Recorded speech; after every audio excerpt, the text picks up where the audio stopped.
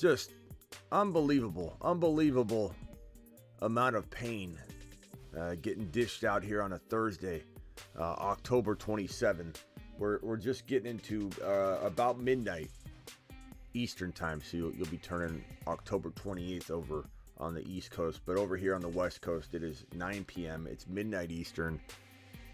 It's time to dig into all of the things that are causing a lot of pain right now in the fantasy football world. So we're gonna hit the countdown and start. I thought I'd jump in here real quick and just tell you guys I'm on my way going live. I'm gonna hit the countdown, get some housekeeping in order, and then we're gonna hit it live.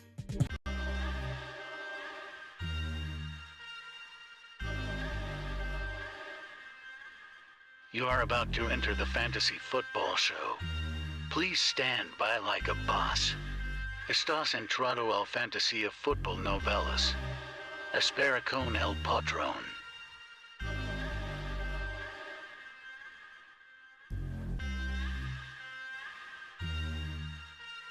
Smitty is live Monday through Friday, 7 p.m. Eastern.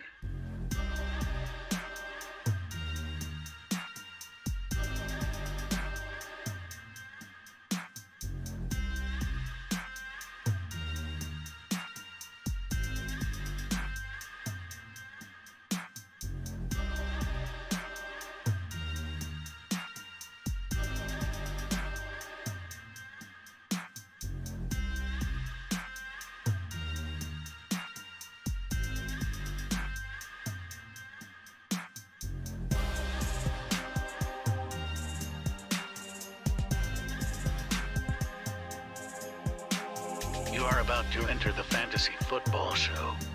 Please stand by like a boss. Estás entrado al fantasía fútbol novelas. Espera con el patrón.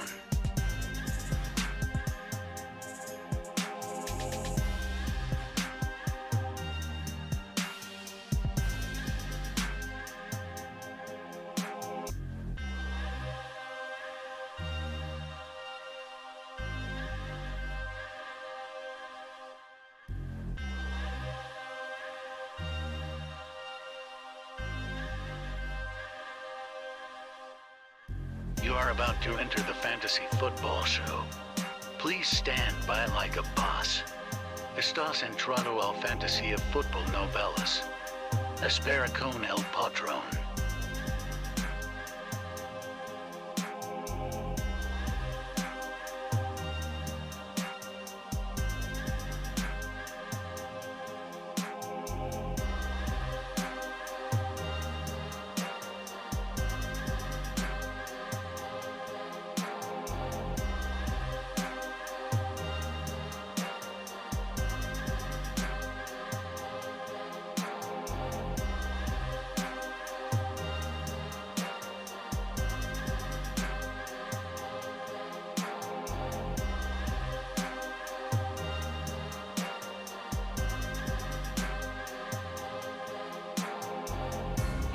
You are about to enter the fantasy football show.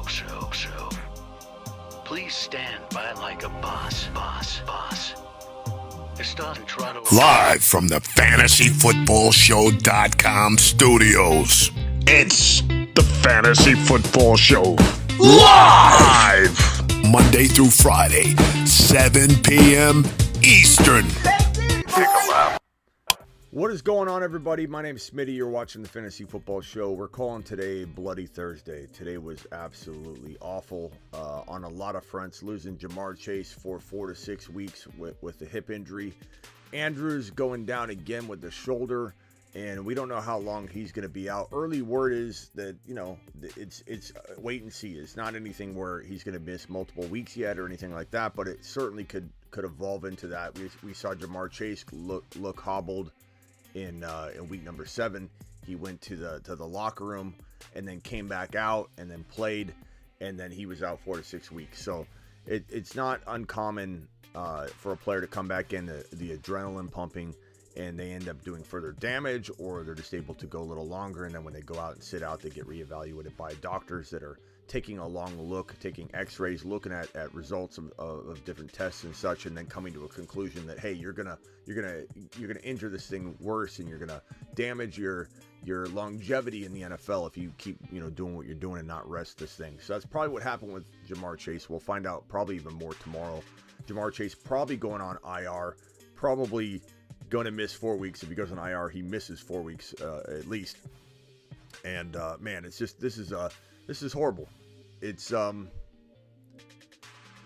brutal. It's brutal when we're losing some of our big predictions and big calls, big dudes on the show that we're predicting big things for. And it's like Breece Hall, Javonte Williams. That was one thing, to lose those guys to a torn ACL, and then now to lose yet another dude. The mic's up. The mic is up, bro. The mic is up, Oz. I don't know. I feel like you always say that. I feel like you always say the mic is not at a good level, and then everybody says it's fine. I don't know if it's you that always says that, bro. Mark Andrews. Look, Mark Andrews is a risk going forward, but that's why you got to cuff him to this Likely character. This Isaiah Likely, we talked about him all off season long. Him and Fortson are both very, very good backups to two of the top three tight ends in the NFL, or the top two tight ends in the NFL. Kelsey's got Fortson behind him, and Isaiah Likely sitting behind Mark Andrews. And all year they've been very good cuffs. If you've owned one or the other, the cuff has been a nice little snag and hold for you all year. And if you are a lucky individual and you're able to roster Isaiah Likely, and let's say Mark Andrews, God forbid, can't go out there and play for a couple weeks or something, which isn't the case yet, we don't know. This Isaiah Likely, he's not a 1 week wonder or anything. We've been talking him up all offseason long. We'll be opening the phone lines, don't you worry. We'll be digging into week number 8, trying to solve all your problems that you might have in store with all this injury nonsense that we're all dealing with right now. Trone in the house, Jose in the house. Appreciate everybody being here. DTWD, we got Hoovy. We've got everybody in the building here tonight. So appreciate everybody falling into the house. Wipe your feet at the front door. 153 in here. As you all file in, please punch the thumb up button on your way in the door. Andrews, we'll have more on that later in the week. But check Isaiah Likely. Make sure you got a claim in for him. I mean, you got time. He's going to be in most scenarios. Some of you have like first come, first serve waivers with weird settings. Not every league, like Yahoo and ESPN, they won't allow you to do some of the things other platforms will. But, Isaiah Likely is going to be on waivers in almost every case, and you just got to put a claim in for him. But we'll know more, and we'll know how much fab you need to maybe drop on him. He'll be probably one of the top pickups of the week heading into week number 9. We'll know how much fab that you need to drop on him after we hear more about Andrews' status. But Lamar Jackson looking very stale at the beginning of the game, very flat, and then he comes in and starts picking it up. 238 yards and 2 touchdowns. And also adding 43 yards on the ground. A lot of DMs on the text line that you can get at thefantasyfootballshow.com. A lot of DMs heading my way. DMs that said things like, and you can get your text advice at thefantasyfootballshow.com. DMs that were like, Smitty, and I carry around 2 phones all day. One is my personal phone. This is when I'm told to go get milk, or I'm told to go get ingredients for the meatloaf. When I yell, meatloaf, we want it now, and Miss Smitty makes the meatloaf. This phone right here is for you guys. This is my text line, and I can't tell you how many freaked out individuals I got texts from at like halftime. Like, what's going on with Lamar? What do I do? Should I just get rid of him? And then Lamar comes, back around. Look, I have concerns about Lamar. He needs to run a lot. He's a huge injury risk. It seems like Baltimore feels like they're banged up all over the place. They're a walking injury, and so Lamar, I worry about Lamar getting hurt. I worry about he runs. He's obviously good at running. Okay, he's obviously good at trying to stay healthy running the football. But when you run the ball 150 to 200 times a season as a quarterback, your odds of injury are astronomical. They're astronomical, and so I worry that this is going to be his downfall this year, that he's going to have a good year and then he's going to get hurt when people are counting on him most. Now, we've seen this happen already with a bunch of players, so I don't know. Is anybody more likely to get hurt than anybody else right now? Because Breece Hall wasn't likely to get hurt. These freak ACL injuries are insane. DK Metcalf going down. St. Brown's been out for forever. Swift has been out longer than that. And it's like, what more can we take? Gus Edwards is another player that, this was kind of like, we talked about this. When you come back from an ACL tear. So real quickly, Lamar Jackson looking good. Worry about injury. Am I selling him because of that? No, but start planning ahead. Make sure you got Watson if Watson's available. Deshaun Watson's one of the best pickups for somebody that has like a Lamar Jackson or has a quarterback like Josh Allen who runs the ball a lot of risk for injury. Watson's sitting out there in so many leagues because people can't afford to roster him because he can't be put on IR in some cases depending on your league settings. So you either have to just roster this extra player that you can't afford to roster weeks out from his return. If you're smart, you will go get Deshaun Watson if you have a very injury-prone quarterback or a quarterback that is very susceptible to injuries because they run the ball a ton like Josh Allen and Lamar Jackson. These guys need to be backed up. You need to be preparing for injury with running quarterbacks, and Deshaun Watson is one of the most fantastic grabs and stashes. And if you're in a deep league with deep benches, a guy like Malik Willis is also somebody you might want to put on your bench as a secret weapon, kind of home run hitter, and I eventually think he will get into the lineup.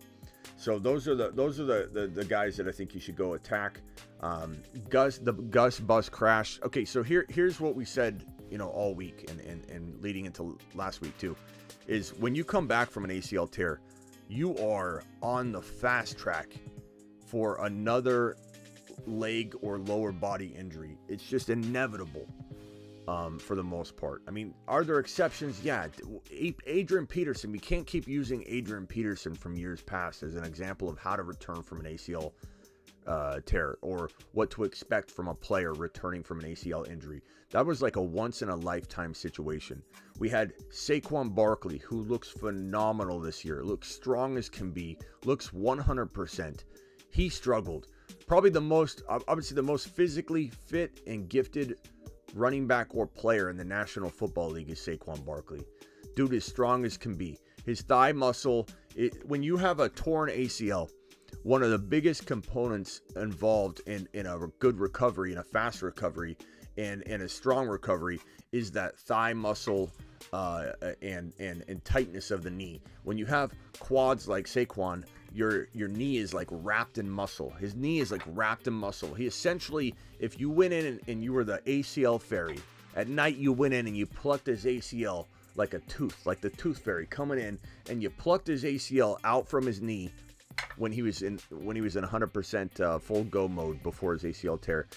And you could do it without damaging the knee. The problem is he would damage the knee. But if you could do it without damaging the knee, he might not even notice because his knee was like wrapped in muscle. His thigh strength is out of control.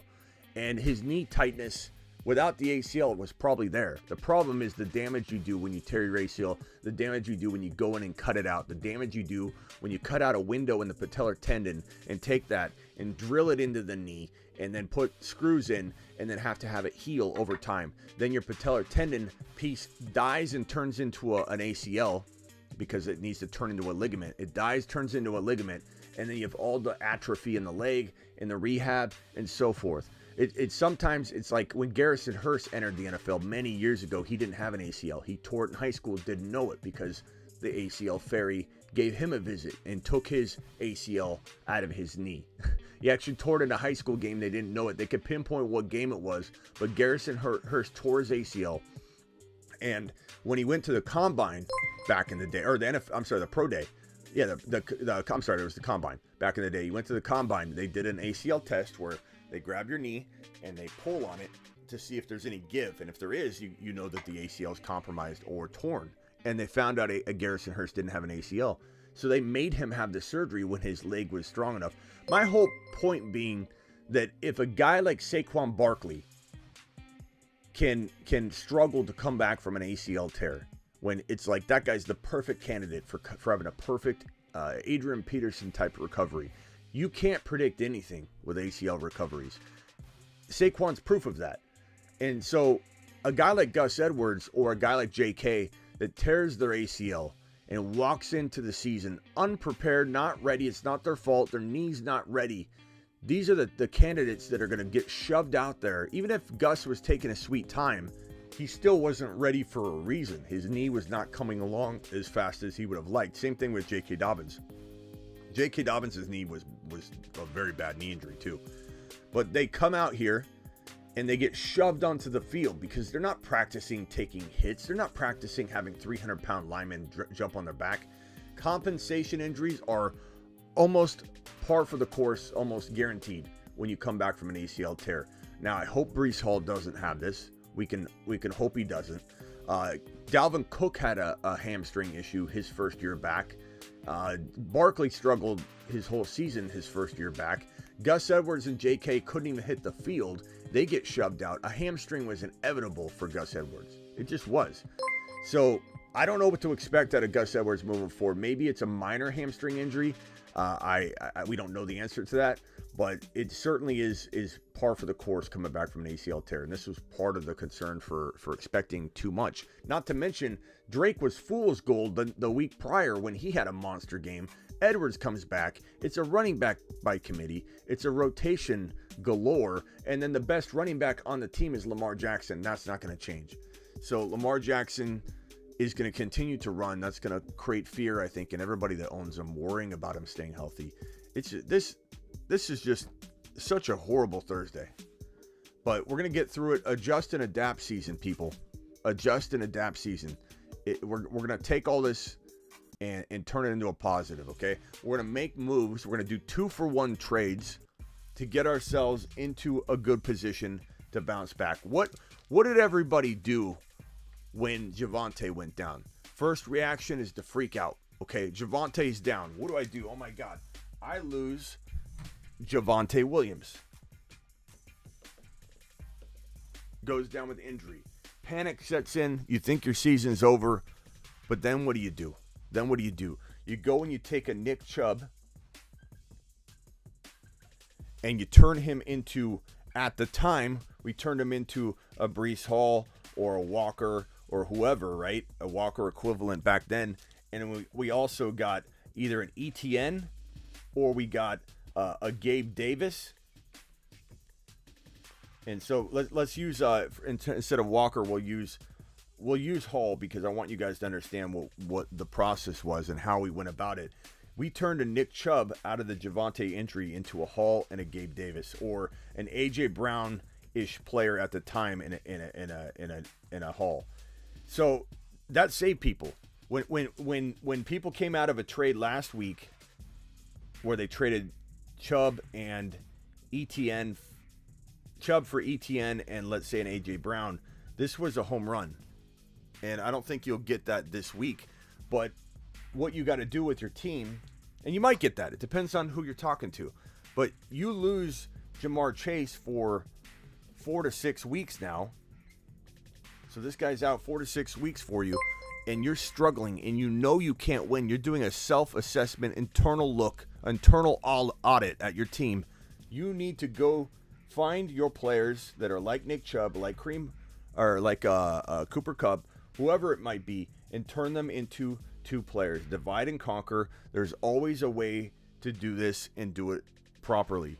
And if I'm taking a Nick Chubb and turning him into two players, I'm finding that target component that I'm going to attach everything to, and it's going to be ETN, or it's Walker, or it's whoever. And once you do that, you figure out who this other player is to balance the scale, preferably in your favor, maybe quietly in your favor, so that you can get the deal done. But you go out and get an ETN and an AJB, especially someone that's had their bye week already. That's how you divide and conquer. There are ways to salvage your season. There are ways to move forward without decimating your team. It's to ensure that you're buying low. If you don't buy low and you don't sell high, you don't take advantage of trading away a potential Barkley, which you don't want to do. You don't want to trade Barkley, but you kind of have to. You kind of have to if you've been decimated with injury, and your honest answer is, I cannot win. I cannot win. I need to turn this into two players. So sitting back and leaving your roster full of holes, your lineup full of holes, isn't going to help you win. Subscribe if you're new. Punch the thumb up button on your way in the door. And I got some super chats. We're going to open the phone lines first and answer some of your phone lines. So the phone lines are currently open right now. So dial into the show. Call into the show. Call into the show.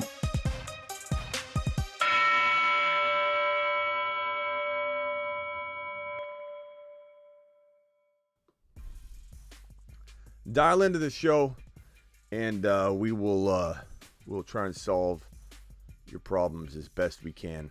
It's gonna be tough, but we're gonna do it. We're gonna do it live. Then I'm gonna hit your super chats, and we're gonna try and fix this thing and put you in prime position to potentially get back in the mix. Okay, so let's do this. Let me see if I can move this out of the way.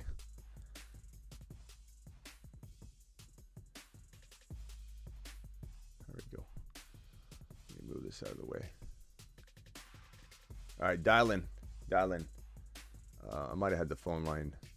There we go. Steven's the first caller. Steven, you're live, my guy. How can I help you revive your season, Steven? How can I revive your Steven? Hey, Smitty. I'm not really here to talk about reviving my season. I didn't lose Jamar, but I have T. Higgins. And if you wouldn't mind, could I run through my team with you, maybe see what I can do? You came to flex, is what you did. Revive your Steven. All right. Your Steven. Turn myself down in the background if you could, whoever's got that. Okay, I got one caller on hold, and I got Steven here on the line. Steven, hit me with your team real quick. Let's get through this. Hey, Smitty, I Okay, wasn't sure. looking for help. I just Hold on, pal. Hold on, team. buddy. You're in line next, okay? Steven, go ahead. okay. Okay, my team is Burrow, Chubb, Swift, ETN, and then my wide receivers are Cup, Waddle, and T. Higgins, and then my tight end is Everett. This is a 12-man PPR with 2 flexes, and I'm 6-1. Okay. So you got some things on my bench. I have you got sorry? you got Chubb, Swift, ETN, Cup, Waddle, Higgins, and Everett, and then Burrow, right? Yes. Okay. And then my bench pieces, I have Connor, and I have Eno, and then I have Kareem Hunt and Wandale. Okay. So what do you want to try and accomplish here? So I have T. Higgins, and I'm trying to sell him on a high. The Justin Jefferson owner isn't doing too well, so I was wondering if you think that would be a good move, or if maybe I should target Mark Andrews to upgrade Everett. But I'm kind of worried about Mark Andrews' situation. Mark Andrews, I'm buying and I'm worried at the same time. Like, whenever there's a player that is on the low or the owners are freaking out, and this even goes for the Jamar Chase owner. So you may go to this Jamar Chase owner. You may, I hate to say this because the guy's vulnerable as can be. We should be hugging the man, not trying to take his team and pick it apart like vultures. But, you know, it is what it is. Yeah. I don't know him. I know you. So I'm here to help you. He calls in, I'll help defend him against you. It's just whoever's on the line, bro. Whoever dials in gets Smitty as a defender. I'll be your champion. Okay? Whoever gets through the phone line first. So I don't know. I'm kind of tempted to go get. Am I being greedy here? I'm kind of tempted to go get Chase and does he have Andrews and Chase? No, the Andrews owner does not have Chase. Okay, the Chase owner has JT and CMC though. JT and CMC. Okay, JT. Yeah. I like the idea of getting JT. Part of me wonders if you could get J. Do you think he values Chubb over JT or JT over Chubb? I think for sure he probably values JT because he has him. Oh. Like, he wouldn't tell me. Because part of me wants But you to. I do think he would value JT Part of me more. wants you to go get Andrews and JT, and then we figure out a way to do that. But, yeah. So as far as the Higgins owner, or I'm sorry, the Chase owner, you want to send him Higgins, the Chase owner? Sure. I mean, I'm down for whatever. Is that what you're kind of calling about, mainly? Well, I was wondering if maybe I should try to flip T. Higgins on a high right now, or maybe hold him for a couple weeks and then sell him closer to when Jamar gets back, or just any changes with my team. It's my team's on a really. In an ideal world, you're trying to picture 2 weeks from now and this working out perfectly for you. What are you expecting to get back in terms of T. Higgins on your return on investment? Like, when in your mind, what's a perfect world 3 weeks from now? You trade Higgins for what? Well, I only really want the big name players. If I could take T. Higgins and Connor, or maybe T. Higgins and someone else. I got to see if maybe Kareem Hunt gets traded. I don't know how that's going to work out. But yeah. I wanted to see maybe if you had any ideas. Yeah, I would say if you can, what I tell a lot of people is don't do anything unless the deal makes you do it. Like, instead of people a lot of times think they just have to make a deal. Like, I got to make a deal. I'm going to take the best offer I can find, and you don't need to do that. You're not in desperation mode. What's your record? I'm 6-1. Yeah, you're not in desperation mode at all. So while most people would say, I'm going to get a deal done, what are my options? What's the best one? I'm going to take the best one. You need to say, I'm not doing anything. You need to make me do a deal, or I'm just going to walk in with this team and annihilate everybody because your team really is good. Would I trade Connor and Everett for an injured Andrews right now? I would. I would do that in a heartbeat. Would I give Wandale or Hunt or Eno Benjamin on top of it to get it done? I probably would, but I'm a little crazy. I'm okay taking the gamble on Andrews. I don't think he's going to be out a long time. He could. There's some reports saying he'll be fine. There's some reports saying we don't know anything until we get, like, we're going to look at it, take a look at it. We thought Jamar Chase was fine, and all the reports were he was fine enough to come back in the game and play. So we don't fully know anything. There is a gamble involved in going and getting Andrews, no matter what anybody said on the sideline after the game, no matter what Harbaugh, no matter what anybody said. We don't know until they look at it, and they can't fully take a look at it and do any testing or anything like that. So I would do that. If I was you, I would go after that first and foremost. Connor and Everett, go get Andrews. As far as Higgins, again, you make somebody give you something you can't refuse, or you let Higgins, ride for a week or two, see if his value increases so you can by himself trade him for a player you just happen to like better or more. I don't think I'm trading him unless I'm getting like an A.J. Brown, who's already had his bye week. St. Brown already had his bye week, meaning I trade Higgins and Connor right now for St. Brown. I trade Higgins and Connor right now for Adams. I trade Higgins and Connor right now for A.J. Brown, because they're bye week free, and that just further puts you in a position to dominate people as they're hit by injuries and decimated left and right. You're like kind of escaping. You've been hanging tough with Swift, though. But you've got a good team. ETN's stepping up. You're 6-1. Everything's firing on all cylinders. Sure, Burrow is going to be hurting a little bit. You kind of have the Burrow Higgins stack, which I like. I think you're fine. But I would go after those wide receivers using Higgins and Connor now. If you don't get it, wait. Let Connor gain value. Let Higgins maybe even gain more value, and then you might be able to get even better. So those are the plans of attack for you. Okay. All right, Steven. Okay. Appreciate so I definitely shouldn't okay. Thank you. Yeah. Next caller, you've been on hold patiently. Appreciate you. What can I do for you? Smitty, it's Bach down in Tucson. How are you? Bach in Tucson. What's up? Hey, I love the show, man. I'm new to this, and you're the man. You're the man. I love listening to the way you take care of our people, so I feel that this is a giant family we got here. It is a family. We're a big family. We're going to start doing... One of the things I'm attacking right now is I'm sitting at 5-2, so I'm in Fat City. My worst position is my Zach Ertz at tight end, and the guy that's sitting with only 2 wins has got Kelsey at tight end. So he's on a bye and he needs a win. So 2 of my guys I could give up would be either Higgins or Davis, and he's weak at receiver. Which of the 2 would you package with something to get Kelsey? So the 2 players you wanted to put with Ertz were who? To pick up. I've got Zach Ertz. Yeah, who so did you want to give him Ertz? Who do you want to package? And I've got Higgins and Gabe Davis. Yeah. Okay. So Kelsey, honestly, he's worth any. He's worth both of those.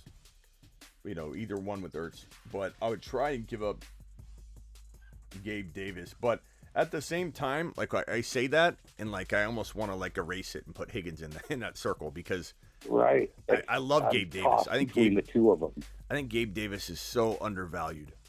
But at the same time, like Higgins is the wide receiver one, the de facto wide receiver one now for Joseph, Cigar Smoking Burrow, who's still going to do well, still going to play ball. And Higgins was a lot of people's true wide receiver one in Cincinnati for the first like 3 weeks because they were giving up on Jamar Chase. So let's not forget how much people love Higgins when Higgins is firing on all cylinders and healthy. So I'm going to keep Higgins, and I'm going to send Gabe Davis and Ertz for Kelsey, and I do that in a heartbeat. If I had to throw I'm trying. Higgins, I do it too. Like, Higgins is valuable, but I take Kelsey all day long. Right, it's a no-brainer. That's what I mean. I wanted to let your advice is killer, but if our family goes and finds the guy that's down with 2 wins and he's fighting to win, find somebody that he's got on a bye, and he needs that guy gone for that week. And that's a good time to try to steal him from him. Yeah, buy low, sell high. It sounds so simple, and it really is. But people just hear it, and then they don't really deploy it. They're just like, buy low, sell. I get it, yeah. But are you really getting it? Because everybody is trying to buy ETN right now high, and they shouldn't be. You should try and buy ETN. If anybody wants to buy ETN, buy him in deceptive fashion. ETN should be bought not in a 1-for-1. ETN should be bought where you're giving up the best player in the deal.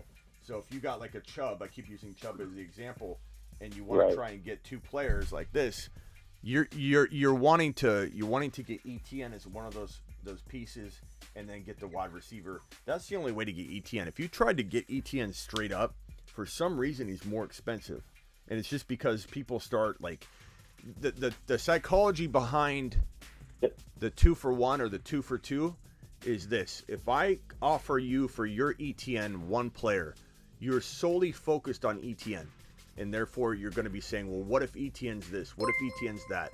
When you do a trade that involves 2 players on your side, or 2 players you're getting, whatever the case may be, you start to debate with yourself, what if on both ends? So if you're getting like a player like Higgins and ETN, and you're giving up let's call it Barkley or whoever, you start looking at it like where, okay, well, what if this guy does good? What if this guy does good? And you start convincing yourself of the ceiling values of both players you're getting, and then you might take a deal that you shouldn't take. Or in the same case of selling an ETN and another player, it has a weird effect of not putting all the pressure or value on the one player, and so people start looking at it differently. It's a weird psychological effect. It's easier to not have somebody focus on ETN if there's 2 players involved, especially if ETN's the perceived lesser valued player. It's an easier way to get them if you're trying to give up. The psychology is huge. You're so right, brother. All right, appreciate you, Bach. Thanks, Smitty. Later, bro. Later. All right, Bach, the man. Let me put him in the phone here, so if he calls back, I'll know he's dialing in. I like that guy. Bach from Tucson. Bach. All right, Bach from Tucson. I got you in here, Bach, so when you call in next time, I'll know it's you. Let's hit a couple of these super chats as we wait for some more calls, which I'm sure are about to blast in. First super chat of the day was from Payne. Payne says, hang tight for me there, Zach. Let me answer this super chat real quick, Zach. I'll be right with you. Burrow, JT, Walker, St. Brown, DK, Taysom Hill, or is that Tyreek Hill? That's probably Taysom Hill. Maybe it's Tyreek Hill. Probably Taysom Hill. He's listing him after DK. It's got to be Taysom Hill. You guys got to be clear with these. ETN, Madison, B-Rob, Jamar Chase. Maybe it is Tyreek Hill. I don't even know, bro. You're 5-2. Can I survive? That can't be Taysom Hill or Tyreek Hill, or you wouldn't be asking that question. ETN, JT, Walker, St. Brown, Burrow. I mean, yeah, why wouldn't you be able to survive? You lost DK. You know, I get it. Javonte early on, Hall early on, but your team's fire. Your team doesn't look like a team that had Javonte and Hall, and I mean that in a good way. This is what gives me great, excitement when I see a team that's lost Hall and Javonte, and there's Walker sitting on it. There's ETN sitting on it. These are Moonmen, St. Brown, that are reviving this guy's team. And yeah, you've got Chase down, bro, but you have St. Brown, you have Walker, you have JT. This team's absolutely capable of surviving. And if you make the playoffs, you're 5-2. Think about it, Payne. You're 5-2. You're going to coast into the playoffs, right? And you're going to have Jamar Chase back. So, like, don't worry about it. Hang tight. Don't sell high on any of those players. I ride with them right into the playoffs. Thank you, Payne. And Zach, what's your question? I got another caller on hold. Just hang tight for me, Zach. Zach, you are up. What's up, Smitty? Can I give you my team to see what else I can do to make this team better? I'm 2-5. Zach, I work for you, of course. Let's go. All right, let's do it. Okay, I have Lamar. I have DeAndre Swift, Jonathan Taylor, Tony Pollard, Gabe Davis, George Pickens. Okay. Elijah Moore, Kareem Hunt, You're one of the and Hunter Renfrow. You're one of the few people that still owns Elijah Moore. Like, he's been cut. It's crazy because I love Elijah Moore. Like, I'm hoping Elijah Moore gets traded to Green Bay, and that's probably maybe why you're holding him. If he gets traded to Green Bay, maybe Cincinnati. I mean, think about it. Where are the two best landing spots for a wide receiver right now? It's not Green Bay. It's probably Cincinnati, more so the Chargers. Like, they got Mike Williams out for a significant amount of time. You've got DK's down, so you might see Seattle even get in the mix. But Elijah Moore, I think, would be phenomenal in a Charger uniform, catching footballs from Herbert, giving Herbert that extra weapon. Joe Burrow could use. I don't know that we want it for Joe Burrow because I don't want Jamar Chase coming back and having another person catching footballs. But I don't know. Just an idea, that there could be some trade value with Moore later versus cutting him. Okay, so you got Lamar, you got Swift and JT, you got Pollard, another door opening when one door closes. It's kind of been the way of the Moonmen list. Let me put the Moonmen list up. We've had a couple of people being pretty negative against the Moonmen list, but Jamar Chase wasn't on the Moonmen list. The Moonmen dropping loads in outer The Moonmen space. list. This list is phenomenal. Of course, we got hit hard by the Breece Hall and Javonte Williams ACL Space tears. Monsters. It had to be the two ACL tears. The biggest ACL tears happened to come from our top, two guys inside the top 5 bold predictions for the show. But, Pierce is firing on all cylinders. Hurts and AJB. Lamb's going to continue. I have some concerns about Lamb, but he's so talented. I'm glad he's on this list. I'm glad I still love Lamb. St. Brown's going to come back on a vengeance. ETN's rising up. White just needs an opportunity. Rashad White looks really, really good every time he touches the ball. Pollard rising up. Walker obviously going to explode. So the Moonmen list is looking rather nice right now, if you ask me, if I have to say so myself. So what are we doing with this team? What's the question? So it's 3 flexes. So it's 2 wide receivers, 2 running backs, and 3 flexes. So as of right now, I'm starting Elijah Moore in that 3rd flex spot. Is there anything that I could do to upgrade like my wide receivers? Because I'm starting like pretty mediocre ones other than Gabe Davis. I mean, let's see here. So I don't like the idea of trading. I don't like the idea of trading JT or Swift because I think they're really going to start coming on strong. And I don't want you to. I think Pollard is probably your most capable player of getting you something without destroying your team.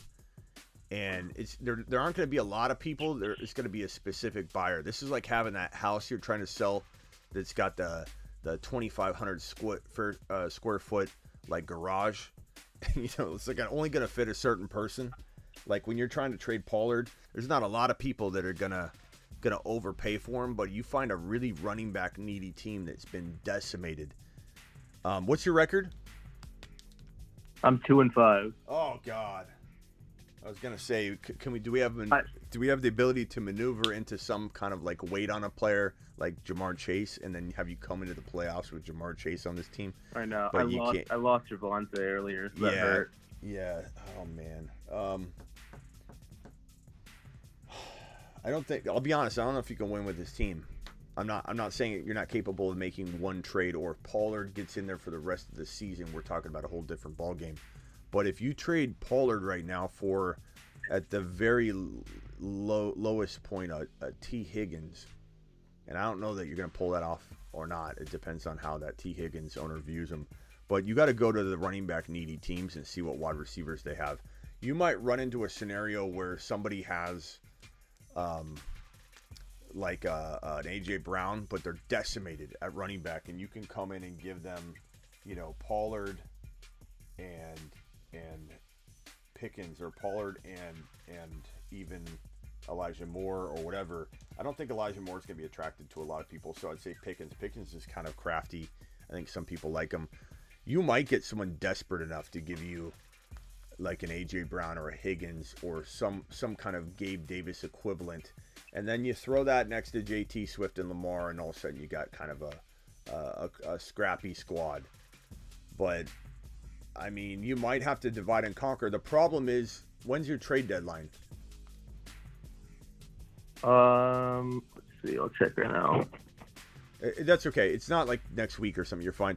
You might have to wait a week and let Swift and JT gain some value, and then we need to readdress this. I just don't want you dividing and conquering and doing it in a bad fashion, because right now the only sell high you might have is Lamar, and I don't know if everybody's going to love Lamar right now. He kind of salvaged his day and looked pretty good, but there is a lot to be desired in the first half. A lot of people complaining on my text line, like, what do I do with Lamar? Do I trade him away? Do I give up on him?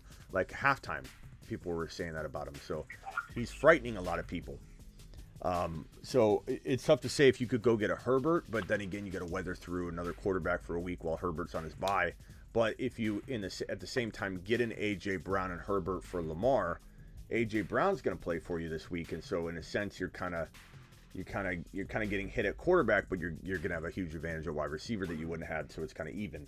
Then you walk into the remainder of the season with Herbert as your quarterback and A.J. Brown at wide receiver, and then this team looks entirely different if Herbert bounces back. So I'm going to leave you with this.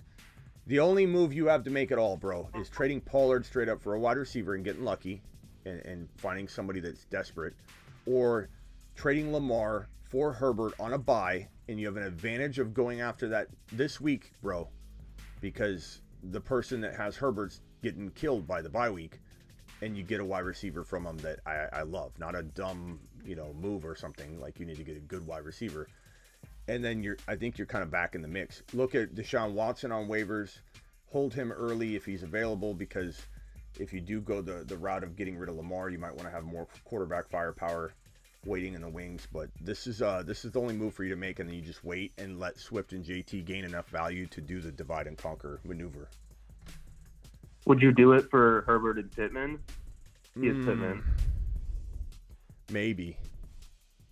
I mean, I want to get something else with it. Like, if you had an extra guy that you could throw in, like a 3, because Pittman's like, I like Pittman a lot, but he's definitely on the verge of being barely enough or a little bit lesser than you want for that swap. Because Lamar, but it's Lamar.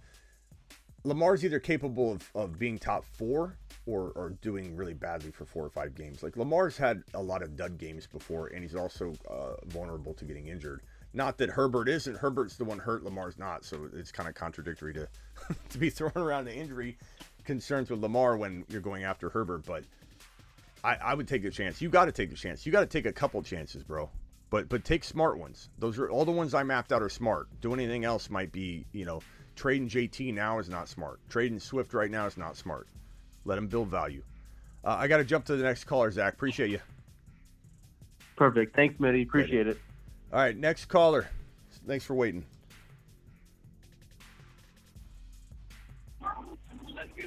Would that be me? I don't know. Yeah, that's you. What's going on? All right, so I've been trying to make trades just for flex. So I'm in a 10-man PPR. I'm 4-3 right now. These are a wide receiver tight end and a wide receiver running back tight end. Hey, hold on 1 second. That other caller that I just joined, can you mute for a second? Because you got like it's like Yeah. I'll mute. Sorry. Yeah, thanks. No problem. All right, go ahead. Sorry.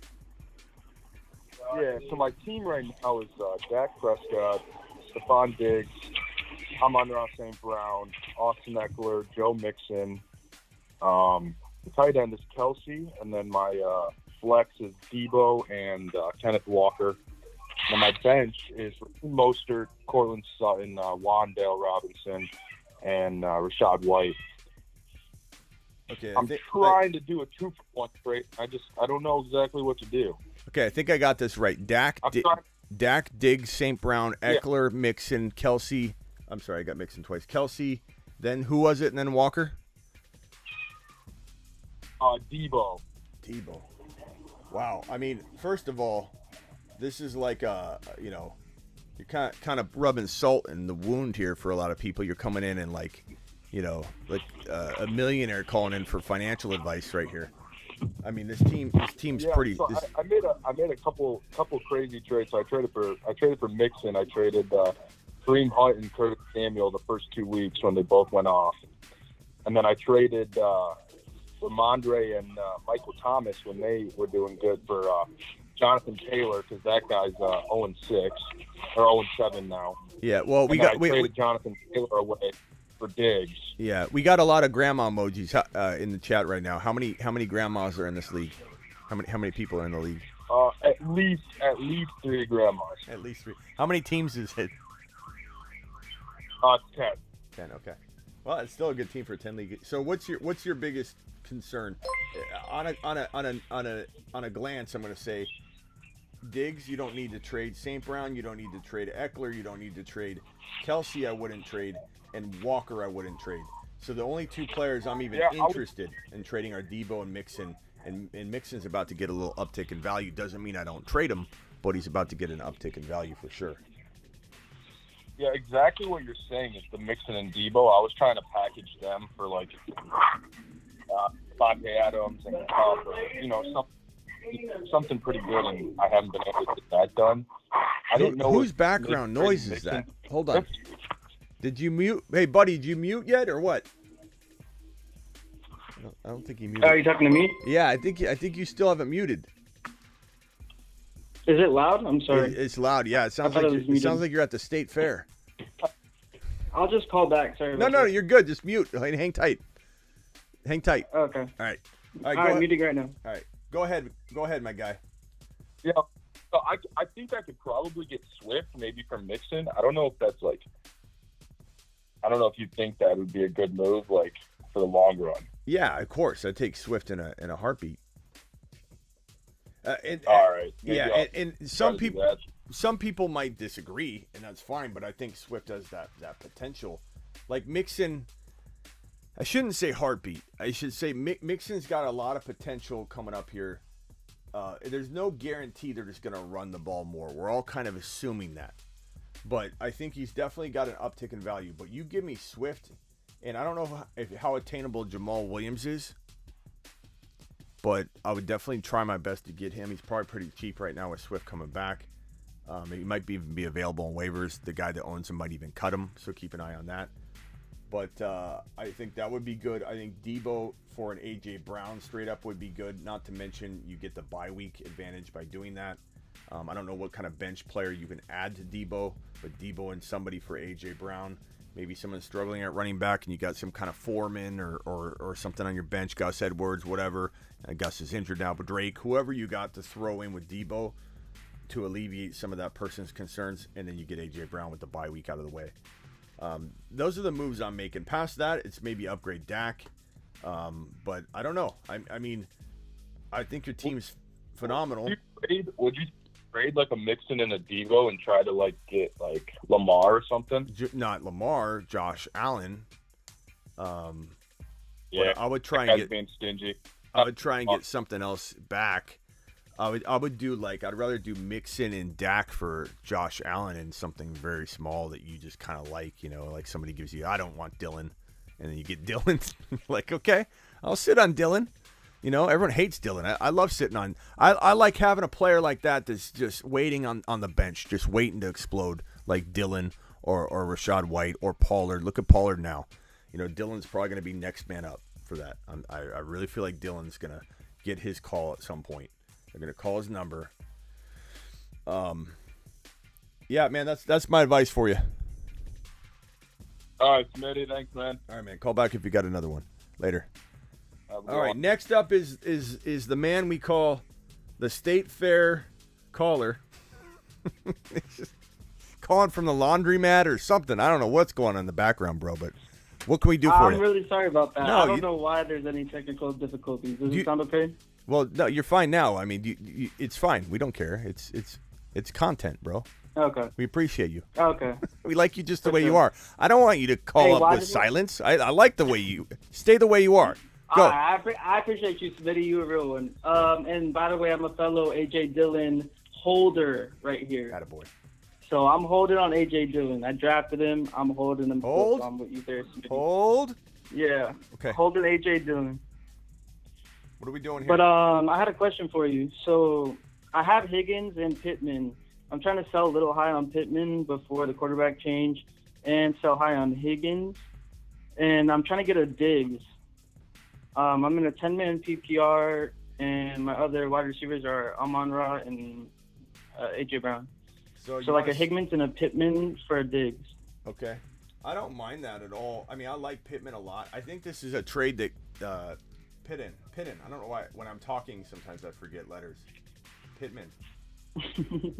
I don't know if you ever talk and write at the same time. It's sometimes you just leave letters out because your brain. It happens. Your brain can't do two things at once like that, coordination wise. Pittman and Higgins. Look, this is a good deal for both of you. If he's got that situation where he needs to do something, like if I'm trading, let me put it this way. I hesitate a little bit, and then I say yes. I'm like, yeah, do it. But like, let me flip the script. If you had Diggs and you said, Smitty, I got to divide and conquer. I got an offer on the table. I give up Diggs for Higgins and Pittman. I would probably say, it works for them too. You got to get a little bit more, So that proves to me, I'm like, that's a great way to look at things too. If you guys are able to actually exercise that honesty with yourself, flip the script and ask if you would do it the other way. And honestly, I'd tell you that you need to get more for Diggs. So Diggs it is, and Diggs has the bye week out of the way, which is phenomenal. And what's your record? 5-2. Yeah, 5-2. So you could use that little boost, just to kind of separate yourselves, get yourself. I think Higgins is being overvalued a little bit, and Pittman's being overvalued a little bit, depending on the situation. Well, so if I can get Diggs, it depends on who you talk to. Like right now, Pittman's pretty attainable, but yeah, man, I do that all the way, all day long. Thanks, Smitty. Can I throw one more at you? Yeah.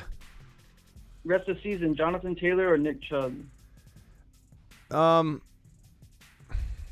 As much as I want to say Nick Chubb, like, because he's been more consistent, and it seems logical to say that.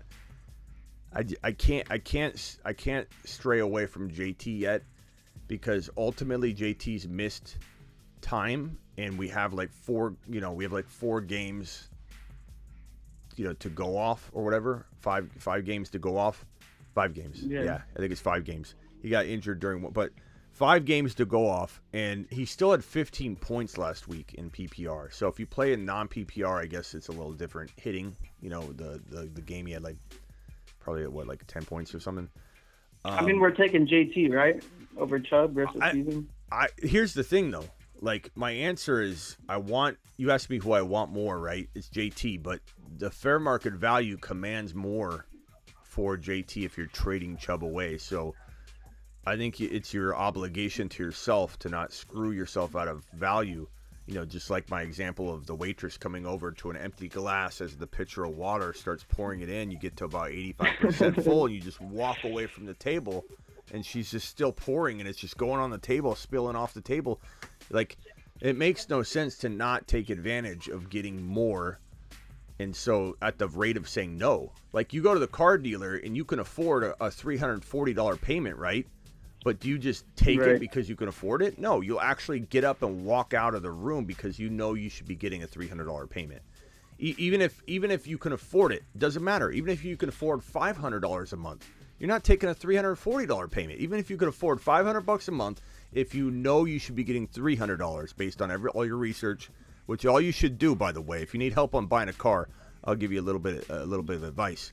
Negotiation 101. Never buy a brand new car. Not necessarily, my guy. Advice. Never, not necessarily. If you're irresponsible like me, do not do it. It's not. No, it's buying a new car is not necessarily. It's not a bad thing. I always buy a new car, but I get what I do is I get so much trade in on my old car that it kills any advantage somebody gets by buying a used car. It's like you're doing fantasy football trades. Bro, I take my. I wish I almost when I bought my last car, I swear to you, I was gonna record the whole thing, and do negotiation, tactics and show you guys how to do it. It was the best negotiation car situation I've ever been involved in. I smashed it. I love that for you. I smashed it, bro. I expect nothing less of you. Hold on.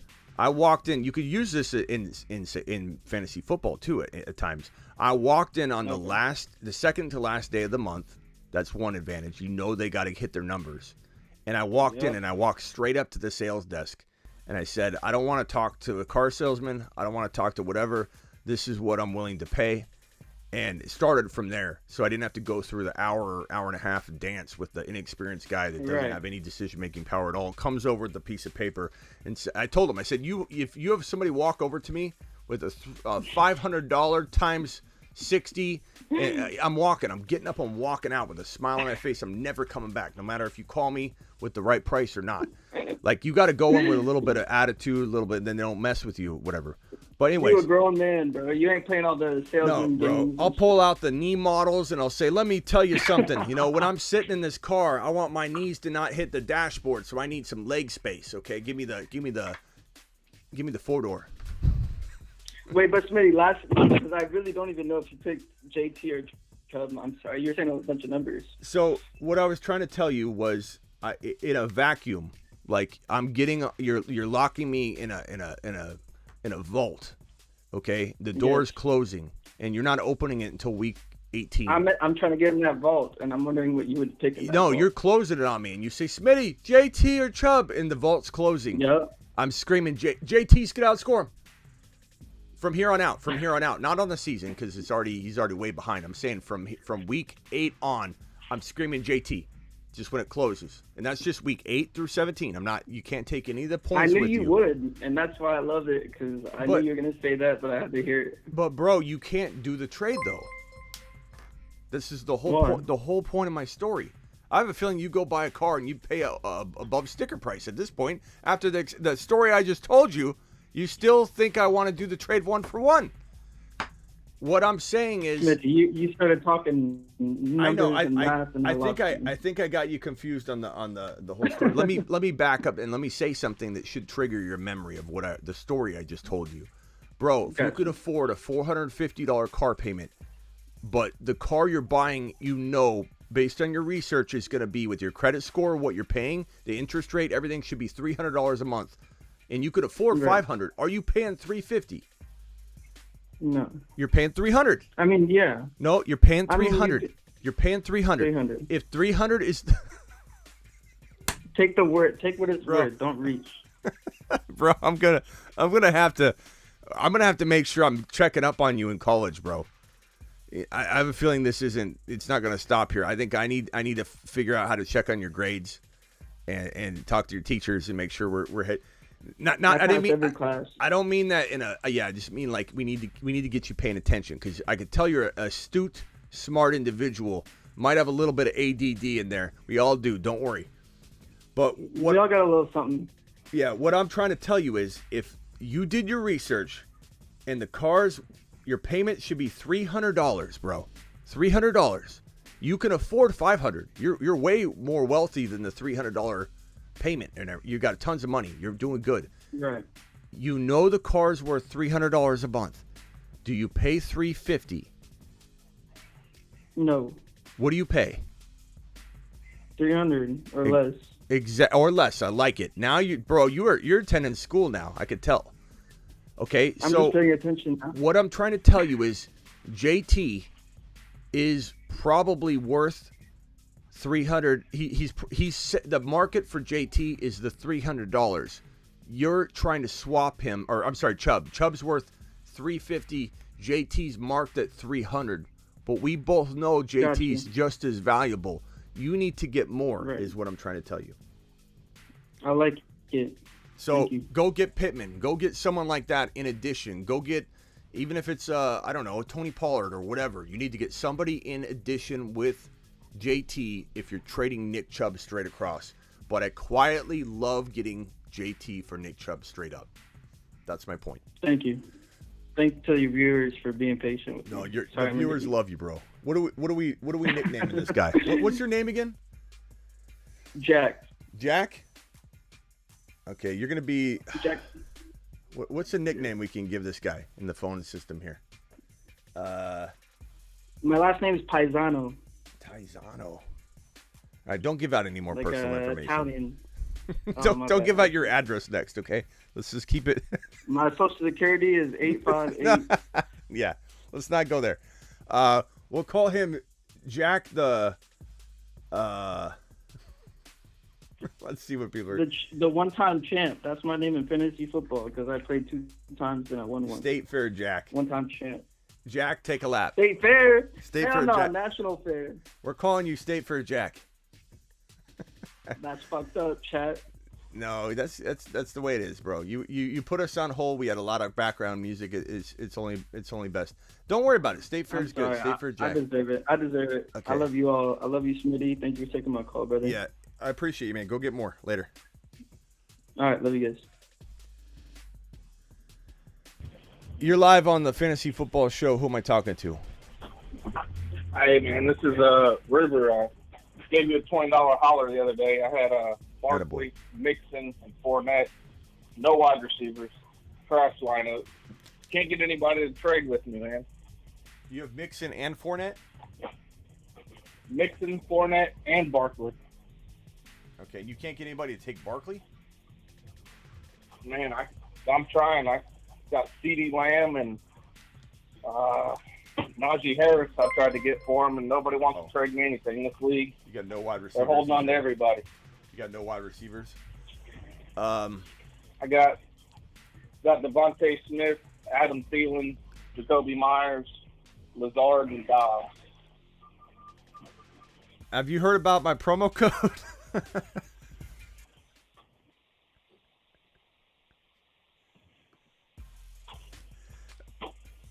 Promo code Smitty.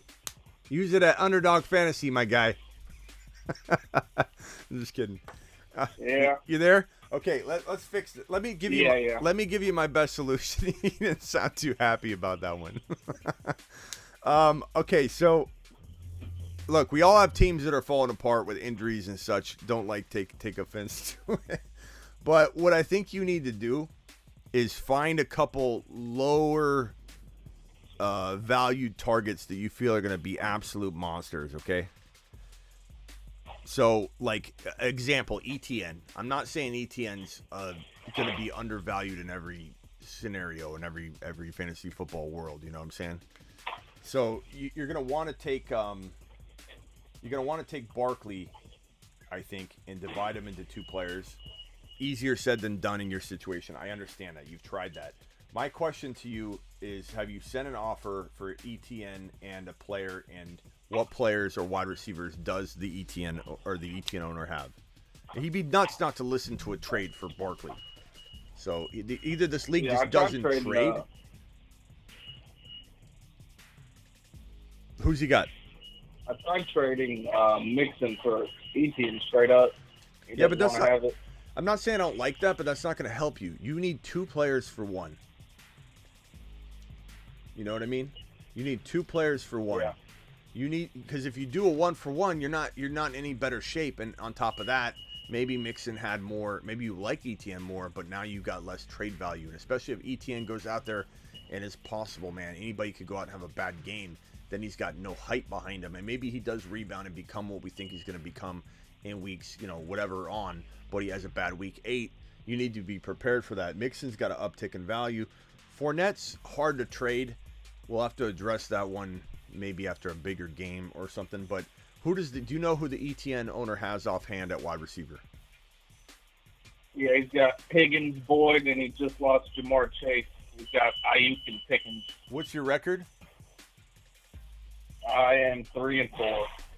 Do you think about to be 4-4 this week? You're about to be 4-4. Part of me wonders, bro, if you should just trade for Jamar Chase. God, I wonder if you could skate by, bro. This is ballsy. This takes some cojones, bro. This is like going into the car dealership and going straight to the finance desk. Okay, you ready for this? Go get ETN and Jamar. Oh yeah, I got it. Go get ETN and Jamar Chase for Barkley. ETN and Jamar Chase for Barkley. Okay. I'm not saying it's like everyone's gonna love this idea, but if you're 4-4 and you somehow get into the playoffs, I don't know. I mean, ETN. What if ETN hangs with Barkley and you're replacing those points pretty closely, and you walk in? If you skate into the playoffs with ETN, Jamar Chase, now you have a shot. Now you have a screaming shot. Does anybody disagree with that? In his situation, what's he gonna do? No one's trading with him. This guy lost Jamar Chase. He's probably the only guy in the world in your league that's gonna even attempt to do a trade. You could even get more. I'd even get more. What else does he have? He has ETN, Jamar Chase, and what else? He's got Boyd, Jonathan Taylor, Higbee, Brandon Ayuk. I wonder if he'd give you Boyd. Like, what if you could? This man's got the whole Bengals lineup: Burrow, Higgins, Boyd, Chase, and he won't even take Mixon. I figured I'd give him the last piece, but he don't even want that. What if you take this right? You give him Mixon the last piece. What if you trade Barkley for this package right here? This protects you in case Chase doesn't come back, or in case something happens to Chase. I think I do this. I have a feeling most people are not going to like this in the chat, but we'll see what the reaction is. ETN, Chase, and Boyd for Barkley, because this right here is going to take care of you for the coming weeks. If for any reason something happens to Jamar Chase, Boyd will be retaining his value. I think I'd probably do that. Because, bro, you have nothing left to fight for at this point. You know? I don't mean this. I'm just trying to be honest with you. Like, if you have no wide receivers and that's your only team, who's your quarterback? I got Tua and I got Geno on the bench. I mean, bro, this is a struggle bus team. You know that, right? I mean, it's not your fault. You lost your look, I'm just being honest with you. This is a ballsy move. This is like, if you make it into the playoffs, bro, let's write this team out, okay? You'd have ETN, and you're not even done. You could still trade Fournette in a 2-for-1 and Mixon in a 2-for-1. You have Jamar Chase. Who's your wide receiver, your star wide receiver right now? Number one, I'd have to say, is probably Devontae Smith. Yeah, I mean, he's a good wide receiver 3, so he looks okay here, but as your 1, this team's a lot better, bro. This team is a lot better if you could walk in with that. I feel like you could win game after game after game.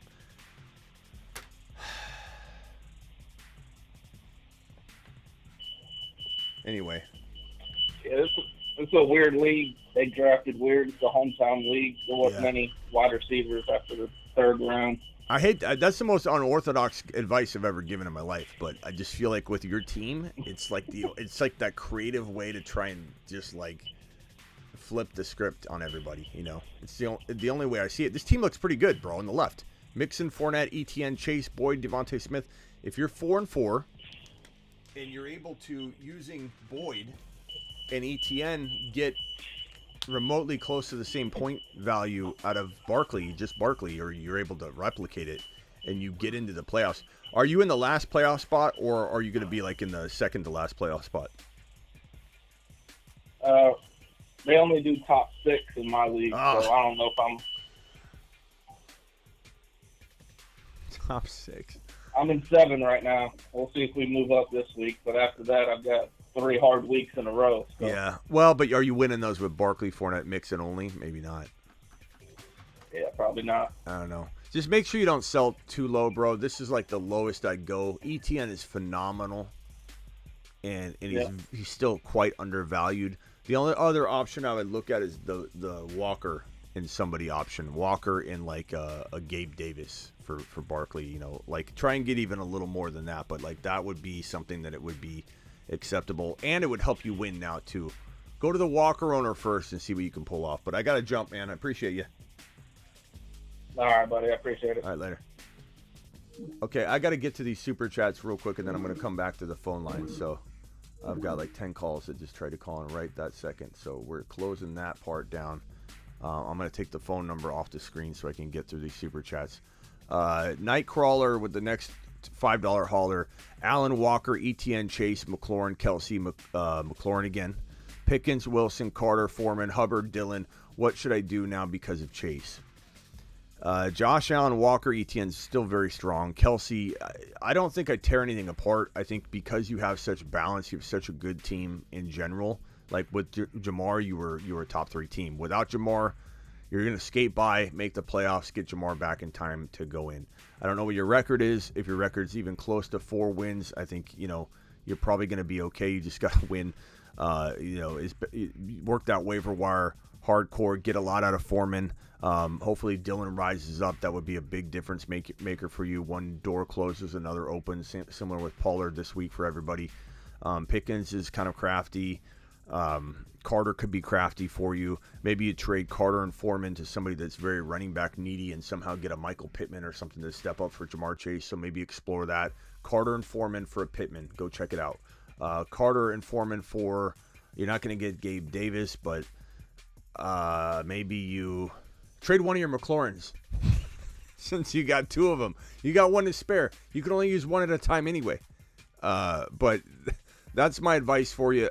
Past that, bro, don't divide and conquer this team unless you're taking Kelsey and turning them into 2 monsters like St. Brown and an ETN, and you're just, raking the guy over the coals, like that type of move. Entertain any offer, but don't accept very many right now. I think you're better off trying to use those lower guys, Foreman and Carter, to get that Pittman. Pittman would be ideal for you to replace Jamar Chase. In fact, I'm going to probably make a video tonight or tomorrow about how do you replace Jamar Chase. Michael Pittman will probably be the answer again because he dropped off from the week prior where he bounced back with a vengeance. People aren't sure what to expect with Ellinger, and I think that Pittman could be the solution for a lot of Jamar Chase owners. This one's from Ethan. Kupp and Aaron Jones MT for JT, Tyreek, and Keenan. Kupp, Aaron Jones, and MT for JT, Tyreek, and Keenan. I'm probably going JT, Tyreek, and Keenan if it's me, but you could argue this one way or another.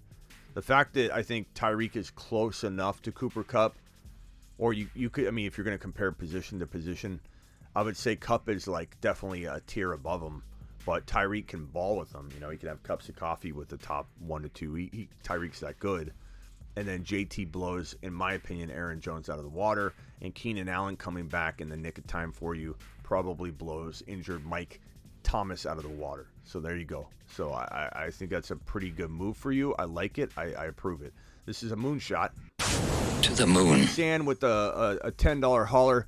V-San says, with Chase out, my wide receivers are St. Brown, Renfro, B. Cooks, Myers, Kadarius Toney. Should I try and move Hurts for another wide receiver and something else? It's super flex. Also have Allen, Mills. Running backs are AK, Swift, Dillon, 5 and 2. So AK and Swift are phenomenal. Your wide receiver stables is obviously solid to good because you have St. Brown in there, and that's really, really good. Should you move Hurts for another wide receiver? I think it wouldn't hurt to do that. The question would be, can you get a Kyler Murray in a wide receiver like AJ Brown? Can you get a Justin Herbert in a wide receiver like AJ Brown? That's kind of my go-to for somebody trying to trade Hurts or Josh Allen or Burrow or anybody like that, is to go and get yourself a Herbert and a wide receiver that I consider to be a low-end wide receiver 1 at the very least. Gabe Davis and Herbert is always like the end of the road, the last potential idea I would accept for Hurts, but I don't like it as much as going AJ Brown. But Gabe Davis has had his bye. AJ Brown's had his bye. Josh Allen for I wonder if you could get Josh Allen and just beef up. Hurts is great though. Yeah, I wouldn't go that direction. I would try and get the receiver. I don't know. Kyler. I was gonna say give up something and Hurts to get Josh Allen, but I'm going in the opposite direction you want to go in. But it would tempt me. But Dylan, hold him. Don't cut him. Don't do anything stupid with Dylan. Keep him. B. Cooks, maybe he gets traded to Green Bay. Maybe he gets traded to the Chargers. I don't know.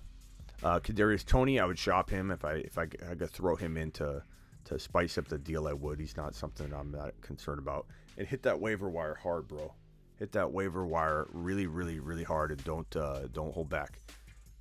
Philip, my guy, says trade Waddle for Herbert and J-Rob in Dynasty. I assume you mean Justin Herbert, and I guess I would say that I don't care about J-Rob. If that's Khalil Herbert, the answer is like, what are you talking about, Philip? No. The answer is absolutely. If that's Justin Herbert, Philip, you want to clarify what Herbert we're talking about? If it's Khalil, if it's Khalil, I want you to yell Khalil on your way taking your lap. Okay, so just jog on by and yell Khalil and just head on your lap, bro. Take a left. I won't let that complete because maybe it's Justin Herbert. But I'll keep checking to see. But I appreciate your super chat, but you definitely don't trade that for Khalil. It would be close for Justin Herbert. It would be very, very close. D-Class says, yes, sorry, Amari Cooper. I don't know when that is, D-Class. D-Class might be asking in the chat something. Roger. Where's Philip? Philip. Let's go, Philip. $10 hauler. To the moon. Appreciate you. This one, 8 Granny League. I don't know if Philip's here. I don't know if Philip's here anymore. Philip, your content was answered at 1 hour and 16 minutes into the show, where you didn't show back up, and so I'm gonna probably say, bro, that if it's Justin Herbert, it's 50-50. Okay, well, I don't know if he's here. 8 Granny League lost Jamar 4-3 on the year. Got offered Amon for JT straight up. I would rather have JT personally, and I feel like if you're going to trade JT for Amon-Ra, you got to get something else in return. I get it. You want to replace your wide receiver, but that doesn't mean you make a trade where you're giving up too much draft capital. I'm going with JT in this case. 8 Granny League. At least he's honest about it. Give Pierce and D-Hop. I'll give you Chubb, says Ed. All right, well, I don't know where Philip is. Maybe Philip returns. I'm not sure. 716. Yo, Smitty. Hopefully I don't have to take a lap for this trade. I got T. Higgins and Clyde for Ertz and Patterson. No, usually when someone says that, I like the trade, and they're trying to rub it in. Look, bro, T. Higgins is on the way up. Clyde's on the way down. Oh, no, you got Clyde. Sorry, I'm talking bad about your player. Well, I'm not worried about Clyde in this deal. I'm worried about Higgins. So Higgins, Clyde's okay to hold, don't cut him or anything, but he's on the way down. If, let's say, Pacheco got hurt or something, then he'd probably reemerge and get a shot again, so don't drop him or anything. But Ertz, I don't mind Ertz. Ertz is good, but you have Taysom Hill, so who cares? Ertz and Hill. I mean, Hill could hang with him. I don't care what anybody says. I kind of like Taysom Hill still. Patterson's injured, and maybe he comes back on a tear, sure. But I'd rather. I think Higgins still outscores Patterson, or at least Patterson could get to an even playing field with Higgins in a best case scenario, and so at that point you're fine. You're fine. Like, even in a worst case of scenarios, it washes, but most likely you're going to take advantage of them. So I actually think you did really, really good on this trade. Kevin with a super chat. Kevin, a $5 hauler. Kevin said he's in a 12-man PPR, 1 QB, 2 running back, 2 wide receiver. Carr, Russell Wilson, Dangerous Russ. You hear about Dangerous Russ's new workout routine on the plane? High knees down the aisle while everybody's sleeping. Blue 32. That's where he's doing high fives to all the empty seats. working on kneel drills where he's kneeling down and he's talking to his team, where his team is just sleeping in different rows. This guy's a weirdo. I didn't realize how weird Russell Wilson is. Part of me wonders if this is new. Like, has he had like a headshot? I'm not even trying to be funny here. I'm almost worried about him.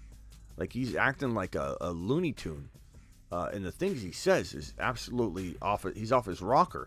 And I think that the locker room's potentially turning on him because they don't trust him. How do you follow a guy into battle that does high knees down the aisle of the plane and enjoys an 8-hour plane flight? That he said he does his workouts on the plane down the aisle while people are sleeping. Like, can you imagine trying to get some shut eye, and you got a hat over your head, and you hear just someone zipping by. High knees, hot blue 32. Like, what would you do? I'd stick my foot out and trip him.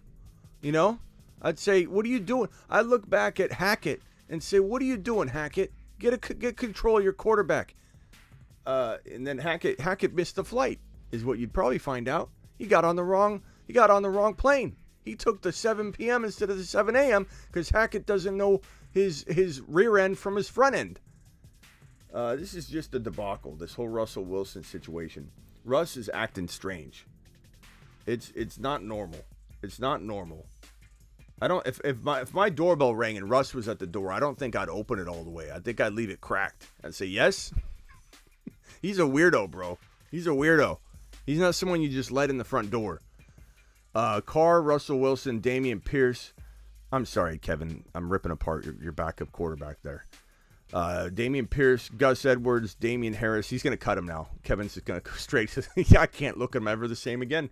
He's Smitty disapproved. I don't want this man on my roster any longer. I'm going to cut him tomorrow. On a positive note for Russell Wilson, he appears to be declaring himself ready to go. I don't know how accurate that is because that's coming from him. But he's declaring himself good to go. He assessed himself on the plane ride and did a couple stop, drop, and rolls down the aisle, and he apparently his shoulder came out good.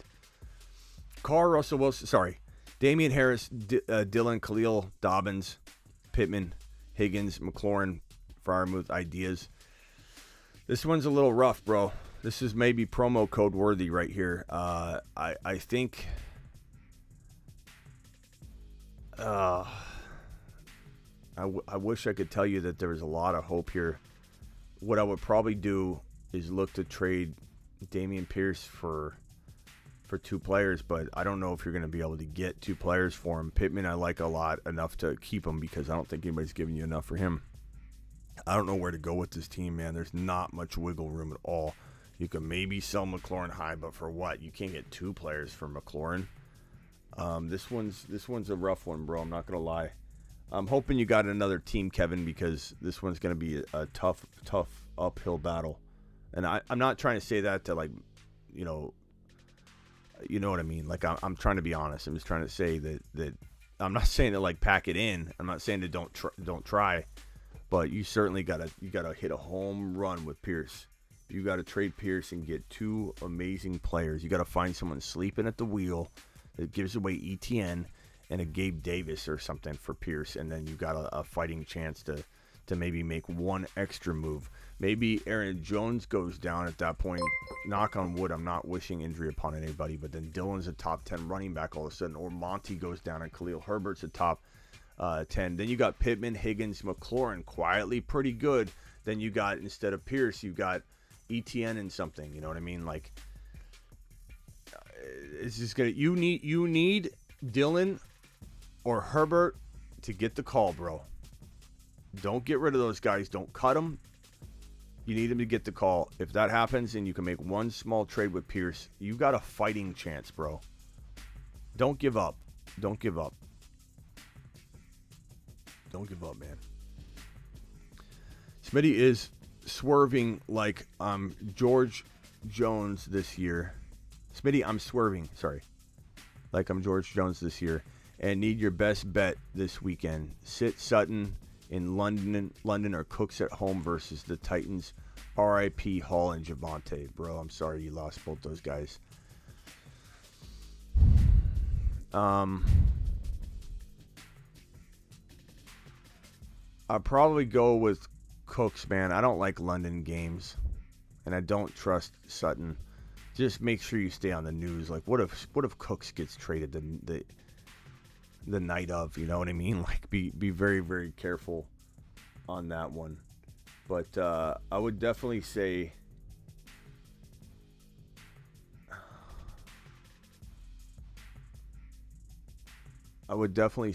try to yeah, that's I don't know what kind of moves you can make, but I would try and get a better wide receiver off the waiver wire if you can. But Cooks is okay. Neither is a home run though. And it's tough sledding out there, especially with bye weeks, and we only have 2 of them this week, but people are hit pretty hard. Injuries are taking out everybody. Offered Burrow and Etienne for my Barkley. I have Aaron Jones, Stevenson, Gus, Foreman, Lat Murray. I really need a quarterback bad. I'm 5-2. Should I accept Burrow and Etienne for Barkley? If he's got no quarterback at all, do you guys like that one? Burrow and Etienne for Barkley. Is that enough if he's got no signal caller? Essentially, is what I'm getting that vibe. Is that enough? Aaron Jones, Stevenson, Gus, Foreman, Lat Murray. It's tough sledding, but at least you've got Aaron Jones and Stevenson. I don't know, man. Aaron Jones and Etienne's pretty decent, but let's see what the chat says. I mean, Burrow's nice. I feel like Burrow's going to be undervalued by a lot of people. Do it live. Yep. Nady likes it. Slayer likes it. Sick Nasty says tried a lot. No one wants him. Sorry, bro. We got a lot of yeses. Get Etienne and Burrow. Sam Crow, appreciate you. Yeah, I'd say punch it too. I agree with the chat. It's a good move. If you got no quarterback, I mean, it's so nice to have a quarterback, bro, when you're streaming and you're like struggling every week and you finally solve that problem. It's like one less thing you got to worry about. And Etienne's got so much potential. You might as well take that. I have Lamar Eckler. It's a $10 hauler, by the way. To the moon. Appreciate you. I've got Lamar and Eckler. 400 people in the room. 146 thumbs up. Please punch that thumb up. Eckler, Swift, Lamar, Waddle, Lamb, Gabe Davis, Kelsey. Your team's great. Etienne on the bench, bro. Olave, Jamal. Olave on the bench. 6-1. I can win the title with this team. Of course you can. Of course you can. And I don't even know what you trade. I mean, maybe I trade like Olave and Waddle for like an Adams or a Diggs or higher. Like you could try and grab Justin Jefferson using like Waddle and Olave or Lamb and Olave. You could try. I mean, someone might be desperate. Go look how desperate the Cup and the Justin Jefferson and the Diggs owner are.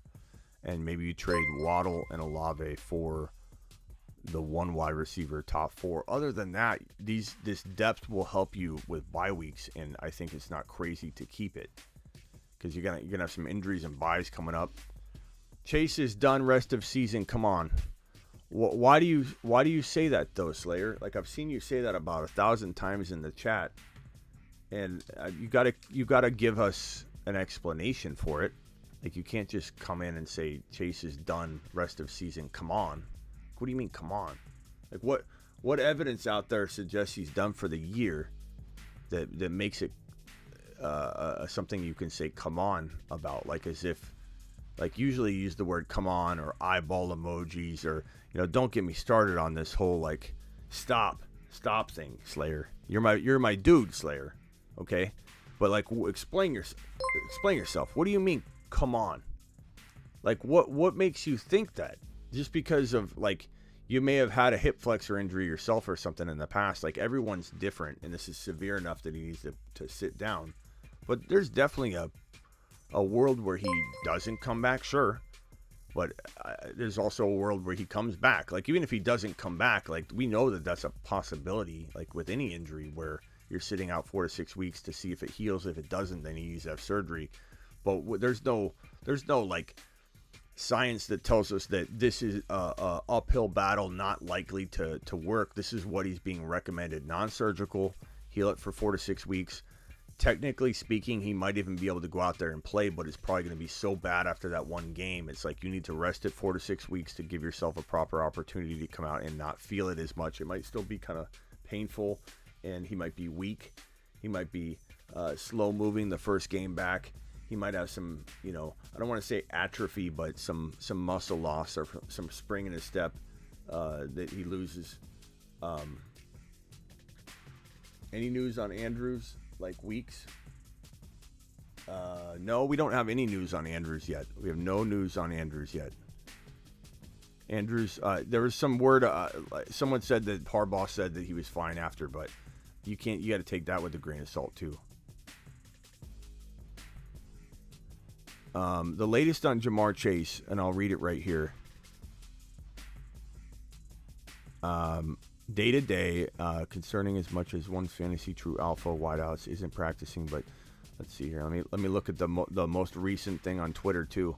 But there's nothing that says that he's likely to miss the season, or that it's going to be more than the 4 to 6 weeks. Nobody knows. There's a lot of people that speculate on what's going on, and a lot of people that try and give you worst case scenarios. But the last thing that I've seen on Jamar Chase, that they're gonna find out more in the coming days, I'm sure too. But he's probably going on IR for 4 weeks minimum. Breaking news: Jamar Chase hip not expected to play versus the Browns, likely placed on injured reserve, which will be 4 weeks. This report right here from NFL.com was at 4:47 p.m.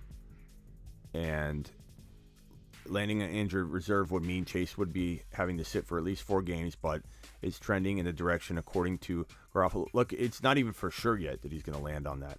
No indication if it's season ending.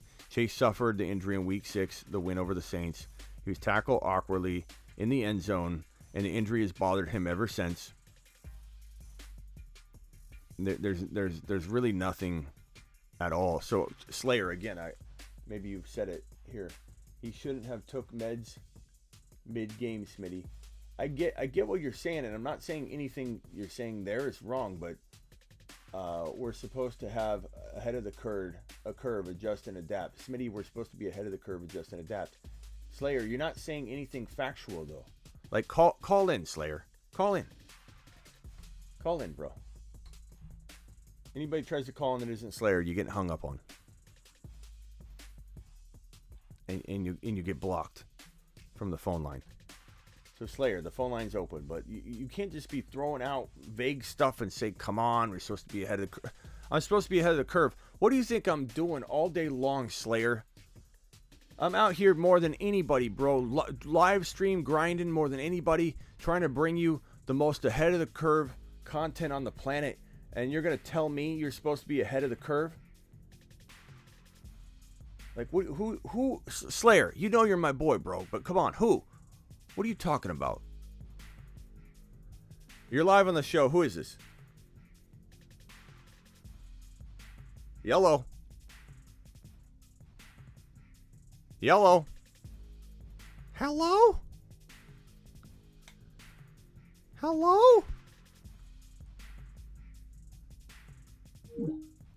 That person's getting blocked.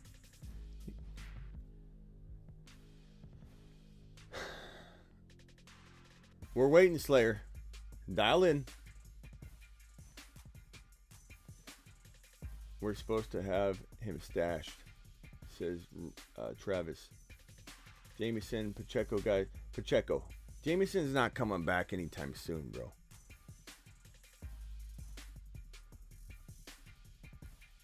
Dial in, Slayer. WRM. How'd the baby thing go? Was it a false alarm? They send you home? That happens almost 90% of the time. You go there, you get sent home, then you go back the next day. Okay, I don't think Slayer's calling in. All right, Slayer, I appreciate you. I'm not trying to go at you. You're my dude, but you're live on the Fantasy Football Show. Smitty, can you hear me? Is this Slayer?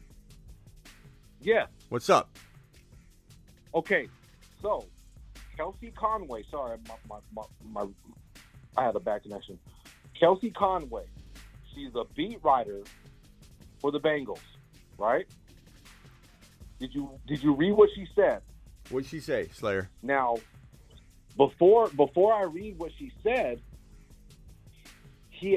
when he was in mid-game, he got shot up, whatever he got shot up with meds, and he was allowed to come back. He played through an injury and it re-aggravated from a 1 degree to a 2nd degree, right? Okay, now I'm going to read you what Kelsey Conway said. This is what Kelsey Conway said. This is my family. I'm not here to, to do all that. But hold nonsense. before you read it, though, let me just say one thing. If there is a report out there from one individual, there's also reports out there from 10 other individuals. So you can't do the whole, what supports my argument game, because I'm not here to discredit anybody. No, I'm just talking about a beat writer from the Bengals. But what I'm saying is, before you even read it, I almost don't even need to hear it. You can read it. But what you're saying is, in the chat, as if he's out. Come on, Smitty, he's out for the year. It's not like, hey, Smitty, there's one person that says he could be out for the year. Hey, Smitty, maybe we should take that. You're literally saying that this report has to be right and all the other reports are wrong, or you wouldn't be saying things like, come on, you're supposed to be ahead of the curve. What are you talking about? Right. So that's all I'm saying. Well, you're taking a very strong stance off one beat. My comments weren't saying no, my comments were saying come on, guys, let's shed new light onto this. If he worked through an injury and he re-aggravated it, is it not possible that it went from a 1st degree to a 2nd degree? That's not what you said. That's all I'm saying. That's not what you said, though. I'm saying, if you came in with that conversation, that's totally a debatable. We should be having that conversation. Yours was very different. It's almost like a completely different stance. Yours was, come on, he's done. Look, I got the super chat right up here. Slayer, Chase, he's done rest of season. Come on. Because listen to what they're saying. Okay, listen to what they're saying. Go ahead. Kelsey Connor, right? This is what she's saying. She's putting, listen, this is her sources, right? Kelsey Connor, from the sources she spoke with about Jamar Chase's hip injury. The reason the timeline is so up in the air regarding his return is that the team hopes, because of his physical makeup, Jamar's hip will heal faster than the average person. Come on, man. They're hoping. Bro. This man was injured, and then he got shot up with whatever medication he got shot up with, and them nerves and everything in there that tell you to stop playing and that swell up. We're talking about the swelling. We're talking about the injury. All that was gone, and the man kept on playing. Okay, so I was wrong saying rest of the season. I admit that. Okay. But if we're not going to even give that even a glimmer. Who said I'm not giving? Who said I'm not giving that a glimmer? Who said that I said anything? We don't know. I never said you said that you weren't. We don't know. You're right. We don't know. We don't know. Yeah. So where am I wrong here? I don't know where I'm wrong here, Slayer. I'm not saying you're wrong. You did. You did. You said I'm supposed to be ahead of the curve. Come on, man. What are you talking about? I was talking to people in the chat. I wasn't talking about you. Let's back off all that then, and let's start over. What you're saying has some merit. There are people there's one reporter saying some very negative stuff about his prognosis, and that needs to be looked at. Okay? But at the same time, this is being coined as a potential. He may not be here's what I'm hearing, and it could be totally misinterpreted, but the reason they're not putting him on the 4-week on IR, so he's out the mandatory 4 weeks, is because they're wondering if his superhuman makeup allows him to come back before the 4 weeks, not for the season. So I think that there's some stuff getting crossed, and that maybe they say, okay, we're not going to, even if he's a superhuman, which he pretty much is, all NFL athletes kind of are, we don't want to take a chance. Even if he can push it, let's just let him sit the 4 weeks. We don't get pressured. We don't have him pressured. He goes through the proper rehab, and then week 5 from this point, 5 weeks from now, he tries to come back. I'm not saying he'll come back. I don't know. It's 4 to 6 weeks. It could be week 8, week 7, week 6, maybe never. Maybe the Bengals are are losing 5 straight games, and they're like, let's just shut them down. Like, there's so many factors, but to sit here and try and paint this picture like he's out for the year, that's more reckless than me saying we don't know. 4 to 6 weeks is what we're being told by most everybody. Right. You know what I'm saying? Yeah, so am I going to go off that this one reckless. beat reporter? That's reckless. Am I going to do? I was reckless. You're yeah, reckless. You're reckless. That's all right. I was reckless. You know what, Slayer? I was reckless. However, coming from a Javonte owner, a DK owner, a Mon St. Brown owner, right? When I come into the chat, it's not to troll. It's to adjust and adapt. So when I see people hanging on to hope, when I've already lost my number 1 stud, my number 2 stud, you know, and after St. Brown caught a catch and he was down for the week because of concussion protocols because of Tua, and then the next game comes on, and then my number 5 pick, DK, another stud, catches the catch and he's down. So maybe I'm a little sensitive for us, but it's not to hurt our family. Okay, I'm here for our family. Okay, bro. I'm here to you know, and that's where I'm coming from. I'm saying, hey, everybody, let's adjust and adapt just in case he don't come back in 4 to 6 weeks. That's a different. Because look at DK. Listen. That's like a you different know attitude. how many knee issues you've had in your life, right? Yeah. So with the DK situation, the peculiar tendon, right? Patellar. Now, what? Yeah, the patellar. Sorry, you know more than me. Smitty knows. So what I'm saying is, one little play, DK could jump up, and even his coach said this is a previous injury. Yeah, previous injury. So I hear you, Slayer, and again, this all goes back to the and that's all I'm saying, yeah. guys. Let's watch out. Let's be careful. That's all I'm saying. I'm not saying, I'm not trying to, poop on nobody that has Chase. I feel you guys because you were kind of doing that though. You admitted that you were wrong in your approach. I apologize to the whole fantasy football show nation. My brothers. You guys are all my brothers, and if you guys took it that way, I apologize. I did not mean it that way. Okay, so let's back up real quickly and just say this. Okay, you own Jamar Chase. You're saying that you should. No, I never owned Jamar Chase. I never got him because. Okay, it sounds like you didn't. You never owned him. But yeah, let's just look at it from the perspective of people that own him. Hold on. In my draft, it was auto-drafted. Jamar Chase. Auto-drafted? I had auto-draft. No, not me. I had pick 9.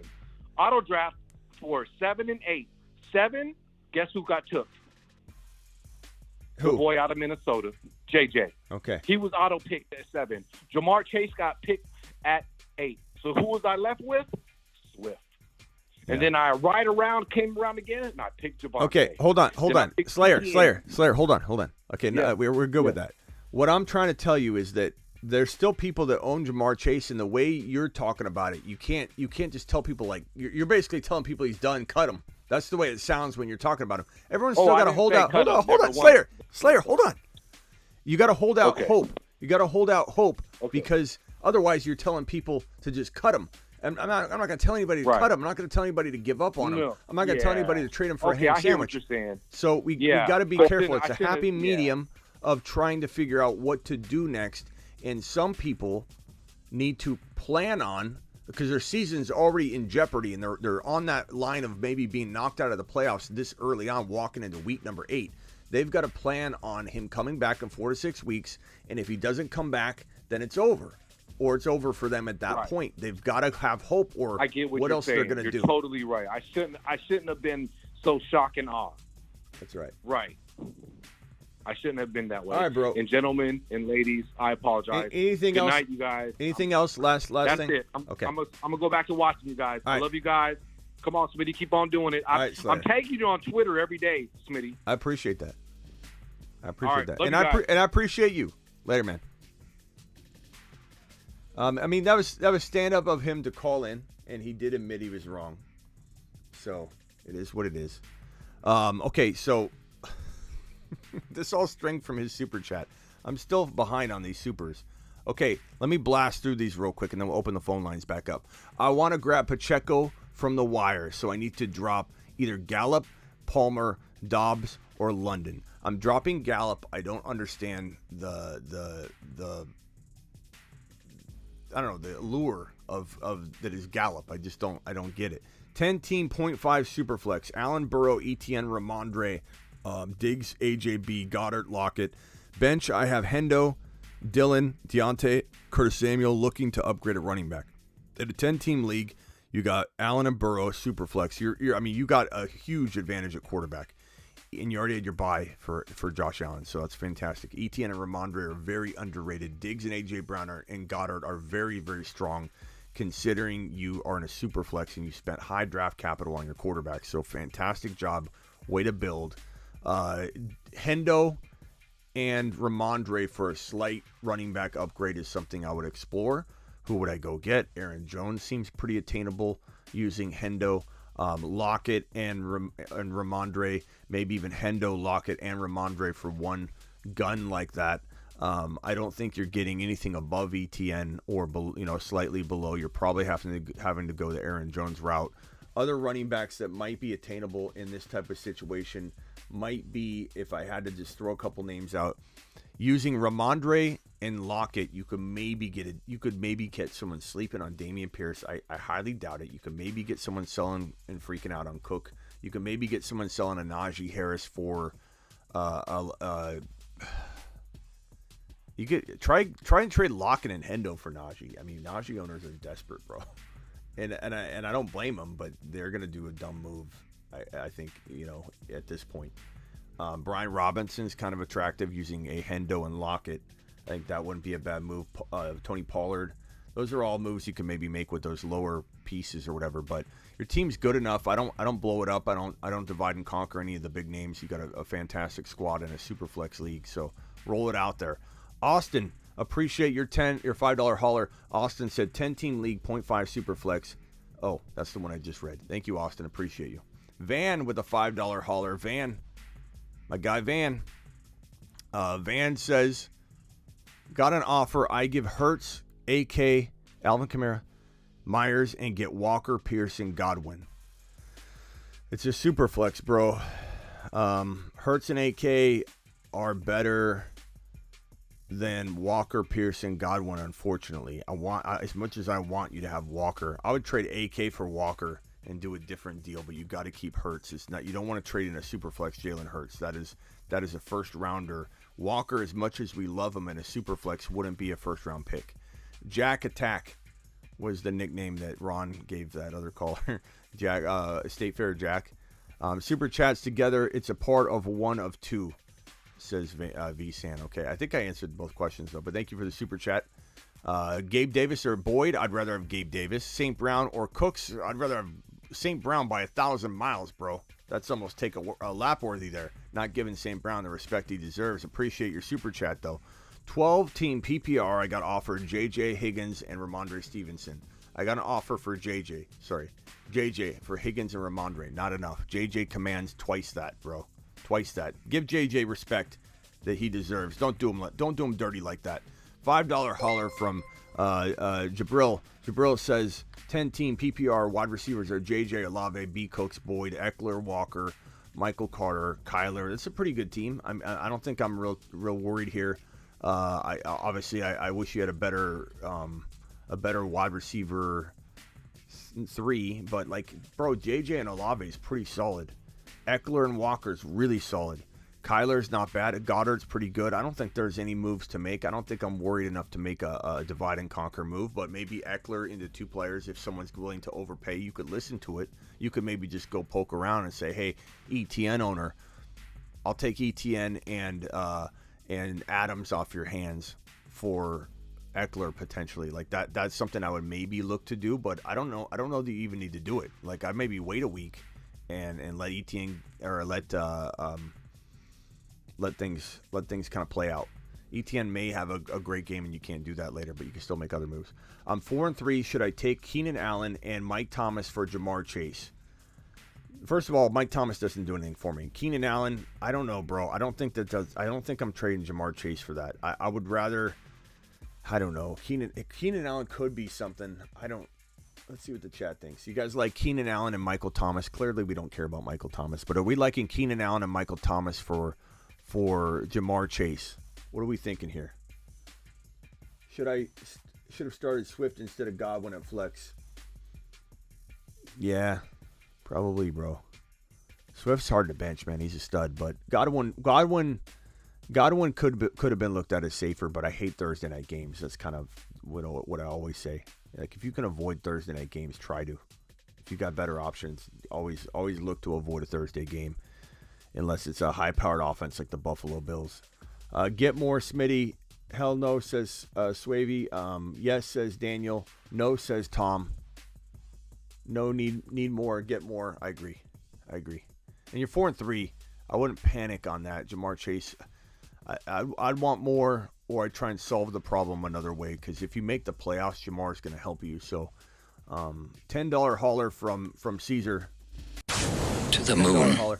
And Slayer, who's in the chat still. Slayer, don't think that there's not concern about Jamar's situation becoming worse by the day. Like, of course we're worried about that. Like, I don't want Slayer to think that I'm sitting here not worried about that. Of course I'm worried about that. That's why if someone comes by with an offer like Higgins for Chase, I'm saying yes, because there's some unknowns. So Slayer's not wrong in having concern. It was just his approach that we had to figure out what he was trying to say, and he walked it back. And again, I give Slayer mad respect for calling in and negotiating that out, because I think he pulled it back and said he shouldn't have said the way he said it, and I have respect for that. Estrada says traded AK and Gabe Davis for JT and Higbee a few weeks ago, and now have Hurts, JT, Saquon, Pierce, Pacheco. Okay, so AK and Gabe Davis for JT and Higbee. Not bad. I kind of feel like, that's Higgins, not Higbee. That's Higgins, Higgy. Yeah, I take JT and Higgins in a millisecond. So you made a great move a few weeks back. I'm sorry, I thought that was Higbee. You guys have nicknames for everybody that are different. Everybody's nickname's different for every player. Jason says Watson, Cousins, Barkley, ETN, JJ, AJ Brown, Waddle, Sutton, Hawkinson, 5 and 2. Cruise control, bro. Cruise control. Don't mess with it unless you're trading like Sutton and Cousins for like a Justin Herbert, and then you wait on Herbert for the bye week. You got Watson. You can find another quarterback for this week because you'd have Herbert on bye and Watson not playing. But I like your team. Cruise control, bro. Cruise control. Nothing worrying me about that squad at all. I think making moves might, unless somebody comes to you with a crazy offer, making moves might be the wrong move. Jimmy the Drunk says, good call on Brees. What a monster. I'm considering trading for him in a keeper just for potentially keeping him next year. Thank you, Jimmy. I wish it could have worked out the way that we know it would have worked out. It's unfortunate. It's depressing, and it angers me that Brees Hall wasn't given the proper shot. And it also makes you, like, question things. You look at it, you're like, how did Tomlinson escape injury for so long? A guy like Brees comes into the league, looks like is promising, from a young buck coming in and tearing the league up, taking the league by storm. 4 carries for 72 yards after we called his potential rise into the number 1 or number 2 running back spot. 4 carries, 72 yards and a touchdown, looking like a monster, and an ACL tear. It's just like it's such a common, capable thing of happening for any running back. And to see other players escape torn ACLs like Zeke Elliott for, almost 8 decades straight. Zeke Elliott's been in the league for like 75 years and has never suffered a torn ACL. And he's had some other injuries. But it's like you see a guy come in, young kid taking the league by storm, can't even make it. And it's not an injury, he's not injury prone. This is a torn ACL freak injury, and it's just it's depressing. It's absolutely depressing. Kind of wish you had read some of the non-super chat messages sometimes, but I understand super chats take priority. Yeah, I understand, bro, and that's why I brought this message up. But I have to get through them, and in the off season it's a little different. So a lot of times it's just during the season and during parts of the season we still tend to get to other stuff. I do a lot of other videos, and I get into live streams and the premieres and talk to you guys too. Smart one for the flex, Lamb or Mostert. I probably say, or start one for the flex. The smart one I would say would be Lamb, but they're both pretty good options, and like I could see either outscoring the other. I'm going to get to some regular chat questions in a second there, Joseph, so get ready to ask me. And I also do a lot of, like, rapid fire that other shows don't do, bro. So, like, I answer, we have about 4,000 chat messages we have about 1,000 messages per hour on this show. 1,000 chat messages per hour. So it's really tough to get to a lot of them. Never sleeps. Thank you. Appreciate it, Travis.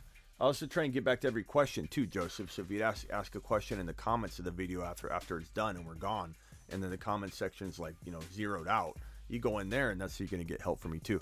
Sutton or Wandale Robinson? Probably Wandale. I don't know. That's a tough one, Lunchbox.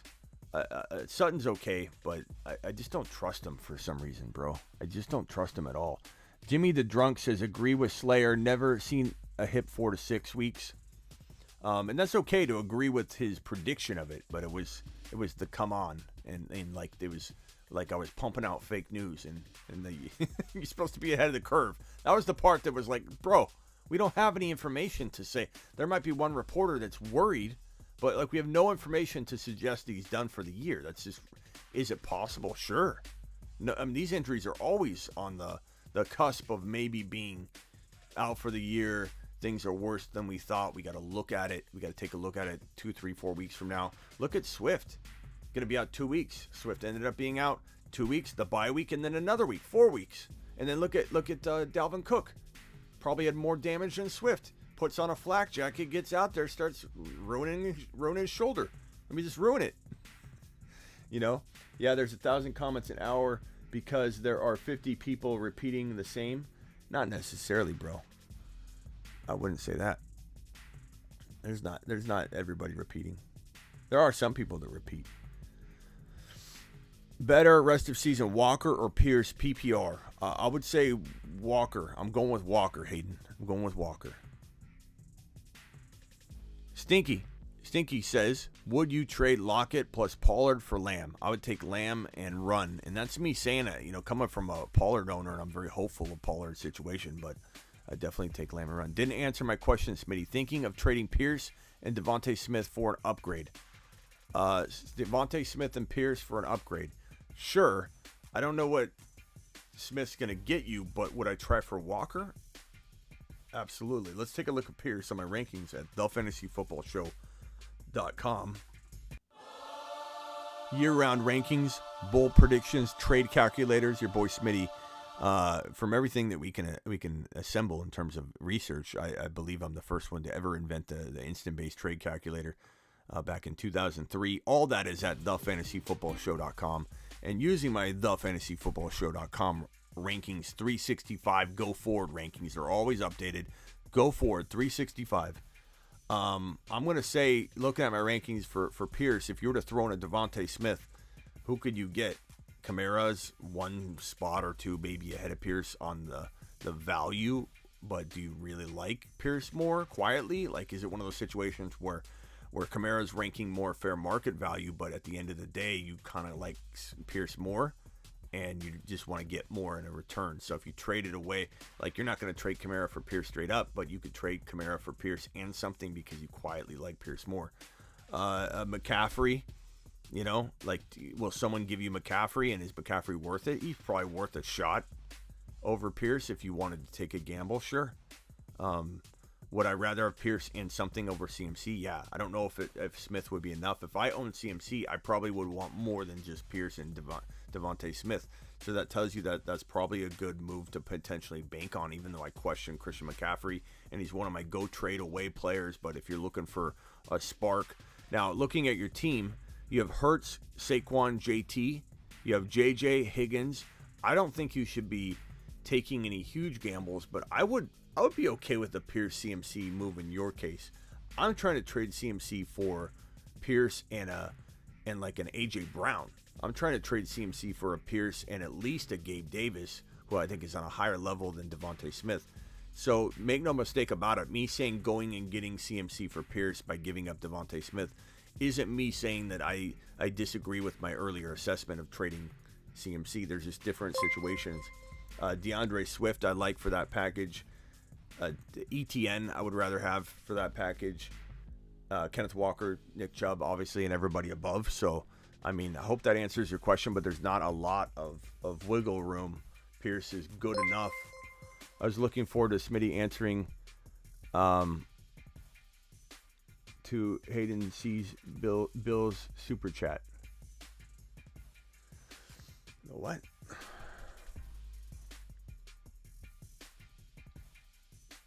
Better rest of season, Walker or Pierce? Yeah, I answered that one already, and the answer is Walker. The answer is Walker for me. I love both of them though. I love both of them, my guy. They're both phenomenal, but you know, my number, he's in my top 5. I really like Walker. He's in my top 5 running backs going forward easy. And that might be bold to some people. Superflex 10-4 lost Hollywood Brown, Mike Williams, wait out for them or make a move. Hurts, Mills, Henry, AK, B. Rob, Tyreek, Devontae, London, Kittle, Higbee. It's a pretty good squad. I think you could hang on to Henry, AK, Hurts, Tyreek, and you'll be fine. This is a super flex, bro. Your team's pretty balanced, and I don't know that I'm trading like Henry away unless I'm going to get like an ETN and try and trade Henry for ETN and like Adams. Try and trade Henry away for ETN. Try and trade Henry away for Walker and AJ Brown, or type of move. So go to the Walker owner and the ETN owner and see if they have an AJ Brown, an Adams, a Diggs. See if you can get something like that pulled off. Past that, bro, I kind of hang tight with that team and see what's what. Let's see. Gonzalez, Smitty, what running back can I get for Fournette? I'm trying to get for Fournette. Even though I'm worried about him, obviously I would take Cook, but I'm worried about him. But I would take Cook. I'd take Cook's risk over Fournette's risk, in my opinion. Jacobs, obviously. Pierce, Kamara, CMC, on up. DeAndre Swift. The question is, what do you give up as you start climbing up that list? Because when you get to Swift, you can't do Fournette for Swift. You got to give up something, but I would give up something, but it depends on what that is. So, obviously you got to take it by case-by-case basis, like how much are you willing to pay to upgrade him to this? How much are you willing to upgrade him to this? It's like going to a hotel, and you got a normal-sized room, and they say, hey, we'll upgrade you to a suite. Okay, I mean, everybody's got a price. What if someone said, I'll give you, for $1, I'll give you the suite instead of the standard room? You get the entryway, the kitchen, the living room, and the double doors to the bedroom. It's like double the size. For $1 extra, there's probably someone out there that's going to say no. There probably is one dude. It's the dude in your league too. That one annoying dude in your league that doesn't trade for anything. I'll give you. You draft, right? You draft right now. You draft Eckler number 1. Let's say he drafts Fournette in the second round. You could say, I'll give you Eckler for Fournette straight up. This dude will say no matter what. He's like, nope. I like my guys. I'm going to see how it plays out. I'm going to week 1. I'll reassess it about week 10 and see if there's a trade that needs to be made in week 10. That's the dude that's going to say no to upgrading his hotel room into a suite for $1. But the question here is, or the other question was, how much are you going to pay in terms of trying to get Fournette into something? Slayer, $20 hauler from Slayer. Look at Slayer. Let's go, mashed potatoes. Slayer's the man. And I was never mad at Slayer. I just, it was a conversation that needed to be had, and Slayer came in and brought the thunder. It's fine. Get some food, bro. My bad, everyone.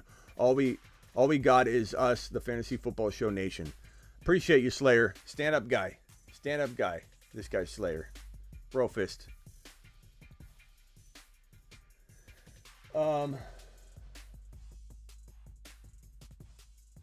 David says, no way Smitty said that. No way I said what, bro? No way I said what? What's he talking about?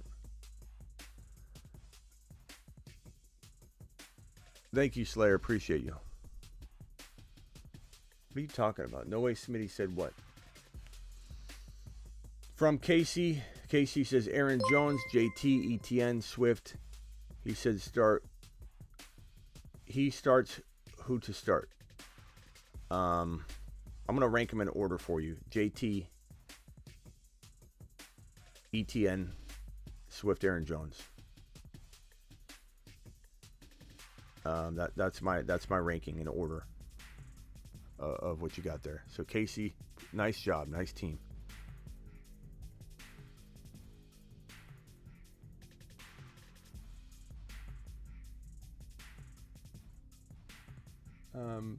Slayer came in off the top ropes. No, Slayer's good, bro. Slayer's a good dude. Payne says, David, Smitty's talking to you. What did I say? Smitty was saying no way you said to try and get Adams and ETN for Henry. Yeah, I said it because, bro, we see that all the time. Just because you wouldn't do it doesn't mean that the other owner isn't valuing their you know what I mean, like valuing Henry that high. ETN's not as high in some circles as he is in our circle. And the bottom line is running backs are a scarcity, and sometimes people will trade and make moves. Of course you try and trade that.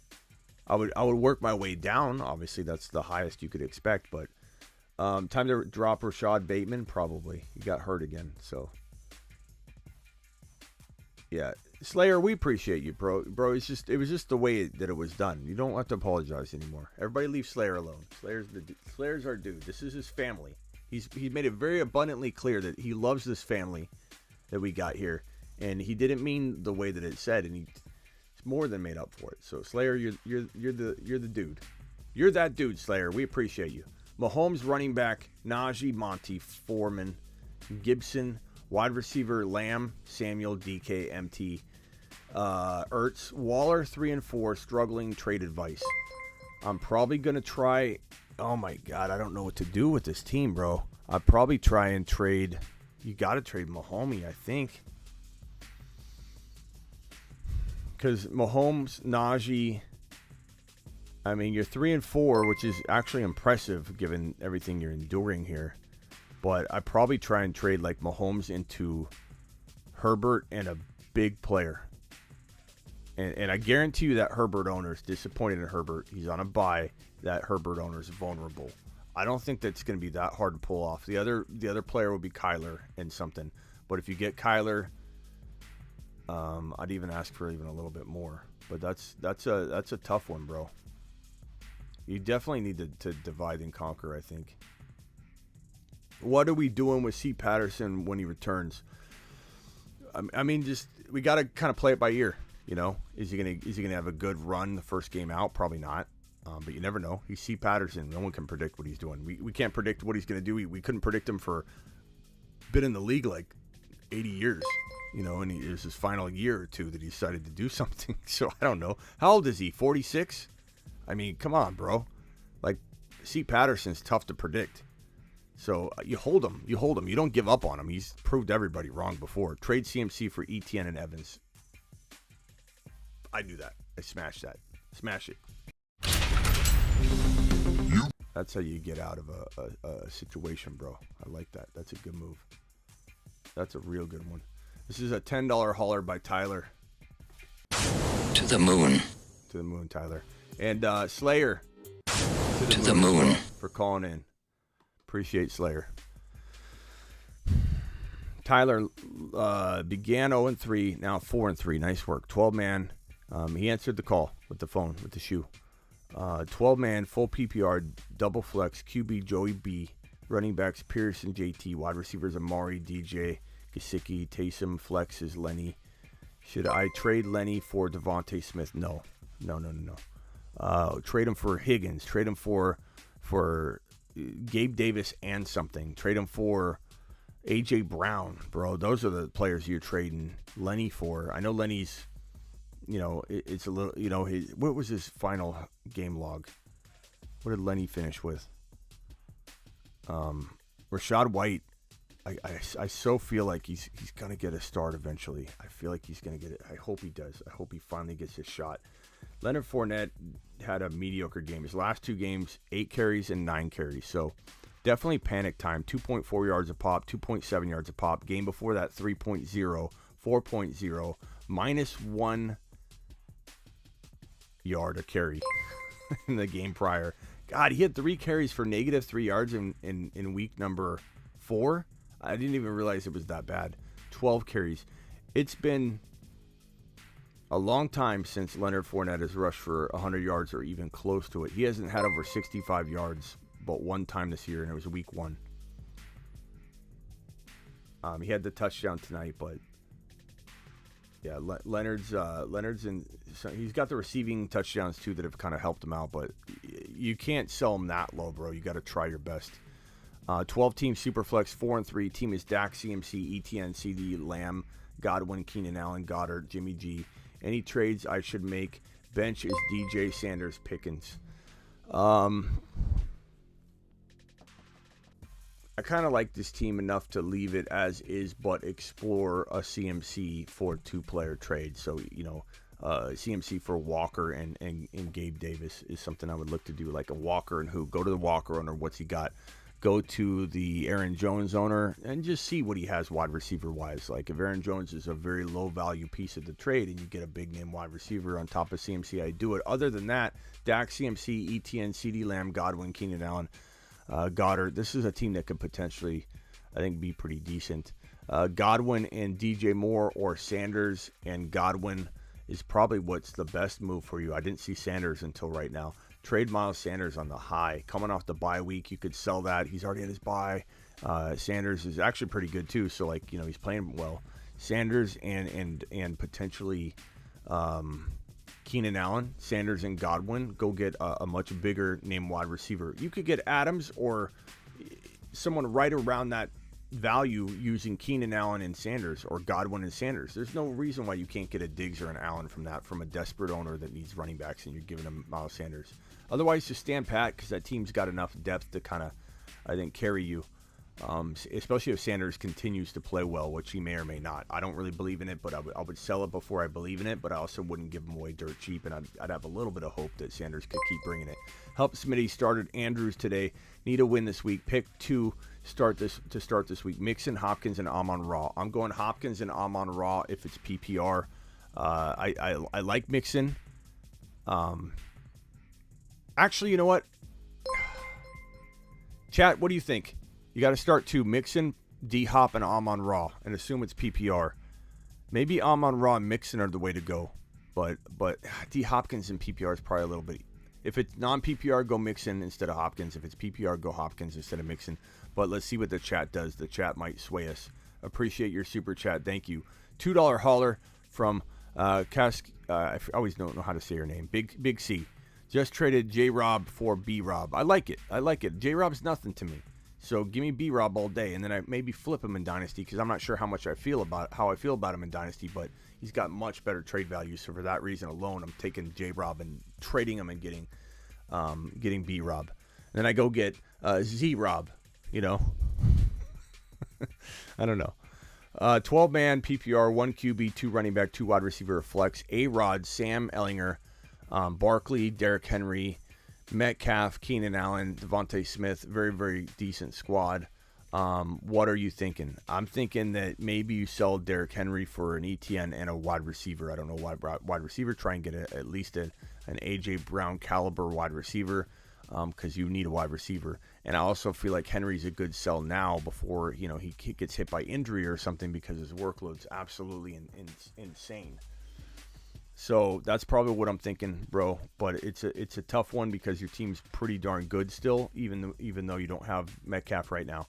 But maybe Metcalf comes back sooner or later. It's tough to say. But I don't mind that team at all. Smitty, check your DMs on IG. Okay, rock out. I'll do that in a minute after I get through these super chats. We'll try and hit some voicemails as well. Pick 3, Sutton, T. Higgins, Boyd, Rondell, Mixon, starting running back. Pick 3, I'm going to go T. Higgins. I'm going to go probably Boyd. And I'm going to go, I guess, bro, I don't know. Maybe Rondell, but you could go Sutton. As long as he's healthy and everything. Sutton, T. Higgins, and Boyd. I hate traveling games like that. I hate Thursday games. I hate London games. I hate all those games like that. Sutton and T. Higgins. Yeah. That's a tough one, my guy. That's a tough one. That London game is brutal. It's brutal. I don't like the London game at all. Thank you for the super chat. And then V-San Dropping a super. I don't see a question attached, VSAN. Now he offered JT, Damian Pierce, Godwin for Allen and 8K. I like JT, Damian Pierce, and Godwin over Allen. Keenan Allen, right? Not Josh Allen. No, this is the Josh Allen trade, isn't it? JT Pierce and Godwin for Josh Allen and AK. I want if it's super flex, it's Josh Allen, bro. He also says Kyler. Maybe I can try and take Kyler in this offer. So Kyler, Damian Pierce, Godwin, and JT. Make sure you put the abbreviation because I honestly forget the last trade and everything. So if it's Josh Allen, I think it's Josh Allen. If you could get Kyler, JT, Damian Pierce, that's different. Then I would probably do it VSAM, but I don't. If that's Josh Allen, there's no way I like that. Drink the punch. Appreciate your $10. To the moon. Drink the punch. Lost Lance Brees, Mike Williams, Chase, Jimmy G, CD, Curtis Samuel, Kamara, Rashad White, Goddard. Divide and conquer. I mean, Mike Williams, Chase. God, it's tough, bro. Jimmy G, CD, Kamara, Olave. Yeah. Trade Kamara. Get 2 players. It's, again, like I've been saying over and over, start off with ETN. What wide receiver? Start off with Walker. What wide receiver? Even Aaron Jones. What wide receiver? You could even go to like the wide receiver and say, give me AJ Brown. What running back? Diggs. What running back?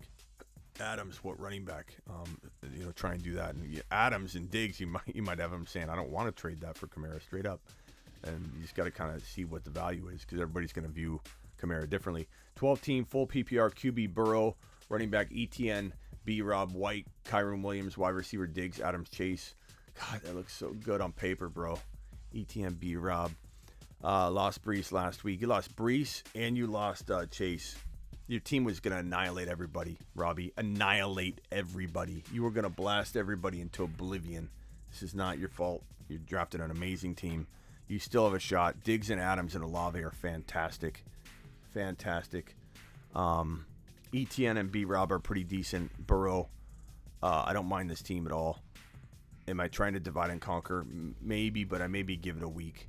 I don't know what your record is, but if your record's even like 4 wins or more, I think I'd give it a week. But I'd certainly entertain a Diggs or Adams offer, but it'd have to be an offer you can't, refuse. Or if you can only start 3 wide receivers, then I don't know that I'm even super excited about it. I guess I'd take, Adams and Olave in the wide receiver 1 and 2 spot, trade Diggs for like a Higgins and ETN or something, or you already have ETN, Walker and Gabe Davis maybe, but past that, I don't think I'm moving that team around too much. I kind of like it the way it is, but I'm always entertaining offers and listening to somebody that's going to be able to bring me something that's going to improve my squad. You know what I'm saying? I'm not going to say no to a good offer, but I'm certainly not going to shop somebody low to try and fix something that it doesn't need to be fixed.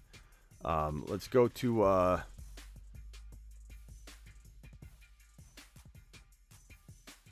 let's see here. Let's go to Rock Out City. Dropped a super. And I see so many injuries. Gotta be a fantasy, that's how you roll. I go, I'm like so many injuries, Chase, so many backs down.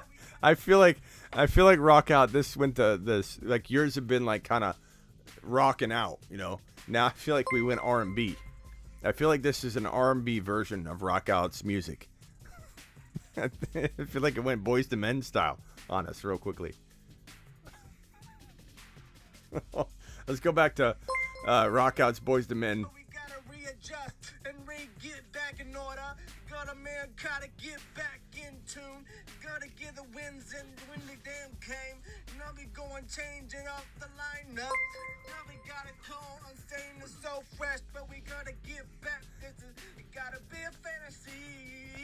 There's a lot of So many injuries. I don't know why that one's making me laugh so hard, Rock Out. I just feel like there's a lot of pain. There's a lot of pain in this one. Gotta be, it's fantasy. Dang. Dang. I love the dang at the end. Oh, rock out.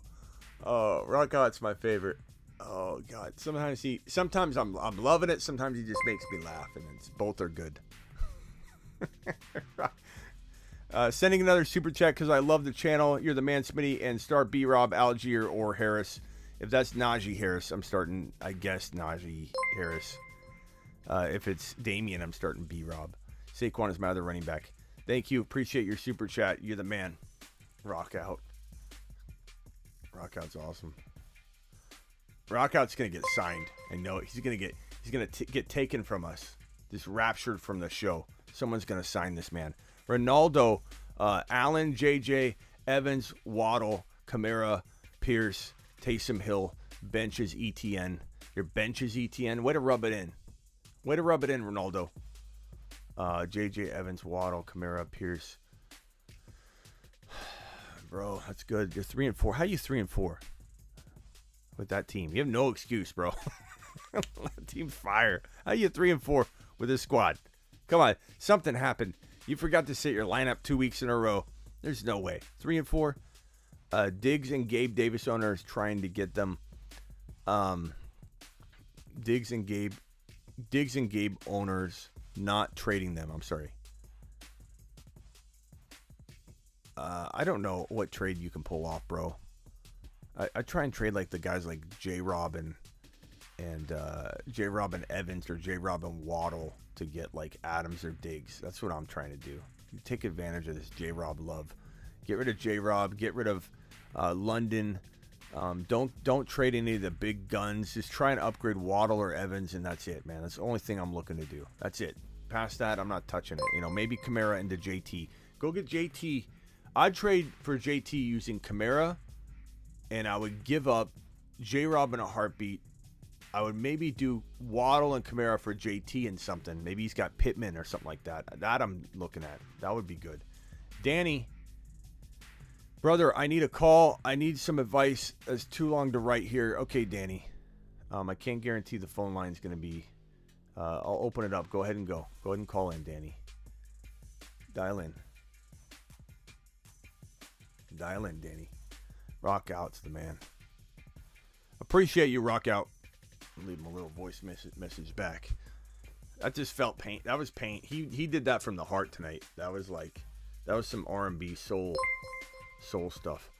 Thank you, Dorns, for subscribing to the channel. We're gonna be at like 6.4K here by tomorrow potentially. You're live on the Fantasy Football Show. Who am I talking to?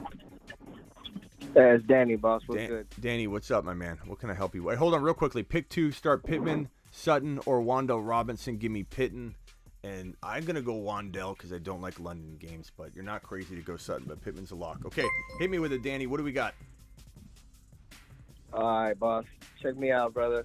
Man, I got an 0-7 season, brother. You think that shit's lost? 0-7? Jeez. Yeah. I think you're the first 0-7 caller. Or, no, I've had an 0-7 super chat. I've probably had like 4 or 5 of those the last couple weeks because, you know, you're going to see it. But, like, I think you're the first 0-7 caller. What's your team? All right, man. I got Tua starting at the quarterback. I got Kamara. And this is where it gets back. I don't got a running back, too. So I got Foreman as right now. Okay. I got Higgins as my receiver 1. I got DJ Moore as my receiver 2. I got Hawkinson as the tight end. Got Boyd as the flex. Baltimore Ravens defense and Cario Santos kicker. So you got Higgins, DJ Moore. Higgins, DJ Moore, and then what was it? And Tyler Boyd. But I just pull off a trade right now for Christian Kirk and for Cam Akers. And I gave up Foreman and Curtis Samuel.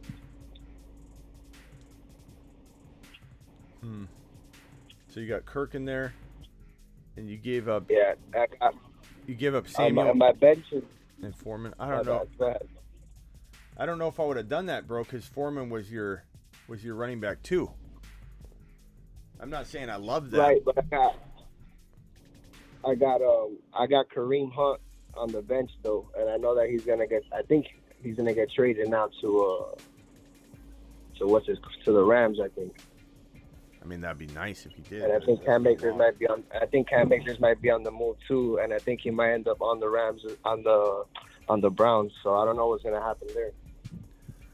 Well, if he's on the Browns, then he's completely worthless because you got Chubb there. So I would say you probably, bro, need to trade Kamara for 2 players. That's the only thing you can do. There's nothing else I could give you the promo code, or we could try our best to get 2 players for Kamara. Because this team's not beating. If it sneaks into the playoffs, which is probably not, right? If it did, like, I don't know. Who's the last playoff seed? What record did they have? Well, they're 1-6. The last playoff seed's 1-6. Wait, my bad. No, wait. I think they're 2-5. My fault. 2-5. That's still the last decided 2-5. You're only 2 games back, bro. That's crazy. I know. Is that mathematically possible? Everyone's saying hit you with the promo code. That's what we've been saying. Don't take offense to that. We've been saying that to everybody that might have their season lost. Like, hit the promo code. Underdog Fantasy, bro. It's a way to play week number 8, week number 9, all by themselves. Have some skin in the game. Don't be walking in depressed into Sunday and not having another team that you can root for. That's what the promo code's there for. Promo code Smitty. Up to $100 bonus match your first deposit. Kamara, bro. Go to the ETN owner. Go to the Kenneth Walker owner. Go to the Aaron Jones owner. Go to the what other player? Swift owner. See if you can get an additional player, preferably a running back, which is going to be hard to get 2 running backs for 1. But maybe the ETN owner has Aaron Jones. You can get both of them for Kamara. You know what I'm saying? And at least roll in like that. But you're going to have Hunt's a tougher RB to bank on. But I think Foreman was a little bit better for now, but maybe not long term. I don't know how much I trust Foreman to be there for you all every step of the way. But like, this could be a tough battle, bro. But you don't give up. Don't give up. Is Watson out there on waivers? Deshaun Watson? Deshaun Watson is not. He's picked up. He's on sitting on somebody's bench right now. Okay, I was gonna say, I'm trying to think of like somebody that. I don't know, man. I don't know. What do you think right now with this Chase thing gonna happen? What do you think Higgins and Boyd's value is? You think that there starts every week now because of it? Yeah. I think in your situation, they're like superstars on this squad, but like Higgins and Boyd could ball out to a decent degree. Kirk could. That gives you a little bit of flexibility to trade Hunt and Kirk, or Boyd and Hunt for just try and catch someone sleeping at the wheel on somebody, bro. Just go down the running back list and start off kind of high, but then work your way down. Like, start at Aaron Jones and just start going down until you get to a point where it's like you're not even upgrading anymore. But Kirk and Hunt just start with Aaron Jones and just start going down. Somebody's bound to make a mistake. Catch somebody sleeping at the wheel. Maybe you get a Ramondre Stevenson for Hunt and Boyd, or Hunt. No, keep Boyd. Hunt and DJ Moore, maybe. Hunt and DJ Moore, maybe. Maybe you sell this whole Akers dream that you're promoting out there. Akers, Hunt, and DJ Moore for a Ramondre, or for maybe the Najee Harris owners just done with them and they'll trade him for Kirk straight up. Try. You just got to throw a bunch of mud at the wall until something sticks, bro. Yeah. 10-4. I appreciate that, man. I appreciate your knowledge, bro. Yeah, man. I appreciate you. Thank you for call back, man. No problem, man. Later. So it's always so like somber when I see a team that's like hurting. It's just like, when you run a show like mine, every person's your responsibility. That's the way that it is. It's the way it should be. And that's how I feel. I feel like I got to protect my people, my family. Even Slayer, protected Slayer when he, everybody going at him in the chat for a minute, and it's like, he's family. Let him go. That's like Uncle Slayer. Uncle Slayer, leave Slayer alone. Anti-Slayer is Uncle Slayer, believe it or not. Najee was my number 1 last season, and Eckler my number 2, says Slayer. Uncle Slayer. We need to change it to Uncle Slayer. Rock out. I'm sorry I missed your call. Try one more time. Pick 2 to start. Pittman, Sutton, Wandell. Already got this one. Yeah. Thank you for your super chat. Uncle Slayer back for another one. Uncle Slayer wanted to give Rock out a salute for his amazing rap. His One More Try beat. His Boys to Men rendition. Pittman, Devontae, Boyd, Sutton. Already got Cup. Pittman, start one. Give me. I mean, Boyd's crafty, but I think Boyd or Pittman. And chat. What do you think, Boyd or Pittman? Can I get a vote for Adrian? And this one here. Hey, Smitty, pick 2 to start this weekend. Pierce, Swift, Skywalker. I'm going Pierce and Skywalker until Swift proves he's getting full volume, but you have a great dilemma on your hands. I'm very excited to see you have those 3 running backs. Rock out. What's up, my guy? Can I get some whiteboard treatment? Let's do it, man. What can I do for you? Can I give you my team? Yeah. All right, I got Kirk Cousins at QB, Swift, Kamara, A.J. Brown, Olave, Schultz, B-Rob, Zay Jones. Hold on 1 second. Olave, Allen Robinson, B-Rob, Schultz. Zay Jones, Allen Robinson, Bill Herbert, Pacheco, MT, Josh Reynolds, and Dotson. Okay. I like it. Might be trying to upgrade B-Rob. I'm not sure who I could do that for because I'm not that deep. Yeah. Upgrade B-Rob, he said? Or is that what he said? Yeah. Okay. Let me just get these super chats on the screen here. I got Sick Nasty. I got Slayers. I'm putting them in a little queue here on screen. Appreciate you guys. I like what's going on here and here. And I agree with you. I'm probably not touching those A.J. Brown, Olave, Kamara, Swift if I can. So B-Rob for, I'm thinking like Gabe Davis is my favorite go-get player right now again. And I feel like for some reason he's not like a steal, but he's still undervalued. And I don't understand why. He seems very attainable. I think people just don't trust him. You know? Yeah. Yeah, that's a good one. B-Rob for... I mean, you could take a gamble on Najee. Najee? I mean, you may have to throw in like an MT and trick somebody. I mean, I already have too many things on my team anyway. Sell somebody the dream that is MT. I got a bridge to sell you. Its name is MT. People believed in him, man. Walking into this year is crazy. I didn't understand it. I didn't understand it at all. Deontay, MT, you know, even the guy like now to go get at a low price, but Pittman in the third round, top of the third round. There are so many overbought players this year. It was crazy. But, you know, I did some too. I mean, I like Najee going into week 1. I'm not going to lie. Andres, the show loves you back. He said Najee like hell no. Well, I mean, we're talking about for B-Rob, though. Najee for B-Rob ain't bad. Like, owning Najee sucks, and you want to get rid of him at every turn. But when you can buy him, it's different because you're buying him from somebody that doesn't want him. They want to get rid of him at all costs. So that's a good one. Ramondre's decent for B-Rob if you want to kind of go across or stay in position. If you want to go cross position, you've got T. Higgins, you've got Michael Pittman, you got Gabe Davis, you got DeAndre Hopkins. Those are all attainable players. And then that's kind of all she wrote, bro. Otherwise, you go kind of rogue at that spot, put Khalil Herbert in, and use B-Rob to upgrade Cousins into Herbert, who's on a bye week, and maybe that owner is willing to do that. I also got Kyrie Williams on IR. Kind of wait, see how that. Yeah, that's not bad. Panned out. So here, let me just read this real quick. Why are you sorry, Andres? Why are you sorry? John says can't sell Najee, no takers.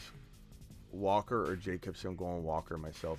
We got a couple people saying they can't sell Najee for anything. I think Najee's a good potential B-Rob swap. I like B-Rob, but he's in a committee, and you never know what he's gonna get. Yeah, I just feel like it's not a bad third running back option if you're buying into it. He's got a shot. He's got a shot. I don't love it. You want out of it. I told you guys to sell him all since week 1. Sell. Now he's got no trade value. Now you're gonna buy him. Now you're gonna buy him at the cost of a trash can, an empty trash can at that. So, I'm not calling B-Rob a trash can, but B-Rob doesn't have a lot of value right now. I think coming out of last week, it deflated.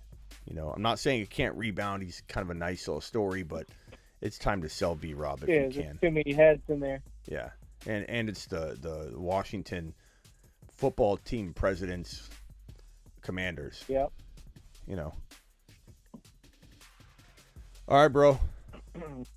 I like it. I appreciate it. Not bad. Appreciate you. Well, you should have some good sell high opportunity coming out of next week. Maybe we attack it differently. All right. Later. Appreciate it. Oh, look for Watson on waivers. Deshaun Watson. Oh, all right. Yeah, just stash him later. All right. Cousins, Dalton, Jimmy G this week. Give me Cousins. Dalton's intriguing just because he did so good last week touchdown-wise, but I'm an anti-Slayer, not an Uncle Slayer. Facts. I got Cooks and Wan'Dale Robinson still, or since you don't trust Sutton, receivers on waivers. Van Jefferson, Allen Robinson, Mike Thomas. Not liking that list. A-Rob probably, I like A-Rob probably the most, but I don't know if I like Sutton or A-Rob more. I hate London games. I hate travel. I hate Thursday night games. But Cooks, Wan'Dale, I probably like Cooks the most. But keep an eye on him. Make sure he doesn't get traded or something weird. And then he's out. Traded at midnight. Barkley, Pollard, Boyd, Muth for Mixon and Swift. I'm going to go Barkley, Pollard, Boyd for Mixon and Swift. Give me Mixon and Swift. But it's kind of deceiving one. Got offered Boyd for Stevenson and want to use one for the flex. I would rather have Stevenson over Boyd, but Boyd's crafty. Lineup is Tua, Kupp, Tyreek, Jacobs, and Skywalker. Also have Higbee at tight end. So got offered Boyd for Stevenson. I'd rather keep Stevenson personally, bro. I just think he's got more of that home run potential. You're live on the Fantasy Football Show. Who am I talking to? Oh, my name's Choa. What's up, man? Yeah, I'm a big fan of the show. I didn't think you were gonna answer, but I want to say it's my first year doing fantasy, and low-key fell in love with it, and watching you is like a cheat code, honestly. Well, I appreciate that. I wish I could hit everything, bro, and I wear it in painful fashion and carry the weight of all these injuries. I know they're not my fault. I definitely don't need, you don't need to worry about me by saying, Smitty, it's not your fault. Don't be so hard on yourself. It's not a matter of me being hard on myself. I know I can't prevent a Breece Hall ACL tear. But when I have content and Breece Hall tears his ACL, I've got content and Jamar Chase, rips his hip apart and plays on it like Slayer said. Slayer wasn't wrong. He shouldn't have played on it. And the team's reckless by running him back out there at halftime. And just pushing his luck.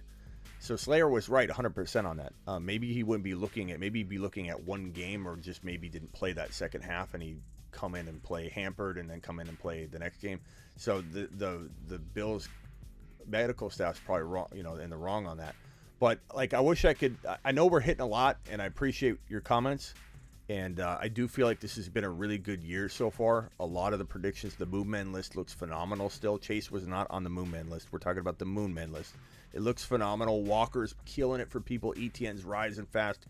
One door closes. Pollard door opens. Pollard's walking into this week as a starter. So I'm feeling pretty good about it. But it is hard to not take it, in a rough way when 2-3 of your top 5 or 6 predictions suffer unforeseen injury, and it's just kick to the nads, bro. But, you know, I work for you, my guy, and I'm glad you found the show. And, you know, I'm part entertainment, part fantasy football, you know, show and content. So, you know, at the very least, this is, like Slayer said, a family, and we come and hang out no matter what. I try and make it the most entertaining, you know, couple hours or however long we're live. So you guys have, you know, outlets and ways to vent and all that. So I appreciate you, my man. I appreciate you as well. And well, yeah, basically, I have a really solid team too, because you know I've been getting advice from you and putting in the hours, you know. Yep, and like work. I just need a QB though, but everybody's being stingy with the QBs. Low key, I'm being stingy with the trades too. I'm not gonna lie. Why not? But I mean, that's why I have such a good team though. Yeah, I mean, you gotta be disciplined, bro. If I could tell you one thing to do, is always write your. I do this on the board for visual reasons, but writing your team out, writing your trades out, is very good for the mind visually. And one technique that I learned a long time ago is to write it out, to actually like look at it on paper comparatively. You know, write the players, and that's why this is so effective and people love this, is because it's really, really nice to see it, and you can kind of visualize it better than to just say it in your head, or you get a trade offer. And so that's one thing. And two, always flip the script on yourself and say, if you were on the other side, would you accept it? You know what I mean? Because we were talking about earlier when someone was like, would you do this for Diggs? And I said, okay, yeah, but let's flip the script. If I had Diggs, would I take that? No, I'd rather keep Diggs. So yes, go get Diggs. That's one way to always make sure you kind of like double check yourself on a trade. But go ahead and hit me with your team, and let's see what kind of quarterback we can get you into. So I have Tua. Wait, I have like 3 QBs right now. I'm not gonna lie. It's because who you got? Like I was just picking them up from the. I have Tua, Kirk Cousins, and Geno. And then I also picked up Deshaun Watson. Hey, that's gonna help you, bro. I like that move. Yeah. Okay. Four then QBs, bro. Okay, go ahead. Yeah. I was struggling, man. I'm telling you, my team is like really solid. It is what it is, bro. All right, you saying you're selling your team up. This better be good, or we're gonna all be let down. You're telling us how solid it is. Let's hear it. Yeah. I mean, it's not. I like to say it's good. I mean, for my first year doing fantasy, I think it's very good, honestly. Okay, let us be the judge of that, but go ahead. All right, I have JT, Kenneth Walker. You can tell he's smiling. I can hear your smile, bro. You're excited to tell me. You're like, I can hear you smiling. You're trying to talk and you're smiling. I'm so happy right now. I'm telling you, I didn't think you were gonna pick up. Okay, go ahead. JT Walker, you're so excited to tell us this team. I can tell. It better be good, but go ahead. I have Jefferson. Oh, God. I have Waddle. I have Mark Andrews. Loki let me down today, but yeah. But it is what it is. Yeah. I have Pittman. Okay. And then I have Carson. Who? The kicker. Oh. I was like, dude, Chris Carson's not. Okay, go ahead. Yeah, and then I have the Bucs defense. Okay. And then on my bench, I have D Swift. Oh, what? Wait, what? Okay. What size league is this, bro? 4, 5, 6 team league? No, it's still 10, but I mean, I'm gonna get some grandmas. I'm not gonna lie. Yeah, there are some grandmas. Is your grandma in it, or just other people's grandmas? I think it's like both. I mean, but you're not sure if your own grandma's in it. Okay. All right. Yeah. Swift. Who else you got? Swift and who? I have Wando Robinson. Okay. St. Brown. And then I have Pat Ferrier, the tight end for the Pittsburgh. St. Brown. Okay, first of all, we need to get St. Brown in the lineup there, newbie. We need to get Pittman on the bench and St. Brown in the lineup, okay? No, he's been letting me down. Like, I don't know. Bro, you're going to let yourself. You're going to let yourself. Because... Can I tell you something? St. Brown plays with a chip on his shoulder. If he found out that you benched him, he would literally stare you down during the game in the camera. He'd do this, bro. He'd be sitting there on the sideline. And he'd be looking at you, bro. He'd be looking at you, staring you down. He'd be like, what's your name again? I forgot your name. Oh, my name is Juan Ochoa. Juan, he'd be looking at you in the camera. If he found out who you were, he would be staring at you in the camera the entire time. And he'd be like, you sat me, bro. I'm going to make you pay. I'm going to score 7 touchdowns today because you sat me. You sat me from Michael Pittman, who has Ellinger, who I'm hopeful about. Ellinger throwing him the football. You don't know what that looks like. He disappoints you. I'm gonna show you what to do, bro. You can't. No.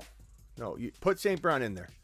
I like Pittman. I'm not gonna lie. I like Pittman, but like if you want to start Pittman, put Waddle on the bench before you put St. Brown on the bench. Don't put Waddle on the bench. I'm just making a point. If I'm you, bro, I don't do anything but use all of this right here. Use Pittman because you're putting. Let's rewrite this. I can't look at this. This is just wrong. St. Brown in the flex or in the wide receiver spot here, and then Pittman on the bench. Yeah.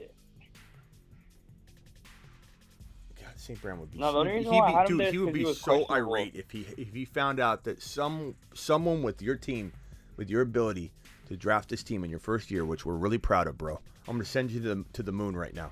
Okay. To the moon. We're very excited that you Appreciate it. came in your first year and you delivered this kind of squad, bro. It's very exciting to see you doing this in your first year. But don't make that rookie mistake. Honestly, the only way I did it is because from your help, honestly. Like, okay, well, it's like insane. Take my help now and put St. Brown in your lineup. So, Swift. Okay, I got you. Swift is actually, this is pretty good. Like, I don't think you need to make a move, but because the bye weeks are coming up and all that, Swift's already had his bye. This is going to be very good running back depth for you. And so will this be for wide receiver depth. St. Brown's had his bye. JJ's had his bye. Bro, you're set up. You're set up. All the circle guys have had their bye already. You're set up, man. Yeah. But Pittman's going to help you out a lot. I would just maybe try to look at maybe using Pittman or Swift to get an upgrade at quarterback. Like if you could trade Geno or Tua with Swift and get, I would shoot for the moon, man. I'd go to one of these grandmas and say, look, Josh Allen, you know, he. I was trying to give up JJ. I was trying to give up JJ and like Pittman for Josh Allen and like someone else. JJ and Pittman for Josh. No, bro. No. Make sure you come to me with your trade offers, okay? You did a great job drafting, but we got to be careful. You're not. Look, think about it this way. Most of these were trades, honestly. I know, but they were grandmas. I'm not gonna lie. Okay, but I said traded for my team. Don't let a grandma take you out in a trade, bro. You've done so good. You've worked so hard. No. That's not gonna happen. Okay, but Josh Allen is not worth JJ. JJ would be drafted 1, 2, 3, or 4 overall, depending on who you're talking to. Josh Allen, while he's way more valuable than he should be on draft day, because people don't respect early quarterback and they should, you need to not trade JJ. You need to trade like Waddle and Tua for a QB. I would do that. He's the guy I trust the least, even though he has a lot of value, and I respect the value. But like Waddle and Tua, and you could put Pittman in potentially to get like a Josh Allen or a Hurts or something. Hurts has had his bye already. Josh Allen's had his bye already. If you can't pull that off, then just play matchups, play Cousins, and then when Watson comes in, you might be okay. But what's your record? I'm sadly I'm at 4-3. 4-3. Well, that happens. It's not crazy. I've seen the amount of points scored against somebody that has a good team. Plus, you had Swift out, and Walker didn't rise up until just recently. JT's been disappointing, but this team right here. No, I'm saying like I made like the trades. Like I didn't have this team. Yeah. Like I traded for JT, traded for Swift, traded for Brown. Attaboy. You're on your way, bro. And I picked up Walker. From waivers. I picked up Stevenson from waivers. I flipped them. Flipped Olave. Flipped like quite a few heads. Walker. I bet you Walker was sitting on waivers all day too. I bet he was. It's that kind of league, bro, where like he was just sitting there, like it was half a day gone by, no one picked him up. Nah, it was like he was barely on the come up. Like I don't know. I was just watching the show, and it was like when it was first like no one really paid attention to him. Yeah. I got him like right before he blew up. All right, I got you in the system here. Juan the newbie, doing good things, bro. You're not a newbie no more. You're doing good things. Stand pat before you make any trades, Ron or Juan. Okay. Appreciate you. Later. All right. Thank you so much. Yeah. Appreciate thank you. It. Call in anytime. I got you in the phone, so I'll know you're calling. All right. Later. Yeah, he needs to. Juan, I don't know if you're listening right now, but Juan, you need to listen to this and listen to me good. I'm gonna stare at you like St. Brown would if you didn't start him, bro. You got to do what's gonna start Pittman over St. Brown. Don't trade your studs away. You're better. You'll probably have a higher likelihood of just winning doing nothing than making a trade. So be careful making trades, Juan. You're live on the Fantasy Football Show. Who am I talking to? Hey, what's up, man? It's Gabe. What's up, Gabe? What can I do for you, Gabe? I was just I wanted you to go over my lineup. I'm 2-5, so I need wins. Okay, 2-5. What's your team? My team's Josh Allen, Saquon, Connor, T. Higgins, Gabe Davis. Tight ends are Muth, Taysom, or Likely. Connor, Dylan, and Boyd. Connor, Dylan, and Boyd? Yep. Okay, you already got Connor listed, so did you mean somebody else? Or? Oh, my bad. Okay. You got 2 copies of Boyd just hanging around? All right. Barkley, Connor, Dylan, Higgins, Gabe Davis, Boyd, Josh Allen, Muth, and Taysom Hill. It's a good squad, bro. I mean, 2-5. Higgins has been, injured. Gabe Davis was, a very undervalued guy that's just bouncing back recently. Josh Allen was on a bye last week. It's very understandable. Your team could have had some losses and some L's along the way. Barkley, Connor. I mean, I suppose I would consider dividing and conquering with Barkley. I think I keep Josh Allen because he's a staple for you, and he just carries you. He'll carry you week in and week out. He's got the bye week out of the way. I'd contemplate trading Barkley for like Swift and a wide receiver. I'd contemplate trading Barkley for ETN and a wide receiver, or Walker and a wide receiver. I did super chat earlier that I had an offer on the table: Barkley, Pollard, Boyd, and Muth for Swift and Mixon. Yeah, so Barkley, Pollard, Boyd, and Muth. You got Pollard too, huh? Yeah, my bad. Pollard. That's probably who you meant instead of Connor again. Okay, so Barkley, Pollard, and Muth for Mixon, Swift. That's an interesting one. Let me move this over here. So Barkley, Pollard, and Freiermuth for Mixon and Swift. It's Boyd as well. Barkley, Boyd, Pollard, and Muth. Okay, Boyd too. Yeah. What's the chat think of that? What are we thinking about that, chat? What are we thinking here? And then Barkley's having a bye next week, so yeah, I'm gonna, Thank you, Swavey. Thank you. What do we think on this trade, guys? Do we take the chance on the bye week for Swift already being out of the way? Swift getting in here. Kind of feel like Mixon's gonna get an uptick. If it's me, the only thing that worries me is Swift's health. Yeah. I mean, you can't be for sure, but it's just like if that goes down, then. Yeah, everyone's. I mean, Pollard ain't gonna be a starter anyways. Dude, you got a unanimous no, bro. Unanimous no? Absolutely terrible trade. Terrible. No. Super awful. No one likes it, bro. Barkley can go for both. Keep Barkley. Dude, you don't have one yes. Not one yes. So that should tell you right there you definitely don't want to do it. Yeah, I mean, I was leaning towards not doing it. At the end of the day, Yeah, at the end of the day, what I think you might want to do, you got one hold on Swift. One Swift. Another keep Swifty. Another Swift side. There's 2 Swifties that came in here. Swift gonna pop off, says Ada. Here's what I think you need to do. What else does the owner have besides Mixon? Because that's the part that's a kicker for me. I think if we swap Mixon out, this could switch, and everybody would go on the Swift side. So what can you get instead of instead of Swift? Does he have an ETN? Does he have a Kenneth Walker?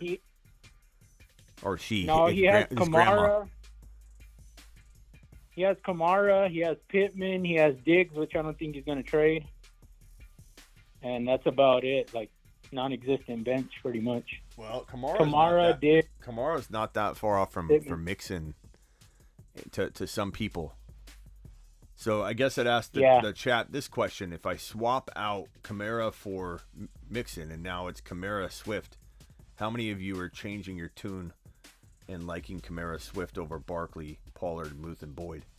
I have a feeling that thing gets flipped upside down. Let's just see. And I don't know that he would do that, but you could.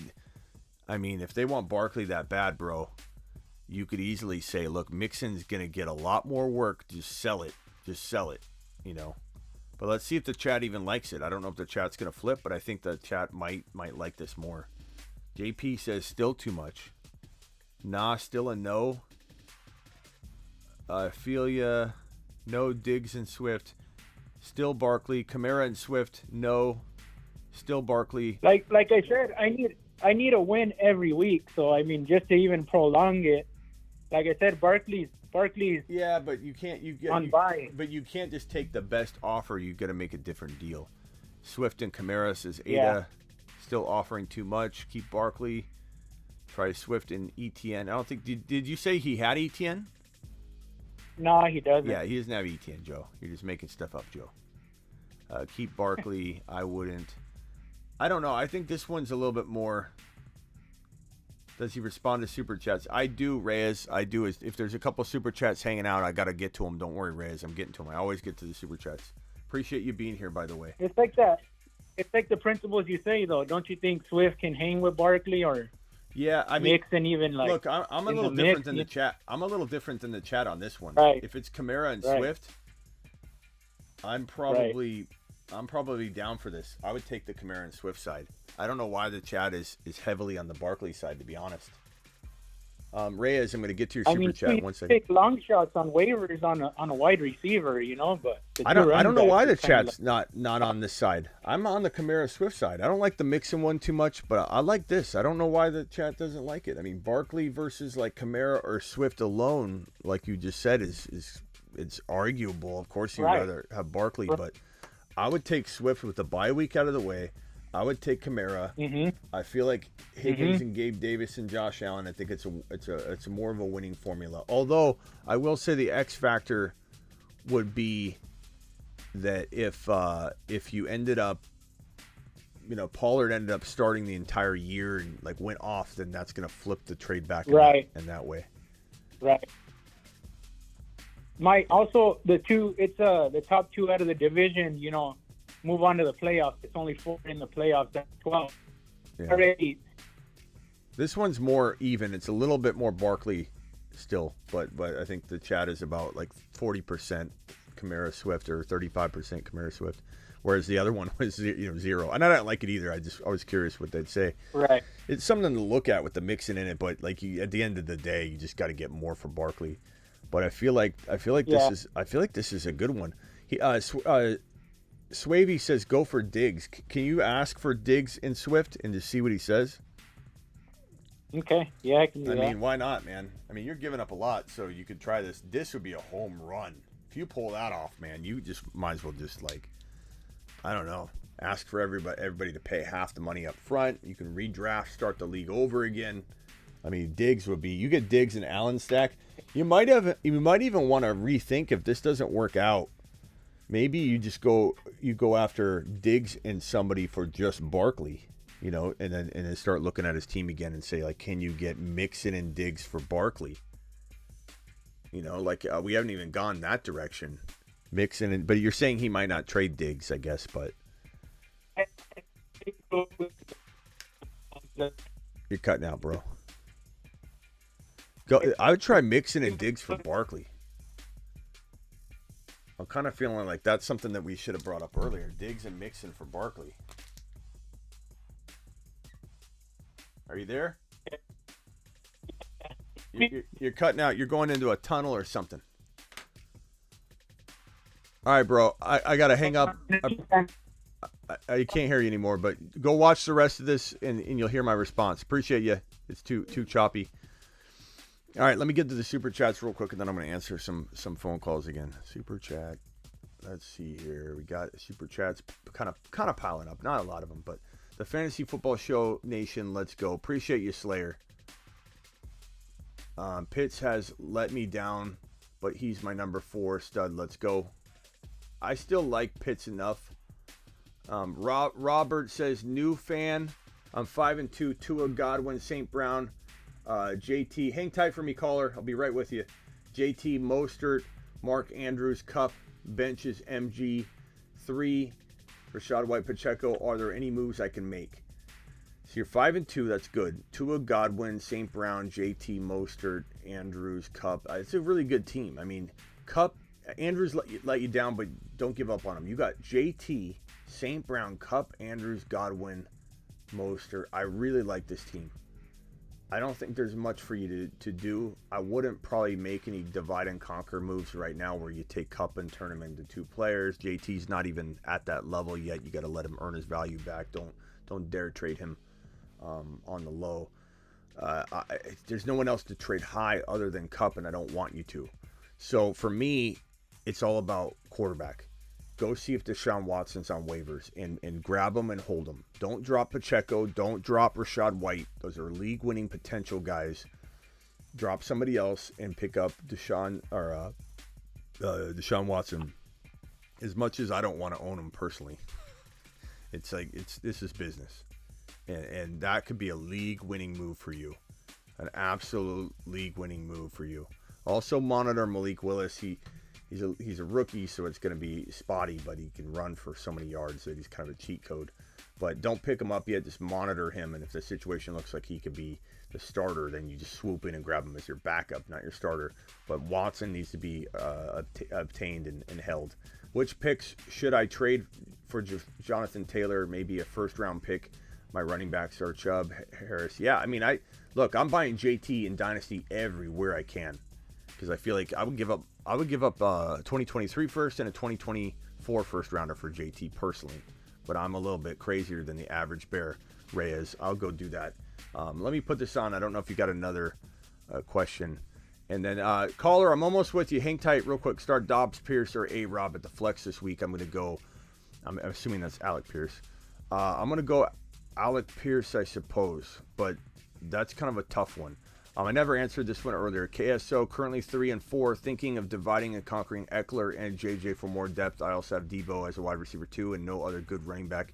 What can I expect to get? If you're going to try and trade JJ, you need to start off with Walker, start off with ETN, start off with Swift. Those are the 3 players that I'm targeting if I'm trading JJ or Eckler away.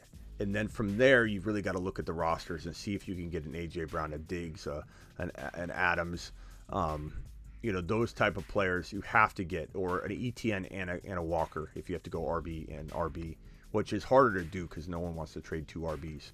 And then as far as this question here, maybe a first rounder. This is Reyes. Yeah, Reyes, appreciate you.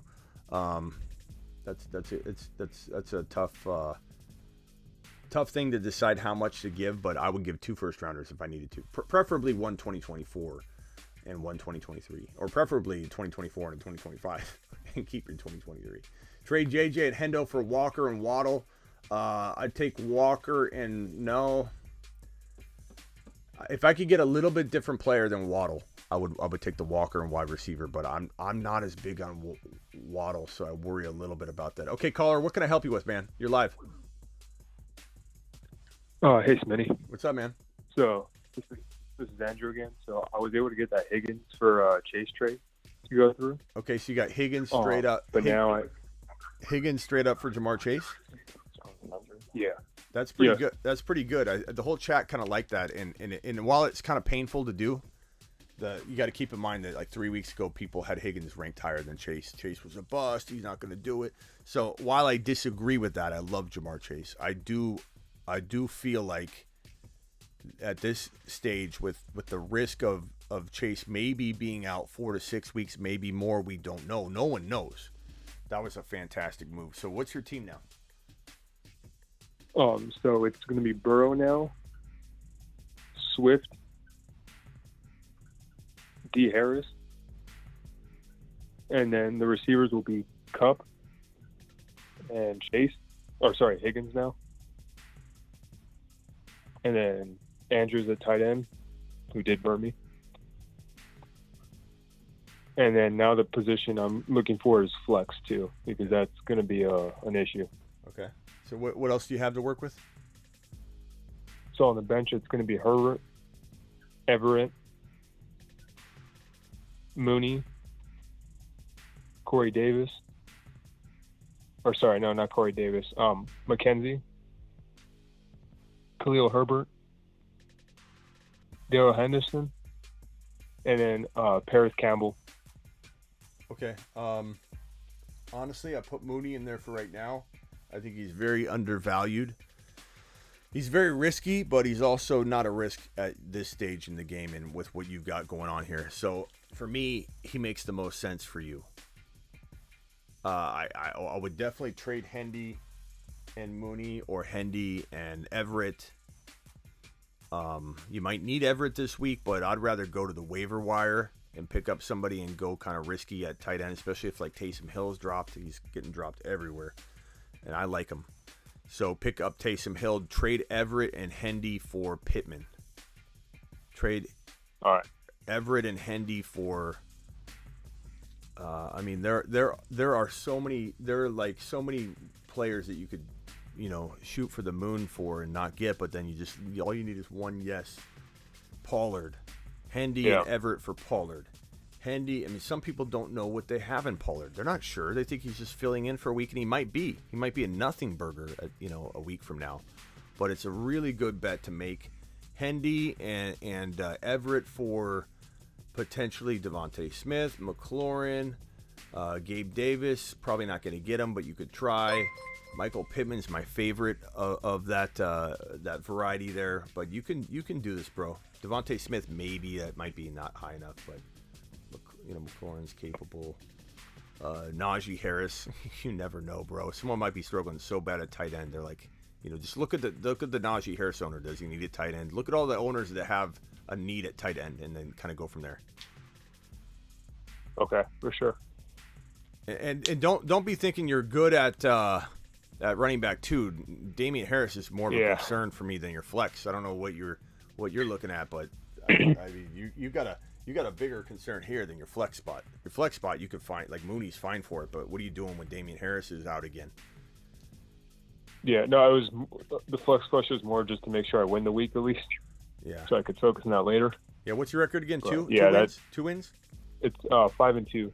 Oh, you're 5-2. Yeah. Okay. Yeah, you're good, bro. Your team's still really good. Nice job with the trade. Okay. All right, later, bro. Thank you. Let's see. I've got Have a good day. Yeah, you too. I've got two other callers on the line. There's someone I added just a couple minutes ago, and there's somebody that's been waiting a while. So the guy that's been waiting a while, can you go first? Hello? I've been waiting a little bit. Okay. You hear me? This is Kevin. Yeah, Kevin, hit me. Hey, real quick, I had a dynasty question. It's a 12-team start 9 super flex, and I'm weak at quarterback. So let me ramble off my team real quick. You ready? Yep. So I got Brady, Watson, Tannehill, Zappy at quarterback. Okay, hold on. Brady. I got Brady, Watson, Tanny. Okay. And then at running back, I got Eckler, Mixon, Jacobs, Ramondre. I got B-Rob, Akers, and D. Harris. Stevenson, B-Rob, and who? Stevenson, B-Rob, and the other one you ain't got to write down. This Akers and D. Harris. Okay. Did you get Eckler, Mixon? Yeah, Eckler, Mixon, Jacobs. Did you get Eckler, Mixon, Jacobs? Yes, sir. All right, and then wide receiver real quick. I got Hill, Godwin, Judy, Thielen, Ridley, and Wandale Robinson. And tight end, I got Irv Smith, I got Disley, and Brevin Jordan. But the question is, I got an offer in my inbox for Ramondre, Judy, and Tannehill for Kyler Murray. Punch Think I should roll with that? Punch it. I got you, bro. Yeah, I mean, if Watson becomes a thing, then you can trade him, right? Is trading really Yeah. hard? Is trading hard in this league or no? Trading is hard, and people love running backs, so that's why I'm hoarding running backs, because people love running backs. Yeah, Ramondre ran off, and now everybody wants to run. I mean, you're not starting Stevenson, right? Right now, you're starting Eckler, Mixon, and Jacobs, right? I can start two flex. I can start two flex. So I'm starting Stevenson, but I don't start Judy at all. Yeah, I think because we don't know for sure what he is. Does the chat agree with me on that one? I'm curious to know. I've been turning to the chat a lot lately because I think it's fun to get you guys involved. So you're not just listening and you're engaging. So if anybody wonders, and it's fun for me to see what you guys are thinking. But I also value the chat's opinion, and when I'm on the fence about something, I love to go to the chat. I don't lack humility to the point where I think I know more than the consolidated opinion of the entire chat. The entire chat's more powerful than me. So I'm going to the chat. Do you guys think Stevenson, Tannehill, and Judy for Kyler Murray in a super flex is a smash? I think it is. Because, I mean, you think about it, in a super flex startup, where's Kyler going? At least at the bottom of round one. Where's Stevenson going? Nowhere near the first or second round. So it's like you got to think about that. You know, even as much as we like the idea of Stevenson in a one QB, state of mind, we have to remember that this is a super flex, and I think that you have to take advantage of. You don't know what Stevenson's going to be. He could be amazing, and we love him. We love him on the show. But it's a really good, smart move for you to get Kyler. Yeah, everyone's saying smash it. Kyler in a small piece, yes. Take Stevenson, says Swavey, smash Kyler and something else. Try and get something else. But yeah, smash that, bro. I probably wouldn't even. Probably wouldn't even risk him pulling it by trying to get him to add something. I would just take it personally. Happy. I got you. Thank you, bro. All right, appreciate you, man. All right, I got two of you on here. Open 24, hang tight for me, and the other individual, you are up. All right, hey brother, What's up, my name is Grant, and super thankful that you're on here late at night, man, calling in the late night hours. Yes, sir. So I'm in a 10-man full PPR. I got Patrick Mahomes, obviously, bye week. I picked up Dalton. So my team is Raheem Mostert, Aaron Jones, Tyreek Hill, Jamar Chase, T.J. Hawkinson, Amon-Ra St. Brown. Bench, I have James Conner, Dante Foreman, Khalil Herbert, and Christian Kirk and Wan'Dale Robinson. You say you have Mahomes too, right? Mahomes? Yeah, I have Mahomes, yeah. Okay. Man, your team was, I just want to tell you, because I always like to tell you guys this, because, I think people need encouragement, and, I don't believe in second place trophies or fake encouragement or fake pats in the back or, all that stuff. But, like, when you have a team that was able, like, I don't know if you lost Javonte or Breece Hall or anything as well, did you? Oh, no, man. I started off my running backs. I just didn't prioritize, I guess. Yeah. I picked up ETN. I was a dumbass and dropped him after week 3. Yeah. I don't know what I was thinking, but, yeah. Other than that, I just never really had a strong running back. But still, St. Brown, Chase, Hill, and Mahomes, and Aaron Jones. And Aaron Jones was like a second-round pick, so that was kind of, I think, what kind of hurt some people. And it was a really high. I don't know if you look back on my content or you remember, but it was like I was not comfortable with Aaron Jones. Granted, I have to admit I wasn't comfortable with Barkley being ranked as high as Barkley was, and that worked out really well for the people that believed in Barkley. So I'm not right about everything. I understand that. I can admit that. But Aaron Jones felt so high. Like I couldn't believe how high people were ranking Aaron Jones. I liked him in round 3. But I didn't like him, so I would have even been wrong on that. But people are drafting him at like 14, 13, 15. But, like, bro, I just want you to know, like, your team, St. Brown, Chase, Hill, Aaron Jones, Mahomes, it was good. It was you had a team that was set up really nicely to go into the remaining weeks here and smash everybody. Okay? So, like, have some solace in that. But now it is time to freak out a little bit and make the right decision. So, the earlier caller was able to trade Chase away and get Higgins straight up. So there are people that will do that. They're like ambulance chaser owners, and you kind of know who they are because it fits their personality type. You know, they're the guy that doesn't iron his shirt at work, or the guy that literally he's single and he hasn't had a steady girlfriend in years, and he eats fast food all day. You go over to his apartment and he's got food out and open food containers from 3 days ago. This guy will go get Jamar Chase. He's willing to take that chance. Why? Because he's that hopeful dude. He wants things to get better, right? So go target that guy in your league that's looking for the hope, and he'll take Jamar Chase in maybe he owns Higgins or something. The targets I have for Chase would be Gabe Davis, straight up even for Jamar Chase would be a step back for sure, but it would be a very safe move. It would be a very, very safe move. I don't love the move, but it would be a safe move. Hopkins would be okay. Not saying everybody would even do these moves, but Higgins, Gabe Davis, Hopkins.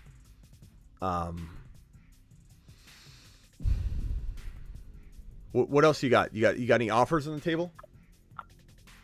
I have absolutely no offers. Nothing's come in. The league mates are pretty stingy upon trades. Obviously, everybody wants to have the winning side. I haven't put anything out yet because I was pretty late to the party with the whole Chase update. I was at work, but I mean, even going for D-Hop would be awesome. But I didn't know if I should split him and try to go after a running back and maybe like a mid-tier receiver. Yeah, I don't know. Yeah, you kind of have to come to me with offers. I mean, I gave you a list of guys. That's probably the best I can do right now on a short phone call, but bring me something tangible and we'll work it out. But go look at the things I was talking about. See if you can trade Connor and Chase for Swift. See if you can trade Connor and Chase for A.J. Brown. Try and get rid of Chase for a slightly lesser wide receiver that's still kind of in his tier by throwing Connor or Foreman in, and see if you can get somebody to take a chance like that. That's the best way to mask and disguise Jamar Chase's vulnerability for this owner. If you just say, hey, take Chase, and you're trying to take somebody, the psychology behind that, bro, is the person's going to be like, no, tangibly, I'm losing this number of games, maybe more, you're gaining this number of games. But all of a sudden you throw a Connor in, and they kind of let go of that responsibility that Chase has in the trade. So psychologically, using psychology in fantasy football, your boy Smitty's got a psych degree. I'm allowed to dabble in this stuff. And what I'm telling you is the human mind and how it works when you're dealing with negotiation. And the tactic to use is the Connor, Chase. Don't worry about Chase, buddy. I'm giving you Connor. Okay, that does make it feel better. Then now all of a sudden, what if Chase comes back earlier? Sounds a lot more appealing because you got Connor to hold some of the weight. So try your best, come back, let me know what you did, and then we'll work from there. All right, man. I appreciate your help, and I'll chime in later. All right, appreciate you. Yeah, call back if you got another one. Next, who else is on the line right now? And I might have to have you both tell me your names first, and then we'll. Yeah, I've been waiting. I've been waiting a little while. Jordan, and then who else is on? Is it Open 24 still on? You can let Jordan go. Go ahead. I'm waiting. I can hear your show from here. Okay, Jordan, go ahead first, then Open 24 next. All right, can I just do my team real quick? Yeah, hit me. All right, this is a two running back, 2 wide receiver, and 2 flex league. Okay. So my starting quarterback is Kyler. My 2 starting receivers are CeeDee Lamb and Chris Olave. My 2 starting running backs are Dameon Pierce and Dalvin Cook. My tight end is Freiermuth. And my 2 flexes are ETN and Ramondre Stevenson. Nice. And then my bench is Eno Benjamin, Jamal Williams, Chase Claypool, Alexander Madison, and then I have Marquise Brown and Kyron Williams on IR right now. So really what I'm trying to do is I'm looking to flip Cook for another receiver because next week I believe it's CeeDee Lamb is on a bye week. and like I really don't have much receivers, and I have a lot of running backs. So I was trying to get the guy who has A.J. Brown and Devontae Adams. His starting running backs right now are A.J. Dillon and Damian Harris. So I was thinking trying to flip Cook in something for maybe A.J. Brown. What are your thoughts on that? Adams and AJB. Okay. Who's your backup quarterback? Derek Carr. I just picked him up. Okay. You're in a. I can tell you're in a Yahoo league. You said what? I can tell you're in a Yahoo league. Yeah, it's a Yahoo league. Yep. Yeah, you know how I know that? I can see you right now. I'm just kidding. I'm just joking. I know you're in a Yahoo league because you list your receivers first. Whenever anybody lists the receivers first, dude's freaking out. He's like, "What's my phone doing?" Whenever you list your receivers first, I know you're in a Yahoo league. So I was just gonna say, for reference, Taysom Hill is, I still believe, a quarterback and a tight end in those formats on Yahoo, right? So I believe so. Keep that in mind. I'm just saying, whenever I see someone in a Yahoo league, I like to mention that, because if you get in a position where you end up needing to go in a direction of like getting rid of your tight end or whatever, he's just a very nice Yahoo tight end because of the ability to step in at quarterback if something happens. I think you need to probably, to get AJ Brown, it wouldn't be that hard to give up Cook. And I think you got some nice bench players to throw at somebody too. Like if you need to throw Eno at somebody, I think you. My thinking was maybe I could offer him like Dalvin Cook and Madison together, because that's a cup for Cook. But then also throw in like a Claypool or Eno or something. Yeah, Madison and Cook should get you an AJ Brown, but let's shoot for Adams though. Shoot for Adams. I tried to send him an offer for Adams, but like his running backs are horrible. Well, like, dude, A.J. Dillon, Damian Harris, David McKissick. Give him Eno and Cook for Devontae Adams. Eno and Cook. I have to see. I'll speak to him tomorrow to see what he'll think about that. But yeah, I'm trying to get another wide receiver because Marquise Brown is, out. And then next week I just have Olave and Claypool. You know what I'd also do if I was you? I would go trade Cook for Swift. You got Jamal Williams, bro. I would go trade Cook for Swift. He's already had his bye week, so that helps eliminate your concern here. I'd rather have Swift. The guy who has Swift, though, he's a Lions fan, and he doesn't want to trade them. Well, then trade him Jamal Williams in the deal, too. I tried, but I don't know. He's kind of weird about that. All right, well, yeah, I mean, I'd take Adams. If you had to take Cook without giving Eno, I would do A.J. Brown straight up, I suppose. I'm not huge on Cook, but Cook might get you a touch more than that. I think we're underselling. I think sometimes my doubt for Cook needs to be held in check a little bit. I think you maybe can get more. So if he says he would take Cook and Madison for A.J. Brown, I mean, at that point, you think I should do it. Yeah, but what I'm trying to say is I think you should probably get more. I don't think I allow myself the ability to get more for Cook like I should in these scenarios. I think I throw the. I think you should try and get. He has Drake London and J.D. McKissick, and that's really it. That's it. That's all Grams has. Wilson. He has Russell Wilson and DJ Chark, Ryan Tannehill. I don't need any of those. I get London at least. Get London at least. I kind of like. And London. I have one more question. Yeah. This is a redraft league, right? I mean, not redraft. Sorry, keeper league. So I get to keep two people that I drafted after round 7, and I have 3 guys that I'm like kind of deciding which one the 2 I should keep, and then maybe I could trade one of them away. So the guys are Chris Olave, Damian Pierce, and Ramondre Stevenson, right? So I'm thinking, like, which one should I look to keep? Right? I was thinking Chris Olave and Damian Pierce, but I was like, for what? For what? What are you trading that for? No, I'm not trading it. I'm just thinking, like, if I want to get something else, which of these guys should I choose to keep for next year, and which one should I trade away out of Chris Olave, Pierce, and Stevenson? Because I can keep 2 of them next year. Yeah. People trade Pierce and Stevenson. You can't keep ETN, right? Maybe the 2 running backs, but Olave's been killing it. So next year, both of his running backs ain't going to be shit. Olave's going to be so good. You can get more for for Stevenson and Pierce right now. You than can't be able to get from him next year. And you can't keep But you ETN, can right? get another keeper probably, right? You can't keep ETN, right? I can't keep it. I got them in round 3. Yeah, no. Yeah, I mean, it just So you depends. get traded running backs for another keeper. I like Olave's keeper value, to be honest. I think Pierce and Olave are really good keepers. I think Stevenson could be amazing and be a monster, or Bill Belichick could literally demolish his value in 2 weeks from now. So, like, I'm on a wait and see. I think that the fortunate thing is you'll know by the end of the year. So I think what Open 24 is saying is a good thing to keep an eye on for sure, because if Stevenson finishes as a top 10 running back, he's going to walk into next year as a monster. But if Bill Belichick decides to go back to a 50-50 divide and Stevenson's like getting 12 carries and it's like we're all frustrated and we're like, what is he doing? Yeah, if you don't have to pick your keepers now, try to get A.J. Brown. Yeah. Call back when you got a tangible offer, and we'll go over it again. All right. Thank you. All right, later, bro. All right, Open 24. Thanks for waiting. What can I do for you, man? What's up? I just want to say, like, if you don't have to pick your keepers now, which you probably don't, just ride all those guys out right now.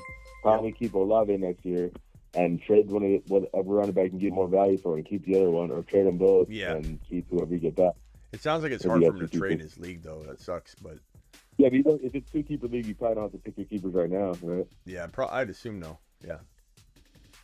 All right, so I got 2 questions for 2 trades. Okay. All right, so the first one is a 12-team super flex tight end premium start 12, so it's pretty deep rosters. All right, give Javonte Williams and J.K. Dobbins, get Saquon Barkley. Smash. Obviously, the team that gets Saquon is a competitor. The team that's giving up Javonte and Dobbins. Yeah, I mean, like, as much as I love, JK's nothing to me. Like, JK's already, I'd drop him in a redraft, you know.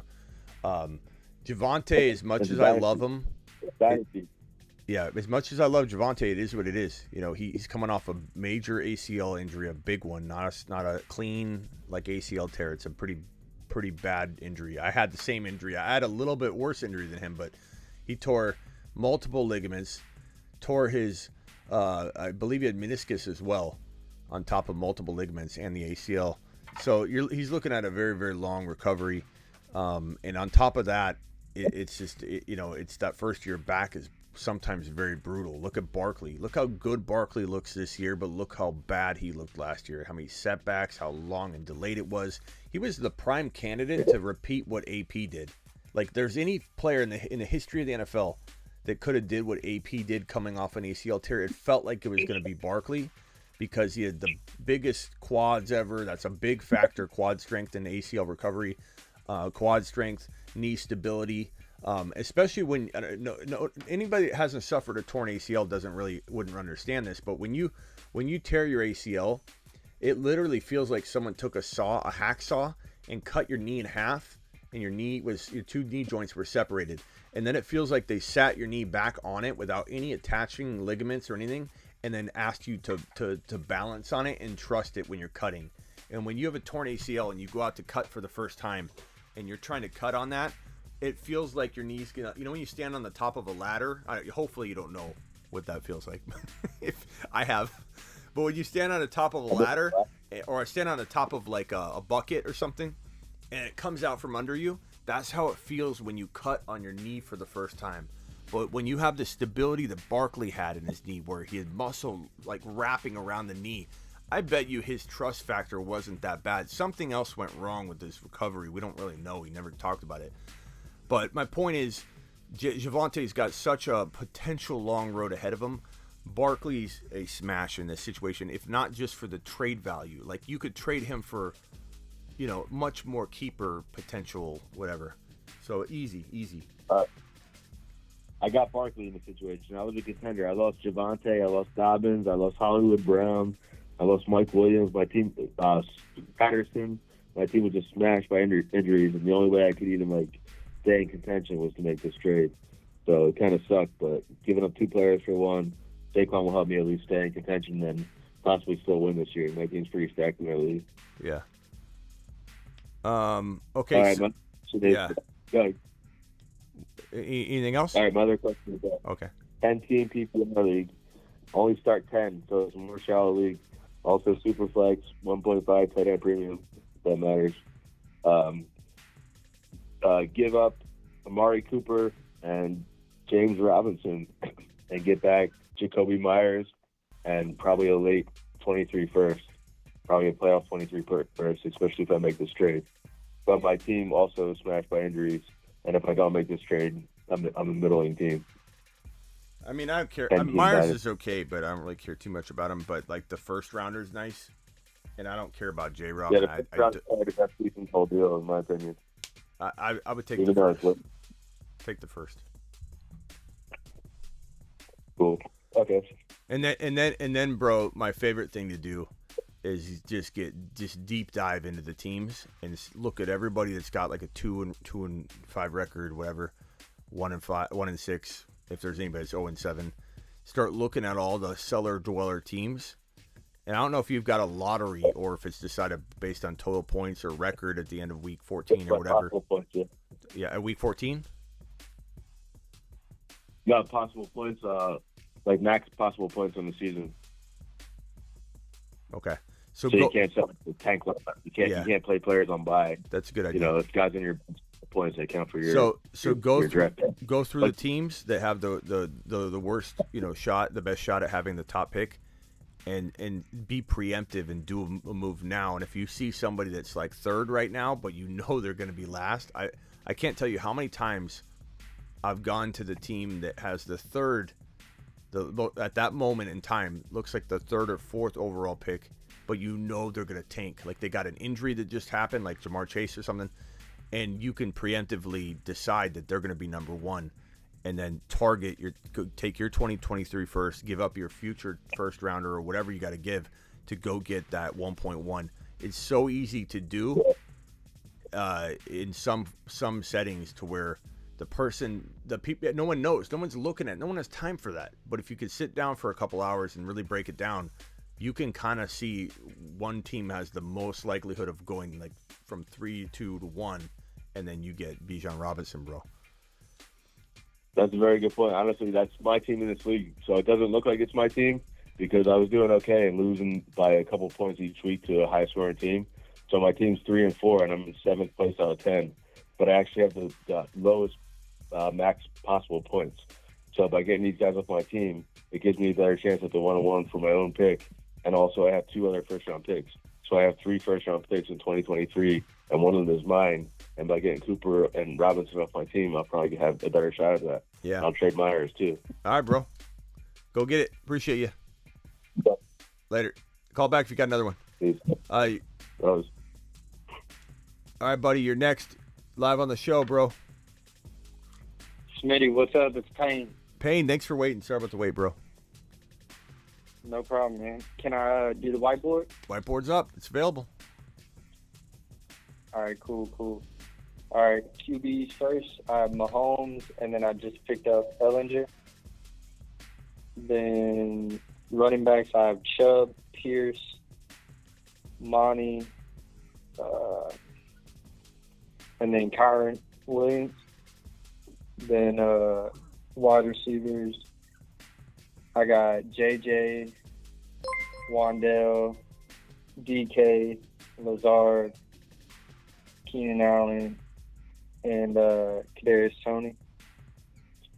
And tight ends, I have Mark Andrews and Tunyon.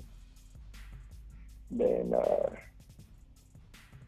I forgot B-Rob on the running backs too. Okay. And then that's pretty much it. So I like Mahomes, Chubb, Andrews, Pierce, JJ. DK was a blow to lose him.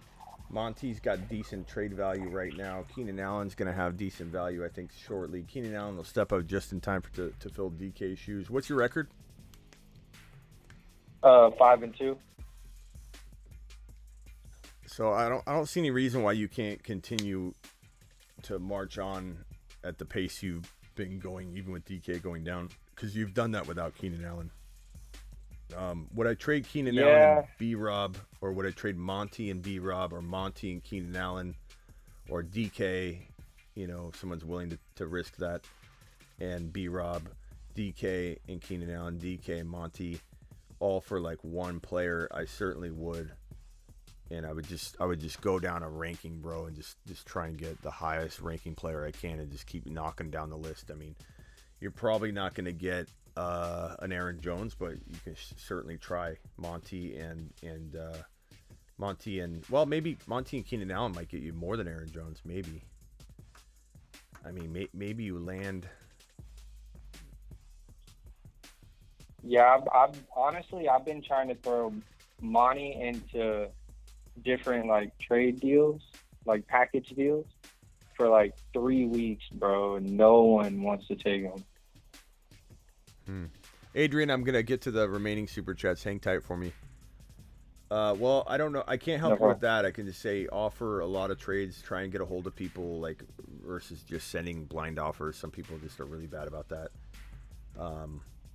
Right. I don't think you need to make any moves, and I don't think you panic about Andrews. Just kind of hold on that.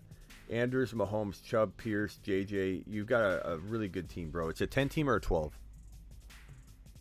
12. That's a really good 12-team league. And B-Rob's very good depth. I'm not worried too much about this team. I would just keep trying Keenan Allen. Keenan Allen and Monty, Keenan Allen and B-Rob for one better player. And you might be best off going at the wide receiver route. Go maybe Olave, go maybe T. Higgins, go Debo if someone's freaking out about Debo. Monty and DK, or Monty and Keenan Allen can maybe get you a Debo. To be honest with you, it might not be the easiest thing in the world, but all it takes is just one person to do a trade they shouldn't do. We've all done that. We've all pressed a button and literally 20 seconds later regretted doing it.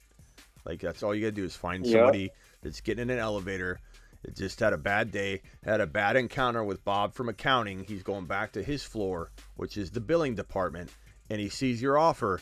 And he just ends up punching it, and he's like, I don't know why I did that. I don't know why I accepted that. Like, everyone keeps thinking like you can't get a deal you shouldn't get. That's the point in offering massive amounts of offers. You offer in waves, in droves, and then all it takes is just one. It just takes one. Right. Like, I can't tell you how many times. See, my. Go ahead.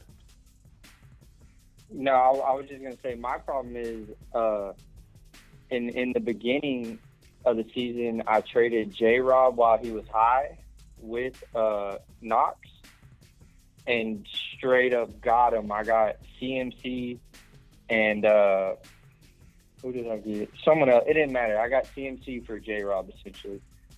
CMC for J. And Where's so now CMC? I'm kind of blackballed. Where's CMC then? I traded CMC for JJ. Okay. Nice job. You see, nobody's trading with you now.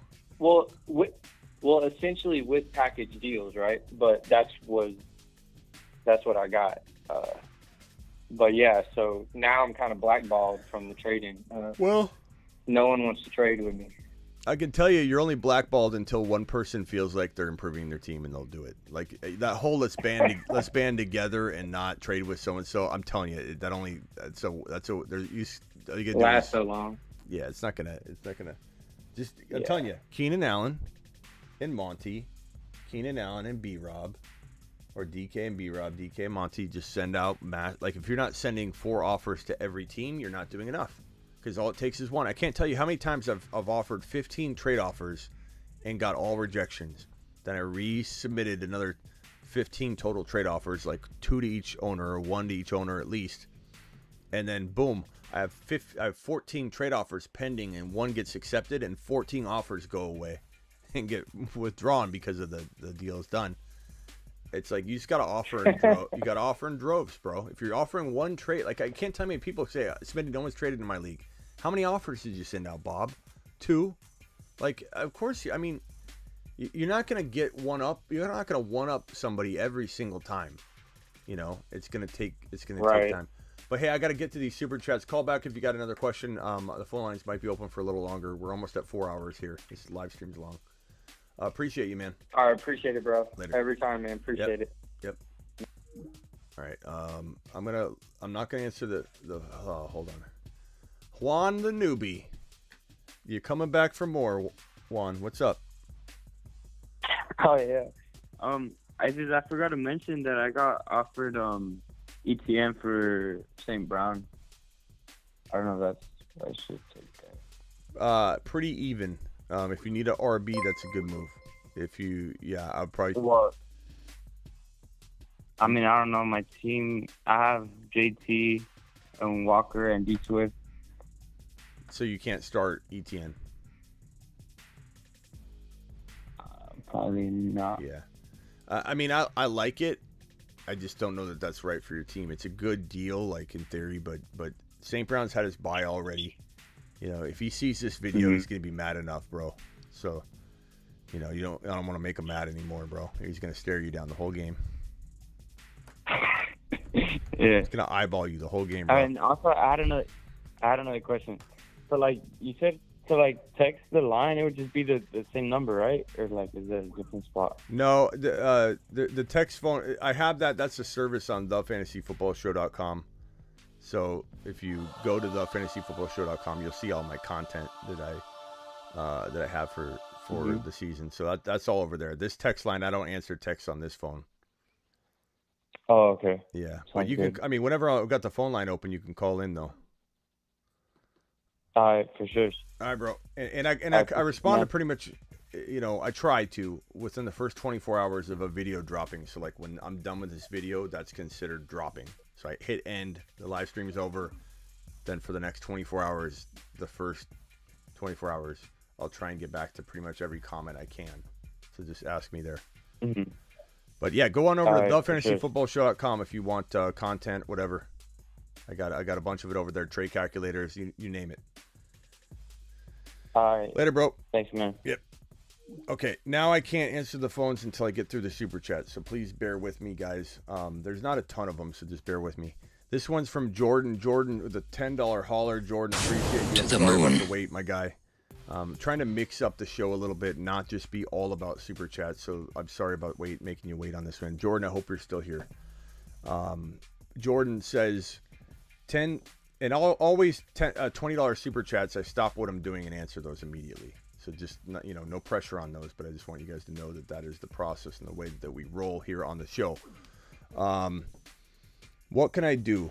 5-2 QB Jay Hurts, running back Mixon, James Conner, JJ Chase, and Njoku flex, D Foreman. This is tough because like I love your team pre-injury, and Mixon's tough. You know, Mixon's gonna have a little bit of an uptick, but he's been tough lately and not delivering. You got to try and trade JJ. I hate to tell you to do that, but I don't think this team's winning with Mixon, Hurts, and JJ alone without Chase. Unless you can trade Chase for Higgins straight up like the other guy did, which was a pretty good move. Then you can maybe squeak out another week or two. You're 5-2 and wait. Just wait for things to get fully rolling. I mean, Pollard's going to get in there for you. I might start Pollard over Connor this week, but that's tough. Maybe Hunt gets traded and you get some good value that way.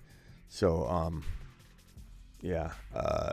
JJ for ETN and Adams. JJ for Walker and AJ Brown.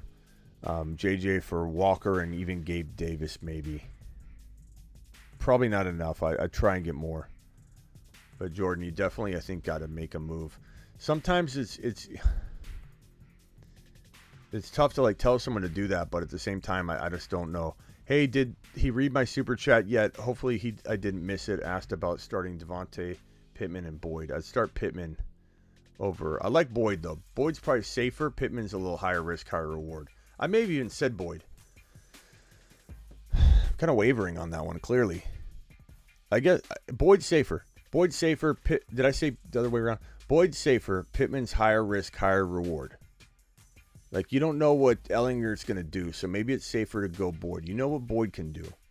And he's going to get leaned on with Chase out. So Boyd's safer. Pittman's higher risk, higher reward. I think I did answer that, Adrian, but there you go. Answered it again for you.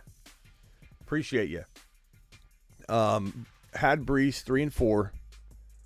Condolences. Jamar. Now my team is Tua, Chubb, Zeke, AJ Brown, Godwin, Kelsey.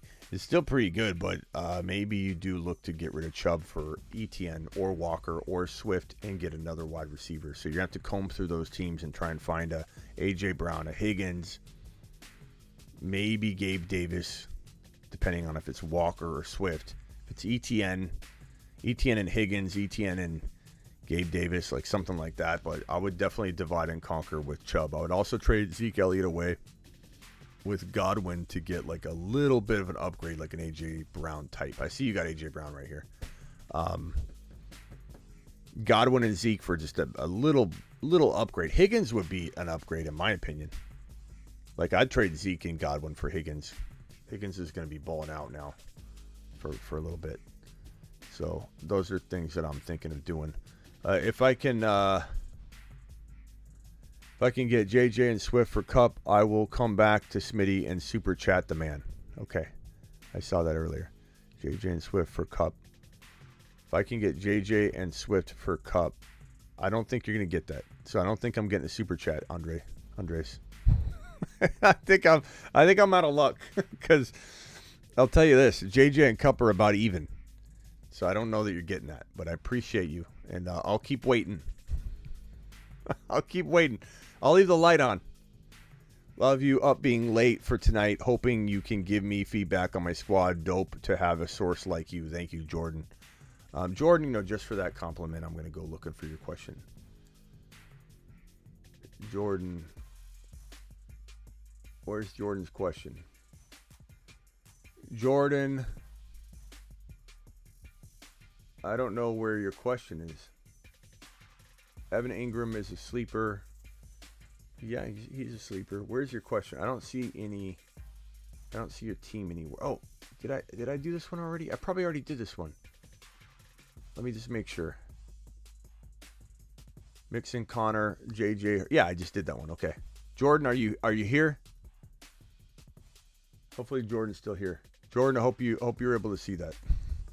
I didn't mean to make you wait so long. I gotta do this quicker. I'm sorry, guys.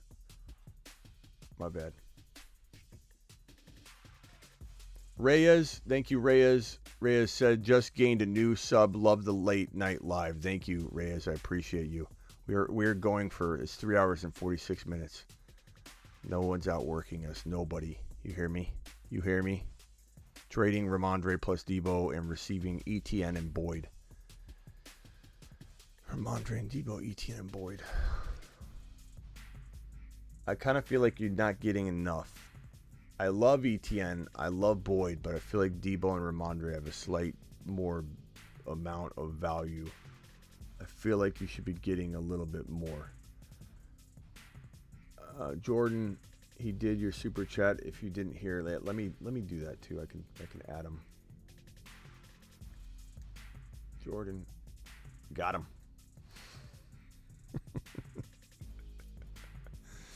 Got him, Jordan. Jordan, you here?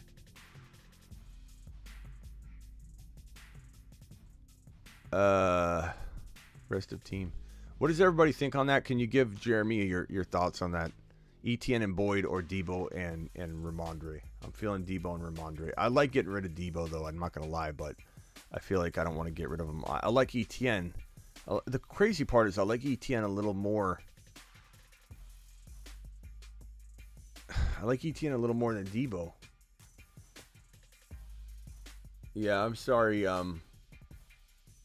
I'm sorry, Herm. I feel your pain, bro. Can I get a vote on that one? What do you like better, Etienne and Boyd or Debo and Ramondre? I kind of like Etienne more than. Yeah, Debo's side feels like. I feel like he needs to get more. I agree. Etienne and Boyd. I like Etienne more than Debo though, but I just feel like Ramondre. Like I like Boyd, but Etienne and Boyd. Etienne over Debo. I agree. You need more. Debo, Ramondre, Etienne and Boyd. Wow, it's Etienne and Boyd is a little bit getting more votes than I thought. Etienne and Boyd. I just feel like you should get more. I feel like you deserve more. While we like it, like that's why I'm struggling with it. I think we all like it, but I think we all are just saying what we value, and I think you need to get more. Did you read my super chat? Did I miss it? I asked about starting. Yeah, I already got that. Thank you, Aiden. Appreciate you. This one's from Jay.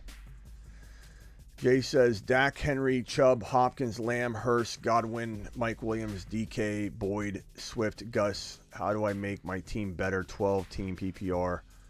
I probably would say, I mean, it's good. You've got a good team. I mean, Swift, you buried Swift down there. I'm here looking at your team going, and then you got Swift. Henry, Chubb, Swift. If you can't, hopefully you can start Swift. If you can't, you need to trade a running back is what you need to do, and I'd probably trade Henry. But Swift, Chubb, Henry is very good. Hopkins and Lamb, I don't think you need to make any moves. I would definitely have an open door policy for a trade offer, but someone's gonna have to offer you like a ton. The fact that you have Hopkins and Lamb and still have Godwin, the only thing you could really do is like go get JT using Henry and then getting probably more in return. You know, like you give Henry and Godwin, you get JT and a wide receiver upgrade. Do it 2 for 2 with the JT owner. That would be like idea number 1 for me. Henry and Godwin for JT, and if they got like an Adams or an AJ Brown or something, I'm punching it.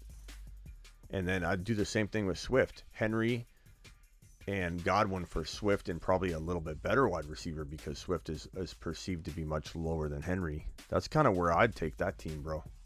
That's a pretty easy first step for me. That's where I'm going. Brady, JJ, Pittman, Olave, B. Cooks, Fournette, Hendo, J. Cooks, you mean James Cook, Edmonds, Rashad Whitefields, lost Hall, sadly, and I'm leaning towards doing that trade with JJ. Yeah, I would probably JJ, Pittman, Olave, Fournette, Hendo. You've got to make a move. I'm sorry, bro. This team needs something. I'd trade JJ for the packages we've been talking about: ETN, Swift, and I go to the Swift owner, go to the Walker owner, go to the ETN owner, and try and find out what wide receivers they have. And if you could, I mean, ideally to get like an ETN and a Walker for JJ would be ideal for you. Then again, you could use a wide receiver too. So I'm okay with trading JJ for ETN and like Adams, ETN and obviously Diggs, Walker and AJ Brown. I'd even take a chance on Debo in this situation with one of those guys. You know what I mean? Like, I'm definitely don't be getting screwed on that second player though, just because you want to get a deal done and you force a deal when you don't need to do a deal. What wide receiver should I target for Leonard Fournette? This is the 12-man full PPR double flex. Options are Olave, Keenan, and Kirk. Stingy league. I do have Watson. Leonard Fournette is hard to sell. And if I'm trading Leonard Fournette, I'm going across position because no one's going to give me, I mean, unless you get like a Stevenson, like, which is kind of like buying low and also even hard to get. You're not getting an ETN. Try.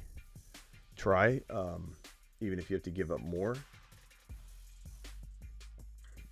Guys, do I panic about Jamar or will he be back? We don't know, man. We're all guessing 4 to 6 weeks is what the prognosis is, but it could be worse than that. Leonard Fournette for Higgins. Going across position. AJ Brown. All those come to mind, my guy. Hey, Smitty, could I trade Goff and Gesicki or Dulcich for Kyler Murray because he has Hunter Henry? Could I trade Goff and Gesicki? I doubt you're getting Kyler, but certainly try. Maybe you can give like a Foreman or someone like that, Drake, on your bench to get that done. You know, like I'm not sure what they're dealing with. $5 hauler from Neil. Neil says, love you, Smitty. Hope chat's good. Not the best being a Buck fan right now. I know, man. And I feel your pain being a fantasy fan right now because, you know, fantasy football is getting hit as hard as the Bucks got hit tonight. Non-PPR, Pollard, Olave for Adams and Khalil Herbert. I take Adams in a heartbeat. Adam's in a heartbeat. Smash that. Very, very appreciative of all the super chats, and you guys are absolutely amazing. Faithful Lee coming in here. Appreciate you being here. Oh, was that a Kenneth Walker question? He said KW7. So, or I already didn't say KW. He said Leonard. No, that wasn't Kenneth Walker. Okay. Someone was saying something about KW9, but it was a Leonard Fournette 7. Okay. Leonard Fournette.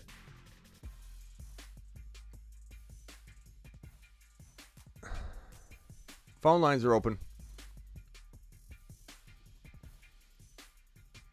Phone lines are open. Dial into the show. I'll open up the number in a second. There's so many people that know the number and have the number that whenever I put the number up, it gets blasted. So I'm just kind of letting people call in. You're live on the show. Who am I talking to? Hello? Yeah. Hello? Oh, okay. Hello? This is Mrs. Smitty. Oh, wait. This is Mrs. Smitty. No, I'm just kidding, bro. What's up? What's going on? Oh, me? Yeah, you're live on the show, bro. I'm sorry. Okay, yeah. Hi, my name's Sean. What's up, Sean? I actually left a comment on one of your videos earlier, and I think you responded to me, and I really appreciate that. But I actually got a few offers after, and I wanted to see what your opinion on them was. Okay. Yeah, so I can start with my team. So I have Mahomes, Jonathan Taylor, DeAndre Swift, Devontae Adams, Stephon Diggs, Goddard, Pollard. Hold on one second. Mahomes, JT Swift. Right. Okay. Devontae Adams, Diggs, Goddard. Okay. Pollard, Juju, Wandale, Amari Cooper, Rashad White, Chuba Hubbard, and I just picked up Kadarius Toney earlier. So okay. Yeah. So yeah, this is my team. I was wondering if there was a way for me to maybe improve my tight end to Mark Andrews, because he had some bad weeks, but I don't know. I know I like the consistency that Goddard has, so I don't know if that's like a trade that I should be looking to make. Yeah. So, my untouchables for you, because you have a really good team. JT, Okay. Swift, Mm-hmm. Adams, Diggs. I'm not moving these guys. I'm just not. And so it's going to make it hard for Okay. you to get Andrews. I just don't think it's smart to Okay. trade for an injured player when you're looking at bye week free, JT, Mahomes, and you're going to be bye week free with Mahomes after this week. Mhm. And you're going to go on a tear. Yeah. What's your record? I'm 4-3, but it's an 8-team playoffs, and it's a 10-team regular PPR. So Yeah, and I think like. And you've been suffering through bye weeks, bro. Like Goddard's off the like you're set, man. Coming off of this, even if you're Okay. 4, are you gonna be 4-3, or you're saying are you gonna be? You think you're gonna be 4-4? Well, I'm not sure. I don't know about this week. I have Daniel Jones in for Mahomes because he's on a bye this week, so I don't know how I'm going to do this week. But hopefully, if DeAndre Swift plays, I know Devontae Adams got injured or something, so hopefully if he plays, hopefully I'll be 5-3. But I'm not like entirely confident that I'll win this week. But hopefully, when Mahomes gets back, it'll be better. Is this an 8-man league or 10? It's a 10-man league. It's pretty good for a 10-man team, bro. Okay, so Really? all I'm gonna tell you is I'm not moving any of these guys that I've circled. Really? I mean, Goddard, I might. It depends on the situation, but this team is set up to explode, and you're not going to be 4-3 the next 7 games. You're gonna be more like 6-1 or too at the Wow. very, like, it's a good squad. And this right here is very, very solid when in waiting. Would I trade like Pollard and Amari Cooper? Like, I know it's not a fun trade or whatever. You're not going to get Andrews. You could certainly try. Actually, you know what? I take this back. Bro. I like Goddard, but I would take Andrews for Goddard right now. In your situation, I would do that. So maybe you trade Goddard and Pollard or Goddard and Cooper, and maybe he does. Okay, that. yeah, that's what I was gonna suggest. Yeah, you know what? Goddard and Pollard, but I know. I like Goddard a lot. He's bye week free. You know, that's fantastic and all, but like you add Andrews to this and he comes back, like it's game over, man. Oh wow, okay. Oh wow. Yeah, I'll try to propose that. He's like, oh wow. Yeah, It's like the first time you're hearing anything positive. Oh wow! Yeah, oh wow! I was not expecting. really. I was not expecting to be showered with flowers over my amazing team with my grandmas, because they don't, bro. Your grandmas don't know, you know, that your team's this good in this league. They don't know, so you're not getting any pats on the back. I'll give you a pat on the back. This is an amazing team. The guy's shocked. Yeah, there are a few things that I was wondering. So, I don't necessarily right now have like a solid like flex. I was really hoping to get someone like Amon-Ra. Like, you know, one thing I was really disappointed about is this is my first season in fantasy, and some of the people I'm playing with, they're my friends, and they're also in their first season. And so I found you like probably 4 weeks into the season, and I'm kicking myself because I looked through like your past videos and I see you recommending ETN and Walker in every single one of them, and I'm just kicking myself because I was like, I definitely had the chance to like go after those players. But yeah, I mean, moving forward, I'll definitely be like keeping up with everything. So that's why I've been like attending almost all the live Attending. streams. I like this kid. What are you in? Yeah. Are you in college? Or are you? Yeah. I'm in college. What year are you, college. man? I'm actually so. I did not even expect for you to pick up the phone. I was spam calling. I felt kind of bad. I didn't know if like that's what I was supposed to do. If you're spam, you're fine. But what are you studying in college, bro? I'm actually a biology major. I'm in a 7-year program for medicine. So hopefully I want to get into sports medicine. That's what I eventually want to get into. But oh wow, you know, it's just a pipe dream right now. We might have an oh wow button. What's your name, bro? Sean. My name's Sean. Let me put you in the system here as oh wow, Sean. Oh wow. Sorry, I'm just really. Oh, I hung up on him. Jeez. Oh man, I hung up. Hey, oh wow, Sean, call back one more time, please. Man, I was trying to enter it and then I got a call and it messes up when I'm typing. You're live on the show. You just screwed up. Oh wow, Sean's. What can I do for you? I'm sorry, man. That's all right. I feel bad. If he's calling back, can he get back on first? Yeah, well, yeah, we'll see if he dials back in. Oh wow, Sean, call back one more time.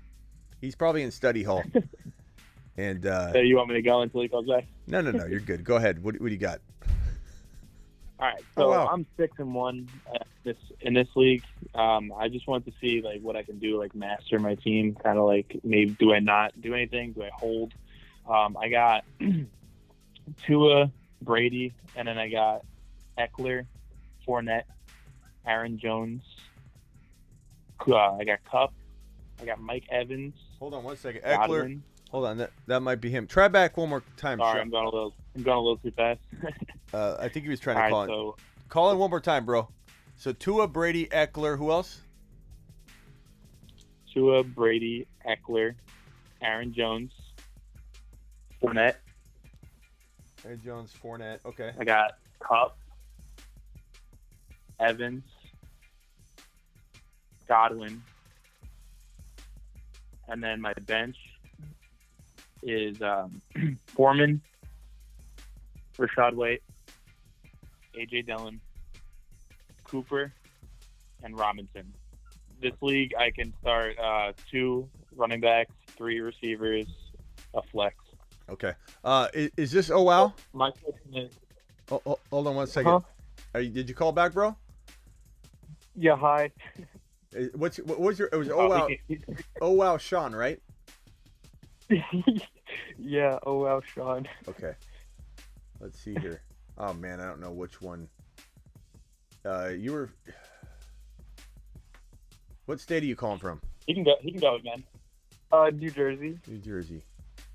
Let me see. I have both your phone numbers here, but I'm gonna look up the New Jersey area code. I don't want you to give out your number or anything, but I got both your numbers here. I'm not sure who's who. I can say the fourth number is a 9. I don't know if that helps. I'm the 631 number. That's a New York number. 631. Okay. So oh wow, Sean. Let me put you in here. You're already becoming a legend on here, bro. Oh wow, Sean.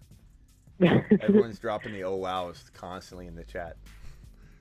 Oh wow. Is that a good thing? Sean. I mean, we might create an oh wow button, bro. I'm just telling you. Oh wow. That'd be pretty cool. Oh wow. All right, Sean. Appreciate you, buddy. Honestly, I didn't know. Yeah, thanks for the advice, Smitty. Yeah, call back anytime. They love you here, so.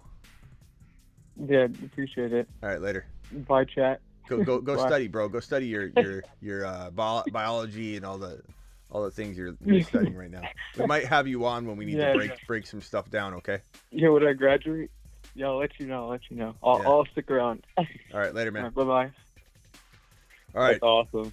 Yeah. Okay. Who am I talking to? What's your name, bro? I'll put you in too. My name's Al. Al. Okay. Let me put you in the system, Al, so I know when you're calling. All right, Al. Hit me with your question. What was your question? So the question here is, I feel good with like Evans or Godwin, but having them both and Fournette, like now I have too much Bucks. I don't know why I pretty much drafted the whole Bucks team here, but I'm 6-1, so something's working. So for package trades or whatever I got to do, should I hold on to Fournette? Should I get rid of Fournette? Should I get rid of Jones?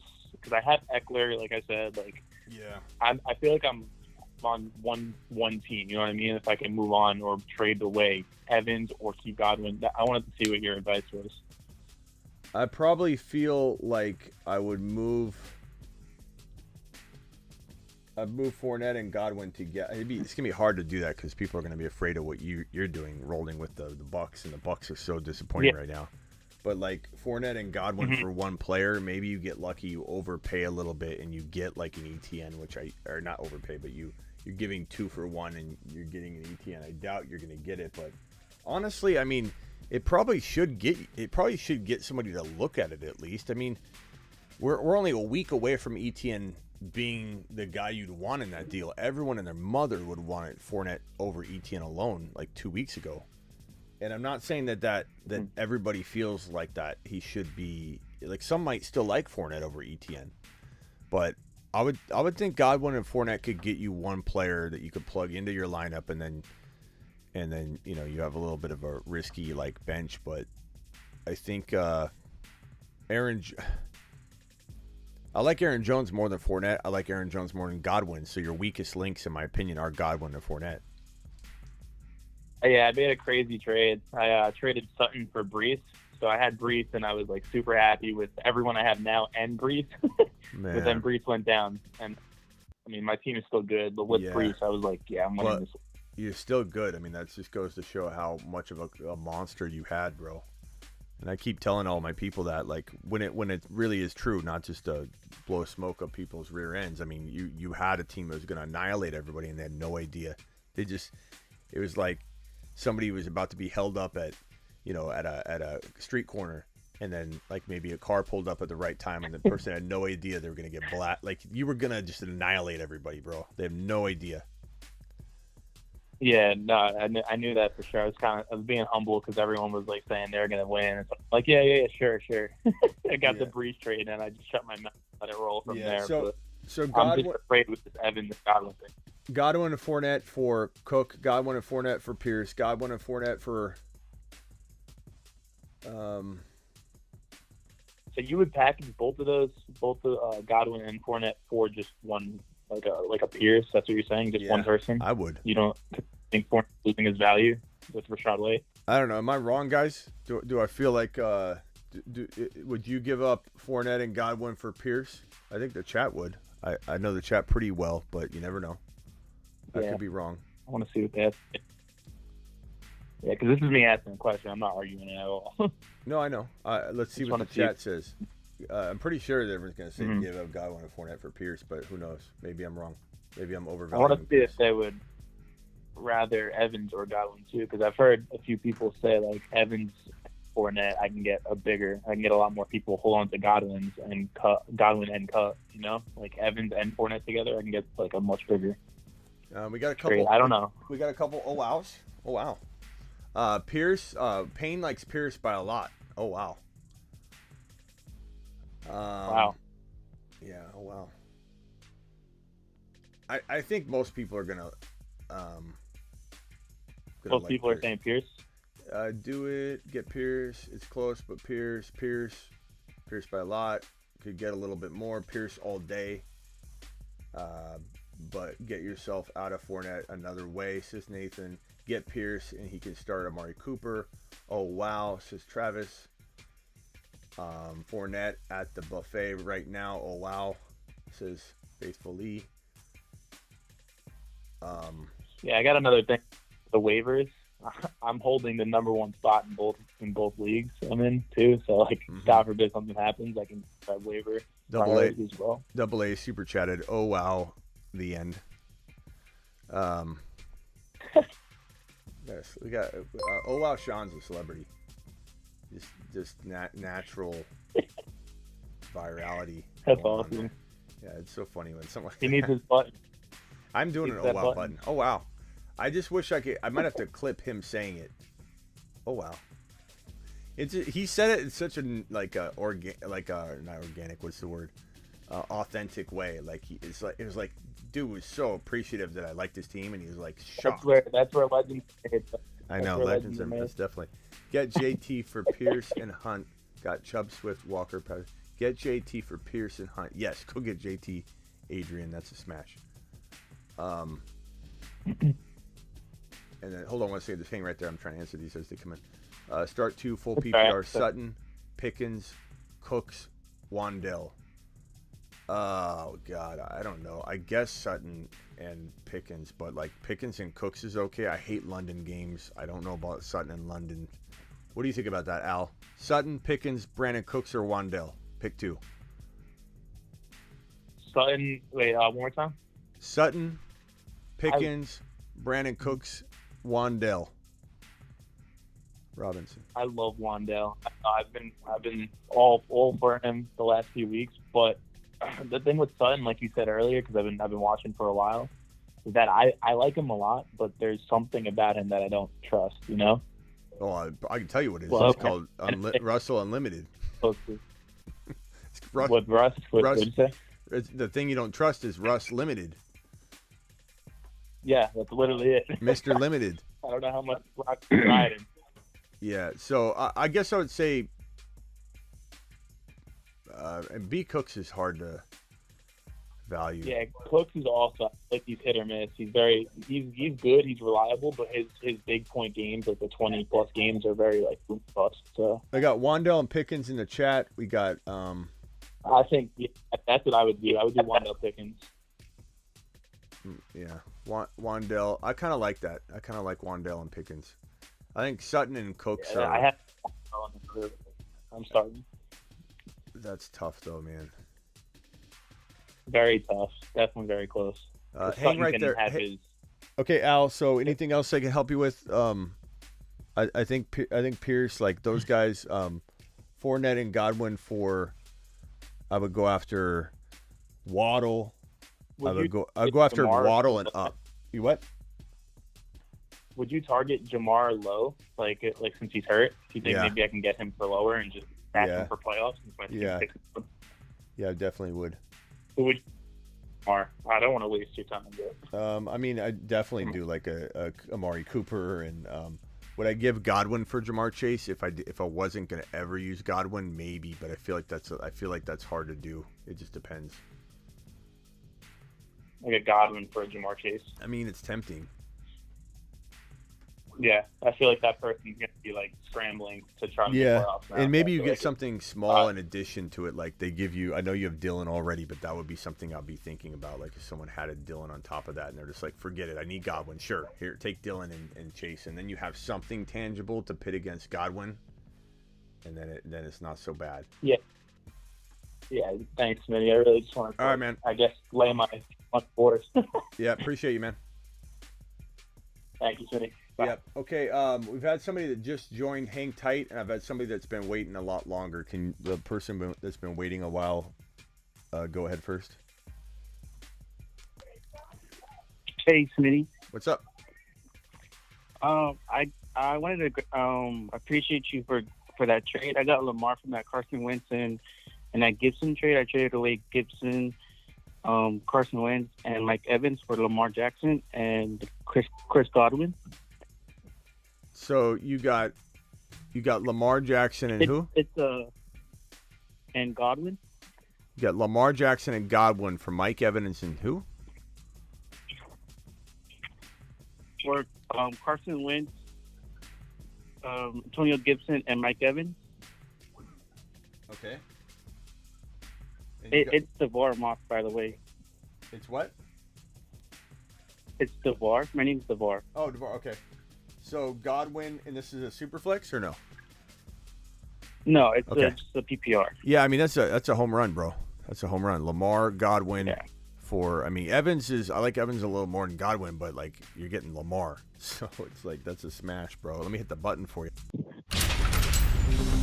You've just been Smitty. Got him. Yeah, I just wanted to thank you, Smitty. But I have a question for you. Yeah. So I'm in a PPR league. In my other league, I have Joe Burrow, Michael Gallup, Jacoby Myers, Josh Jacobs, Aaron Jones, Dawson Knox, Herbert, Chase, Elliott, Eno, Pitts, Rashad White, Darnell Mooney, and Wan'Dale Robinson. Should I make other trades or no? Burrow. Say it again. Burrow, Aaron Jones. Who? That's the only two I got. Burrow. I got Burrow, Aaron Jones, Josh Jacobs, Jamar Chase, Michael Gallup, Jacoby Myers, Wan'Dale Robinson, Khalil Herbert, Dawson Knox, Kyle Pitts, Ezekiel Elliott, Eno, Benjamin, Darnell Mooney, and White. Okay. Rashad White. I missed somebody. You're going kind of quick, but Jacobs, Chase, Gallup, Myers, Zeke. I'm missing somebody else. A couple people. I got Dawson Knox, Herbert, Khalil, Benjamin. Yeah, Khalil Herbert. Yeah. And then I got Benjamin, Kyle Pitts, Rashad White, and Darnell Mooney with Wan'Dale Robinson. Okay. Yeah, I mean, I'm worried about this team, to be honest. Yeah. I mean, I like Aaron Jones. I don't know that you're selling him high. Jacobs, you can divide and conquer. Chase, maybe try and trade Chase for Higgins straight up. We got that. Someone did that offer tonight, and that was pretty good. So Chase for Higgins straight up. Trade Jacobs into two different players.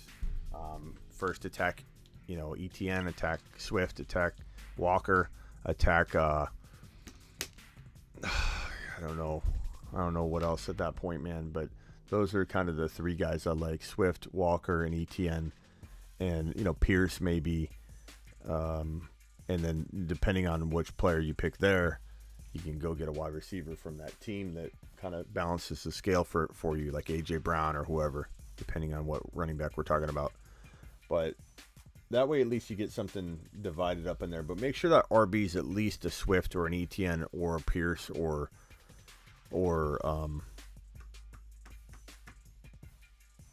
yeah. I mean, I maybe take like a Mixon or something, but they have to get a really nice wide receiver.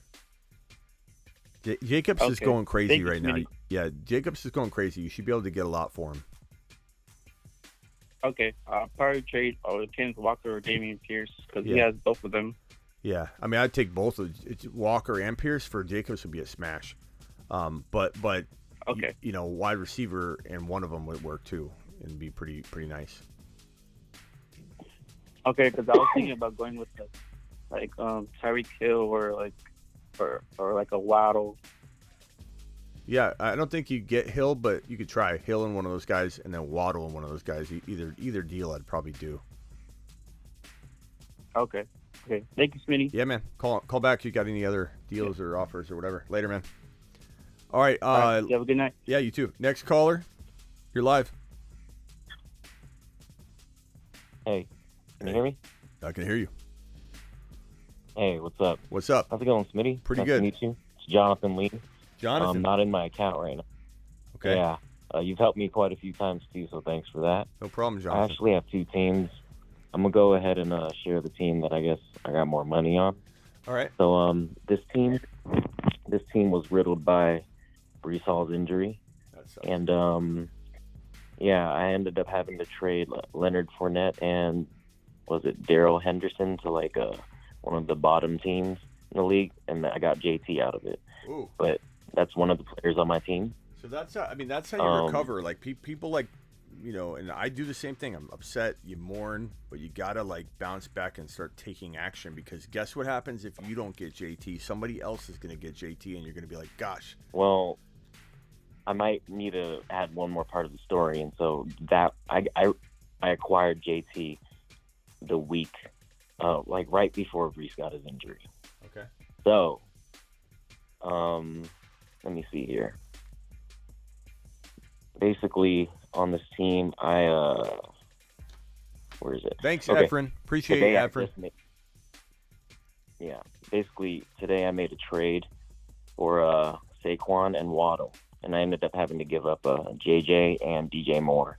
I remember asking you the question, and you said take it, and I tried to take it, and the guy changed his mind. He's like, I need more. So I was like, I felt like I could part ways with DJ, even though I'm kind of like feeling a resurgence a bit, but I probably am tripping because Carolina Panthers are probably not safe to bet on. Okay, so what's But what's the yeah, deal? I got Goff playing. Who? I got St. Brown. I have Waddle, JT. Wait, hold on one second. Barkley. Is this the team, or are we doing the trade offer? You're giving me the team? Yeah, I'm just giving you the team. I'm kind of like paranoid that I'm like weak somewhere, and maybe I should be making a trade. So JT. Yeah, I have Barkley now, and Andrews, and I'm weak at flex. I end up having I put Khalil in it for now. I got Eno Benjamin. I got Geno Smith on my bench. Pacheco, Gesicki, Madison. I picked up Malik Willis just in case, and I have Van Jefferson on the IR, right, and I got Tucker and Who Buffalo. are your wide receivers? It was just St. Brown and Waddle, and Jefferson on IR. Okay. So you got Waddle, Jefferson, Waddle, St. Brown, Andrews, Barkley, JT, lost Breece Hall. Your flex, you have Herbert, Eno, Pacheco. Okay. Who's your QB? I have Jared Goff in right now. Okay. Or as Ron Navy likes to call him, golf. Yeah. Everybody drop a Ron Navy and a golf emoji. Efren, appreciate you, by the way. Okay.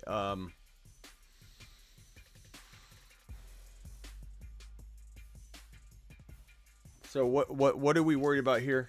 What are we trying to do? What's the goal? I'm really weak at flex right now, and I get it. It's a flex spot. Yeah. It's supposed to be one of these waiver guys, but I'm always like having the biggest issue choosing between like K-Herb and like all these smaller time dudes, and it's like I'm like, should I try to trade up for something? But I really don't know if people are willing to like. I mean, I guess I would have to trade up to like a team that can stash, right? Because these are all stashes, really. Mm-hmm.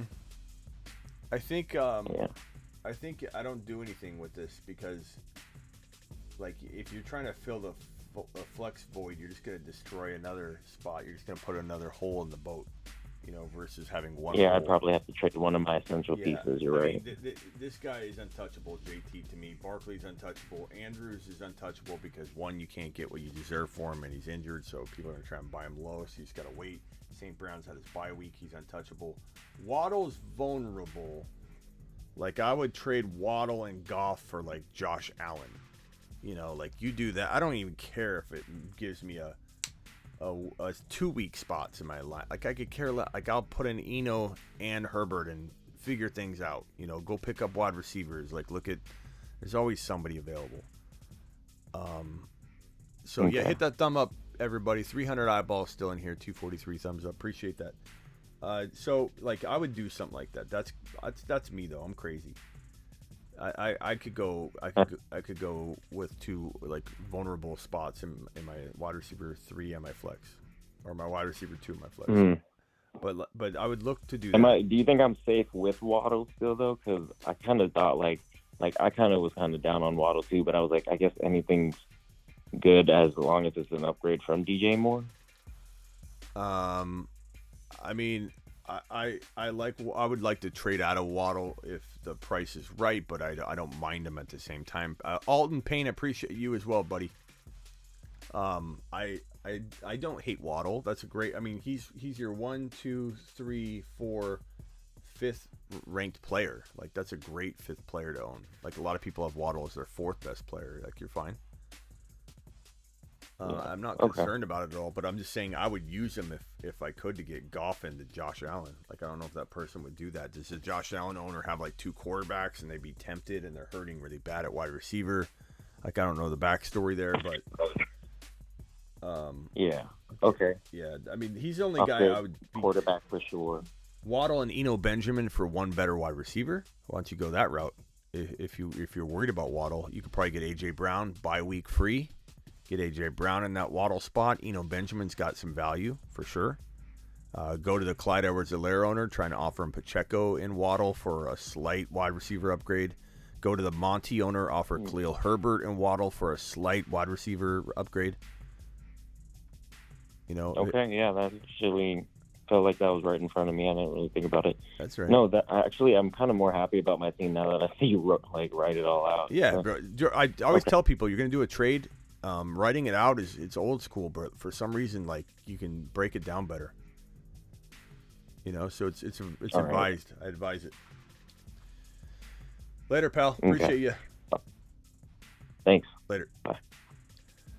All right. Super chat here from Stevenson. Stevenson says, have Hurts, CMC, Amon-Ra, St. Brown, Hawkinson, T. Higgins, Pierce, Mostert, benches, DJ Moore, J. Rob, Rashad White, Wandell, make moves.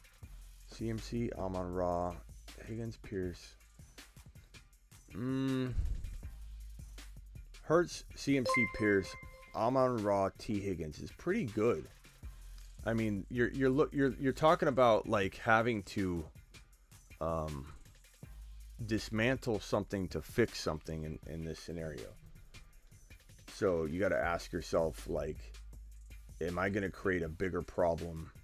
I would shop Christian McCaffrey and see if I can get a Walker and Gabe Davis, or try and shoot higher. Walker and St.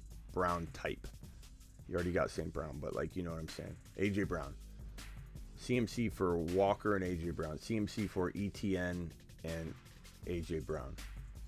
Like, I like that a little better, that team, than CMC alone. But at the same time, if T. Higgins, like, explodes and CMC and Pierce, like, pull their weight and Amon-Ra stays healthy, you're going to have a good team. I like the AJ Brown stack, though. That could be pretty fun. And AJ Brown does have that bye out of the way. Always something to consider. But appreciate you, Stevenson, and hopefully that helped. Follow up if you have a follow-up. You're live on the Fantasy Football Show. Who am I talking to? Hey, is it me? It's you. Okay, sweet. My name's Tom. What's up, Tom? Nothing much. I want to run you through my team. 10-team, half PPR. So, let's see. Got to pull it up here real quick. I've got Brady, Saquon, Swift, Olave, Waddle. Hold on one second. Swift, Brady, Barkley. Okay. Olave, All right. Waddle, Gabe Davis, Kyle Pitts, Jamar Chase, and let's see. And I got a couple like home run stashes like Rashad White, James Cook, Tyler Algier maybe. I don't know. Mm-hmm. Let's see. Then Wandale Robinson and All right. Jahan Dotson. What are you thinking here?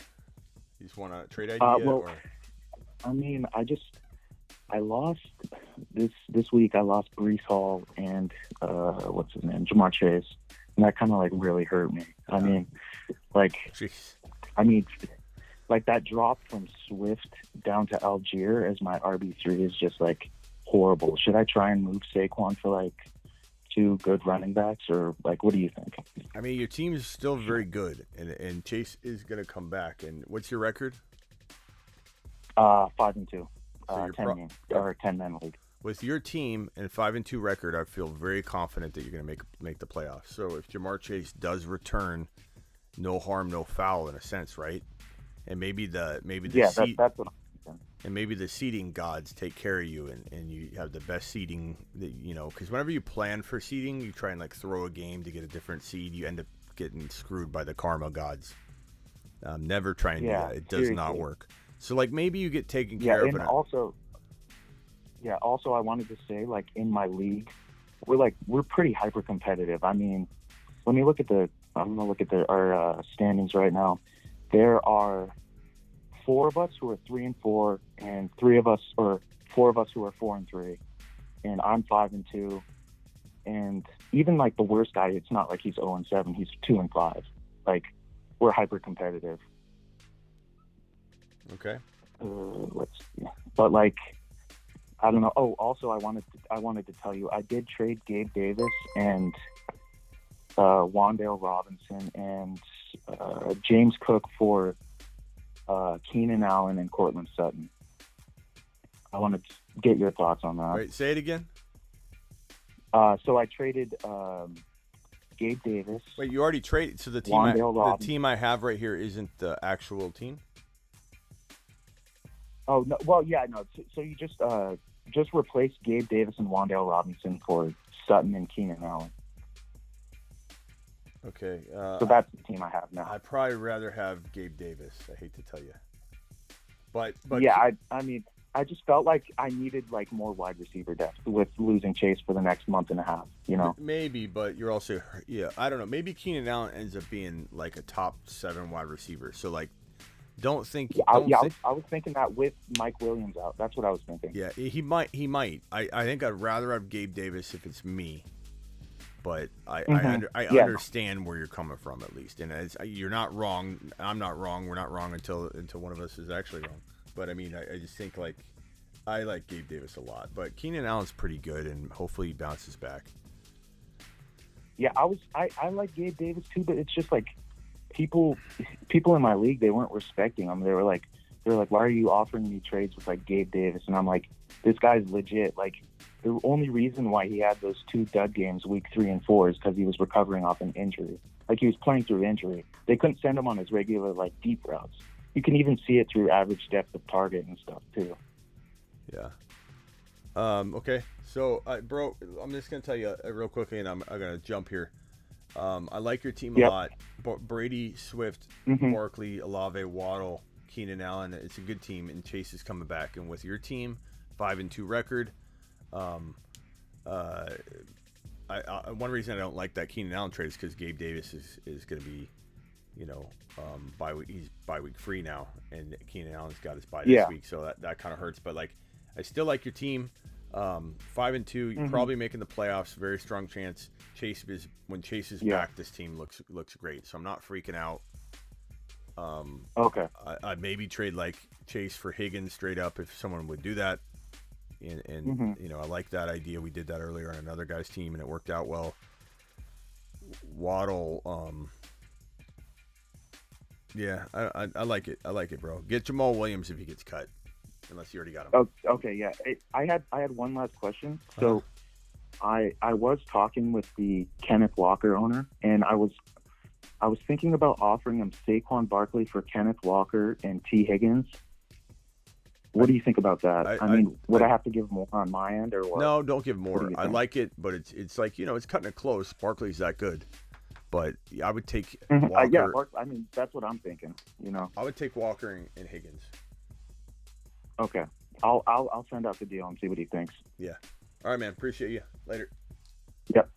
Thank you. Yep. All right. Phone lines are closed for the night because I think I'm gonna slow it down here and pop on out of here. But I don't know if Toon is still here. Is Toon still here?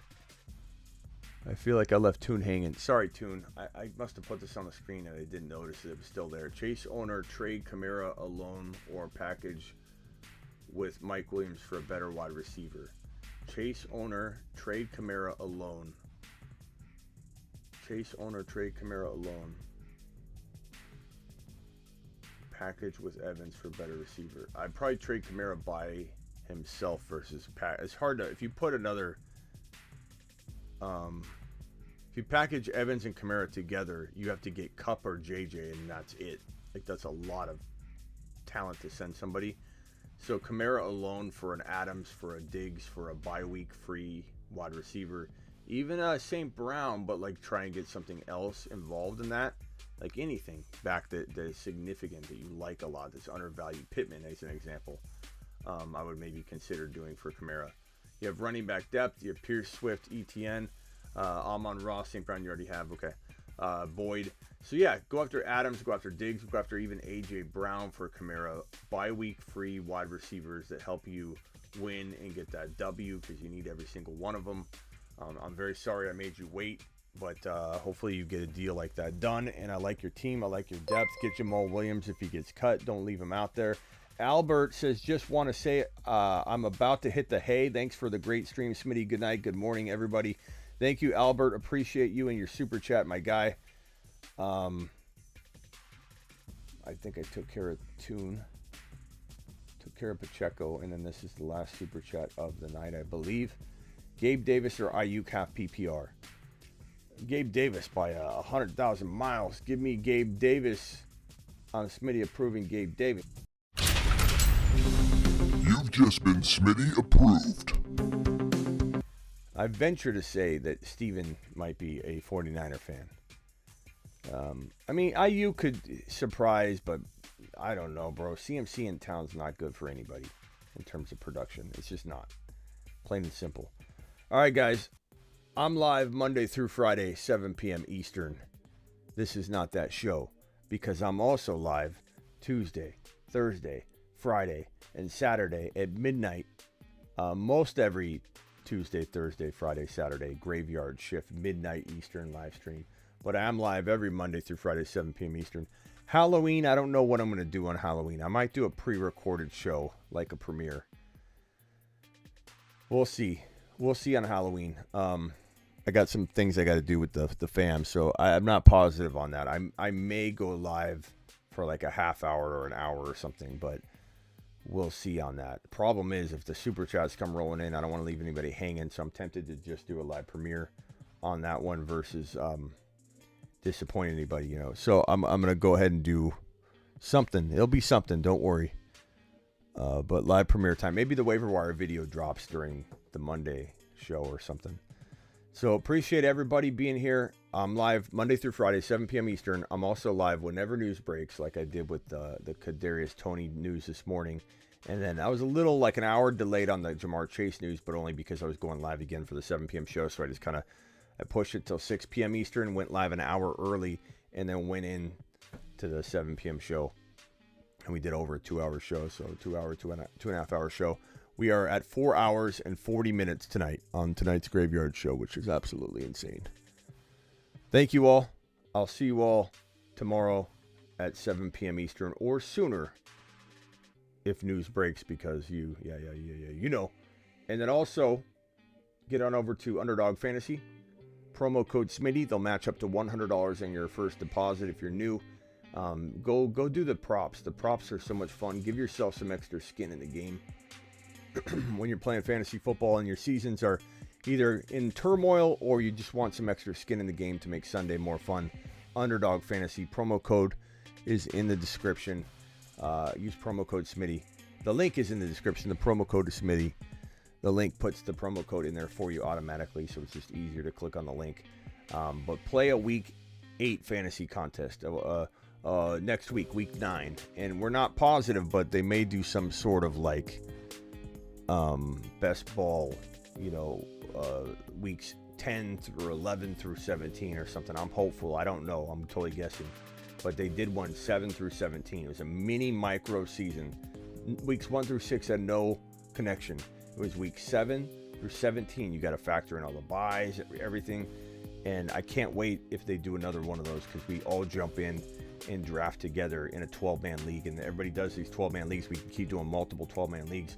And then if you make it through week 14, everybody goes into a bucket together in the next round, then a bucket together in the next round. And then there's one winner and all kinds of prizes. And if that happens, you'll want to be signed up early anyway, so that you don't miss out. So go to the link in the description. CMC trades, we talked a lot about that, bro. CMC for ETN or Walker or Swift, and then you go get a secondary piece with that. Whatever wide receiver you can pluck off that person's roster that makes sense to balance the scale out. ETN and AJ Brown, ETN and Diggs, ETN and Adams, Walker and AJ Brown, maybe a Walker and Gabe Davis or something like that. Espinoza says you're still live laughing. Yeah, I know. We're out of here though. Deuces. Oh, wow.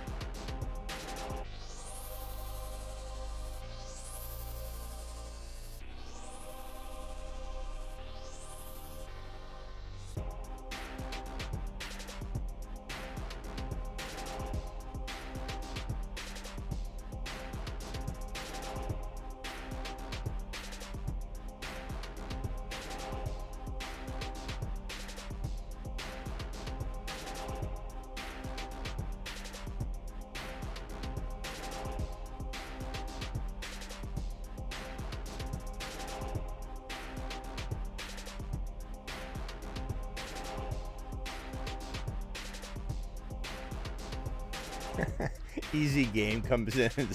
It's already over. Okay, show's over already. Yeah, we decided to only go about 4 hours and 15 minutes tonight. Easy, so we're gonna cut it close. Cut it just under 5.